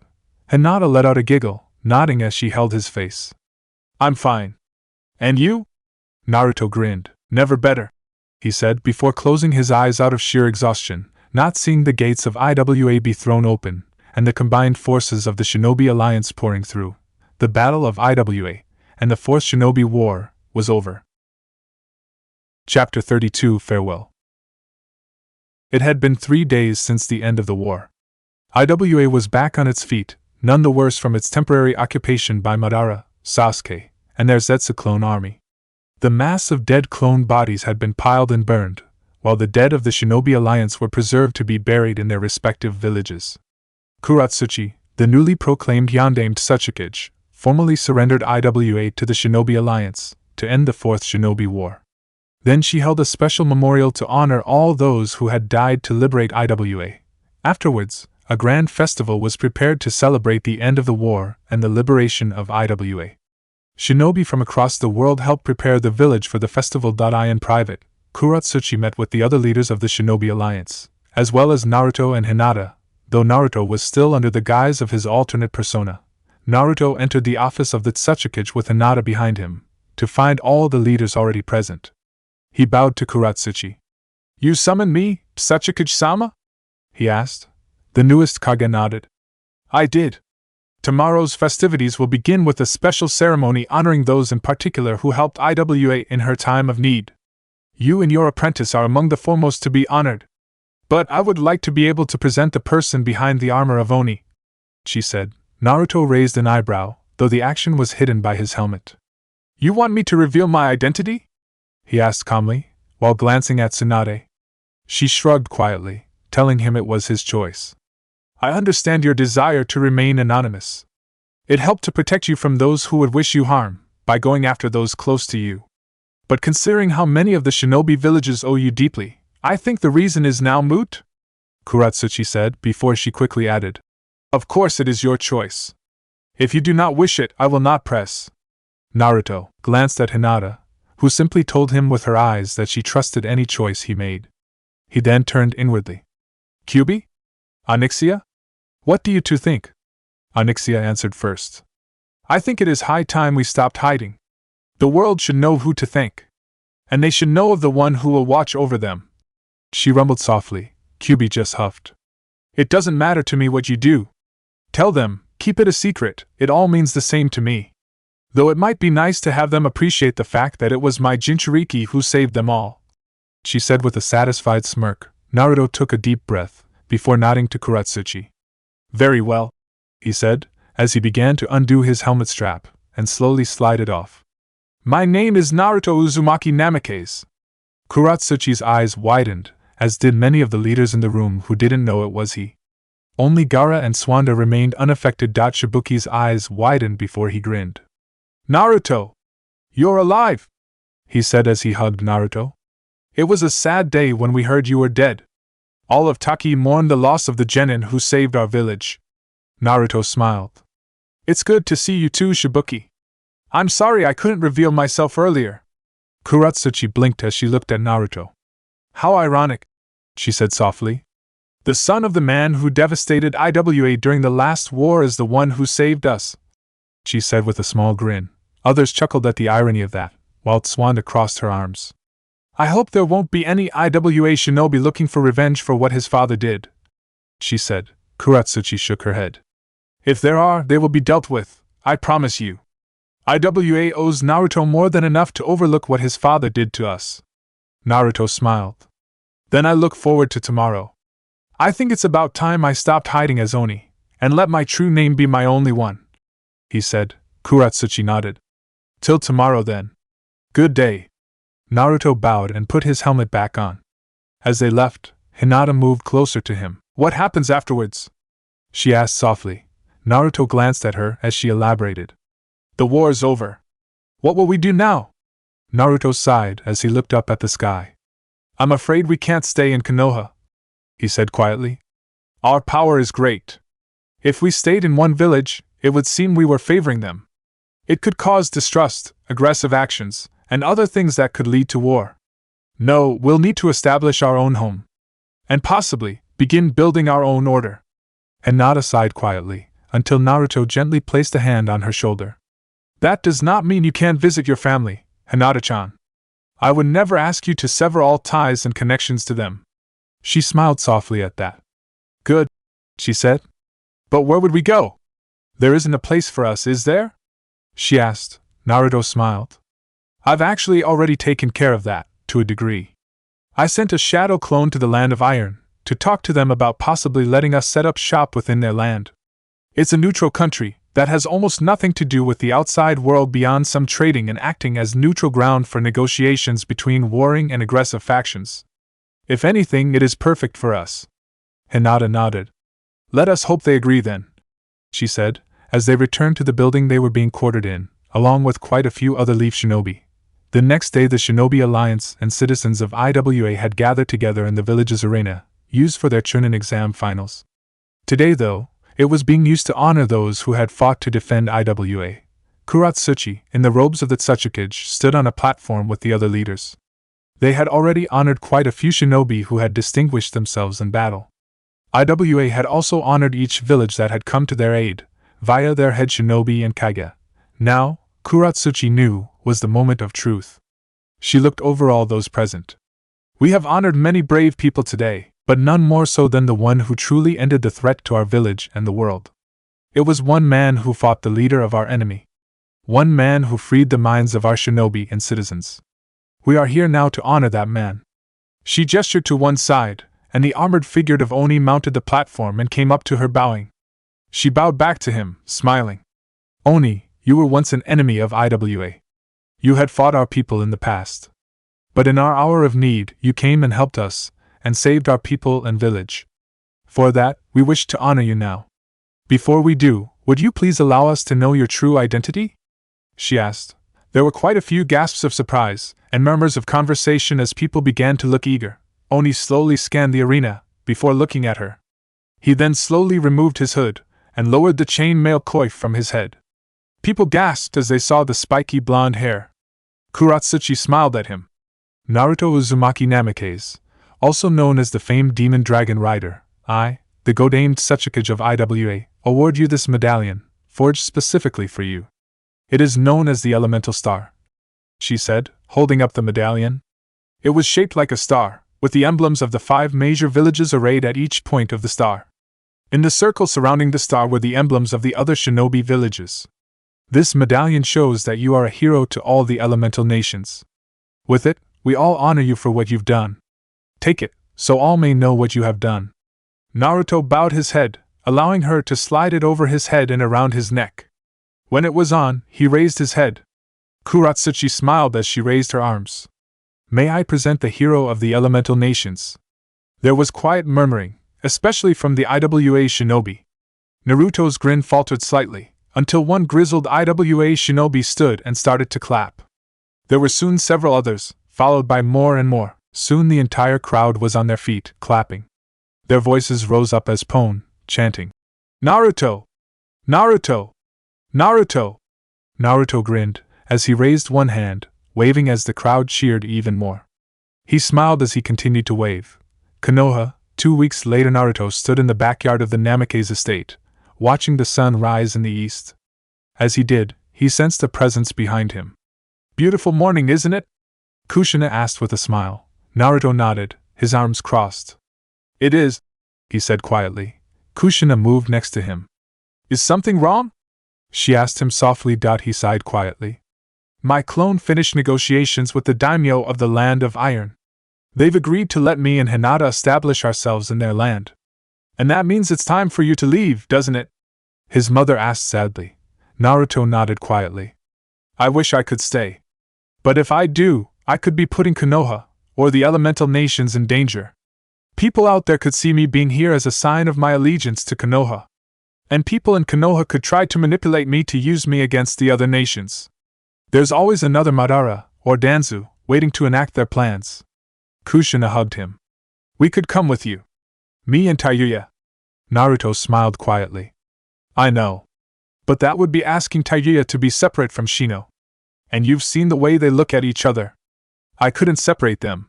And I can't separate you from her either. But I can't be separated from you either, she said, turning him to look at him. I lost both my children, and now I have them both. I don't want to lose either of you, she whispered. Naruto hugged his mother. You're not going to lose me. I'll come back to visit you, and Tayuya. Kushina hugged him tightly, sobbing a bit. Promise me you will. Promise me, she said. He nodded. I promise, Mom, he said as he held her. She shuddered as she slowly let go. I'll expect you to come back home for the holidays and birthdays, she said, and you better let Hinata do the same for her family.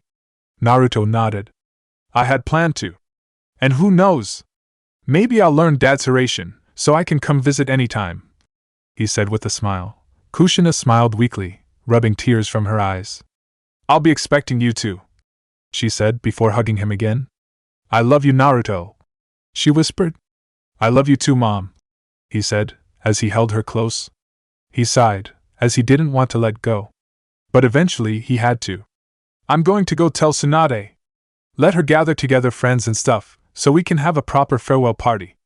Me and Hinata will be leaving tomorrow or the day after, depending on how things go with her family, he said. Kushina nodded.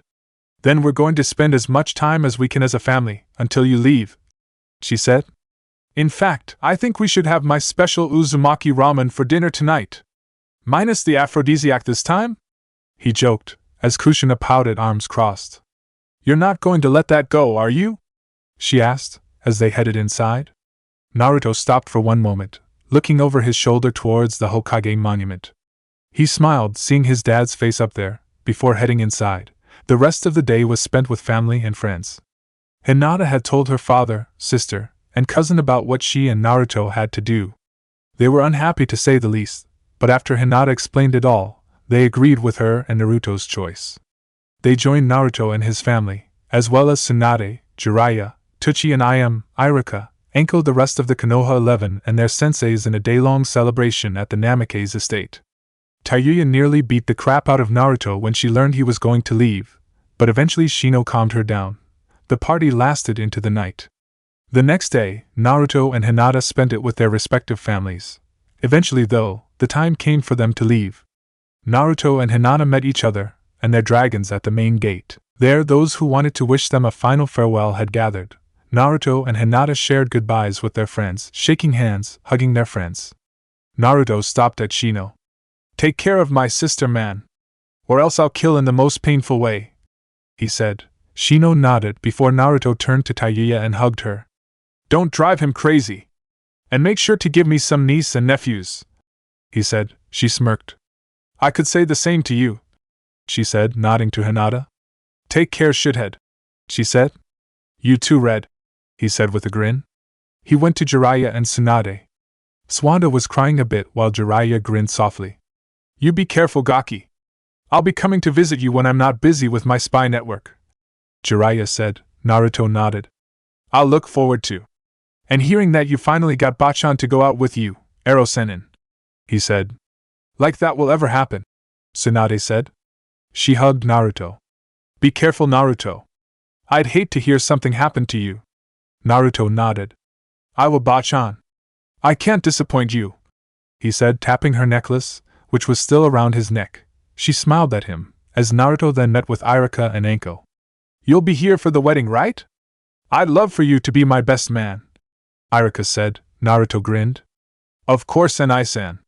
I'd never let you down, he said. Enko smirked and kissed his forehead. Thanks, Gaki, for helping me get Irika back when I screwed up, she said. Hinata hugged her sister quietly. I don't want you to go, Nei-chan, Hanabi whispered. Can't you stay? Please? Hinata held her close. I wish I could. But Naruto's right. I can't stay. It'll just cause problems.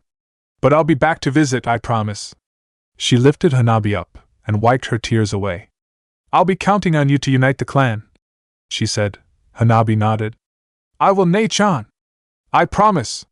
I'll be the best clan head. Hinata smiled and kissed her forehead, before turning to Niji. It will be hard with you gone, Hinata-sama, Niji said, bowing his head. Hinata smiled. Please, Senai-san. Call me Emuto? Niji smiled. Very well, Emuto-chan, he said. Hinata giggled as she hugged him, high as she looked at her. Hinata stood before him, as he tried to speak. Finally, he took a deep breath. I know that I haven't been the best father. I failed you miserably, Hinata. But I want you to know that I am so incredibly proud of you. You have done things I never thought possible. And I know your mother would be proud of you as well. Hinata smiled as she hugged her father. Thank you too, San, she said. I love you. And I love you, my daughter, he said as he held her. Naruto smiled at his mom. Promise to give them hell from me. Can't let the Uzumaki pranking streak die out, he said. She giggled. You got it. Soon they'll be begging to throw me out, she said before hugging him. I love you, Sochi.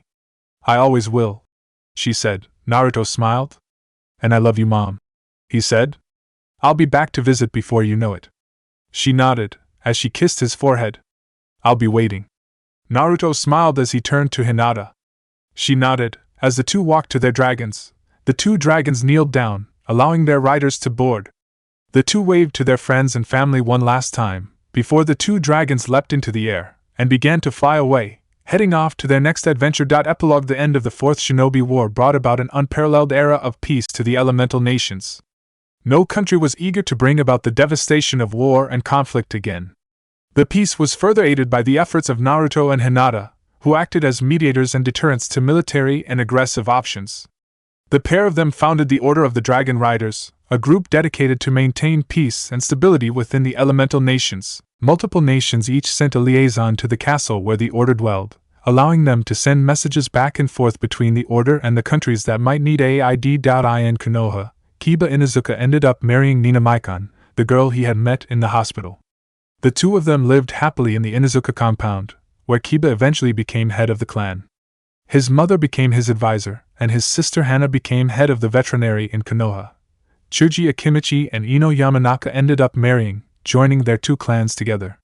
Ino managed to get Chuji to eat a more healthy diet of food, though she still allowed him to eat enough to maintain the figure he needed to perform his clan's jutsu.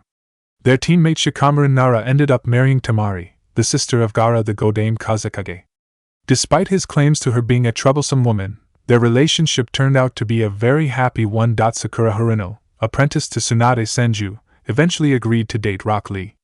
The two of them were happily engaged and married within a year. Sakura managed to help rein in Lee's energetic nature, but she didn't truly dampen it. After all, he wouldn't be Rock Lee without it. Hanabi Hyuga made good on her promise to her sister, becoming the head of the Hyuga clan and finally ending the division of the clan. With the help of Jiraiya of the Sannin, the branch members of the Hyuga clan were freed from their seals. A new seal was put in place on all of the Hyuga, one that protected their bloodline without the use of causing pain or enslaving those who wore it. Afterwards, Hanabi began to date Konohamaru Sarutobi. Niji Hyuga, freed from the enslaving caged bird seal, happily began to date his teammate Tenten. After 4 months of dating, the two were married. Niji became Hanabi's advisor, helping her to ease the last shreds of tension in the clan. Ira Kayumino ended up marrying Anko Mitarashi in a grand ceremony, made even grander by the arrival of Naruto and Hinata. Not too long after, Anko was pregnant with their first child. One who they planned to name Naruto or Naruko, in honor of the child's godfather. Jiraiya of the Sannin finally managed to convince Tsunade Senju to go out with him, even going so far as to end his popular Ika Ika series and giving up his perverted ways. Their first date led to many, and soon a marriage followed. Jiraiya retired, and became an author full-time, writing stories similar to his first story, The Gutsy Ninja, as well as a line of adult romance novels, based on love and romance instead of smut. His stories rose in popularity that easily overshadowed his previous works. Konan and Itachi were married within 2 months of the end of the war. The truth of the Uchiha clan coup attempt was brought forth, and Tsunade proclaimed Itachi a hero. While not all in Konoha were able to accept the facts immediately, enough were able to adjust to this new information for Itachi to be able to move through the village freely. The happily wedded couple forgot their past lives as members of Akatsuki, and began their new job of rebuilding the Uchiha clan into something great. In time, Shino Abirame and Taiya Uzumaki Namikaze were married.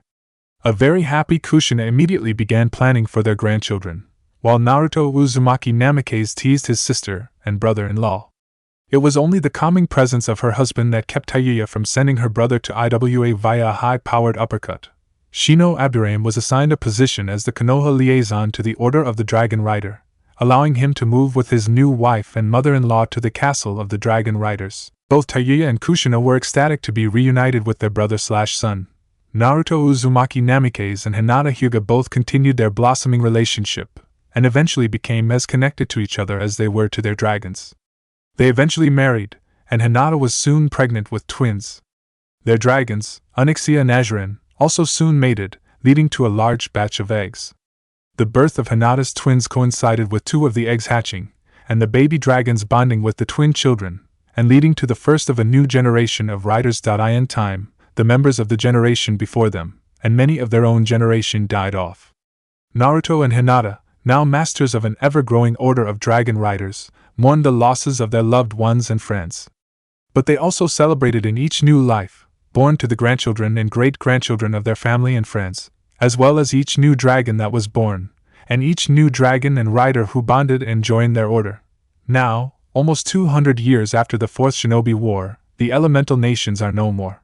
The warring nations have set aside their differences, and joined into one glorious nation, one glorious people.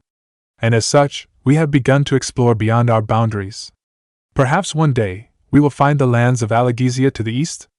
Perhaps in time, we riders will return to the birthplace of all dragon riders. Excerpt from The History of Dragon Riders, written by Eragon and Arya Namikaze, children of Naruto and Hinata Namikaze. The end.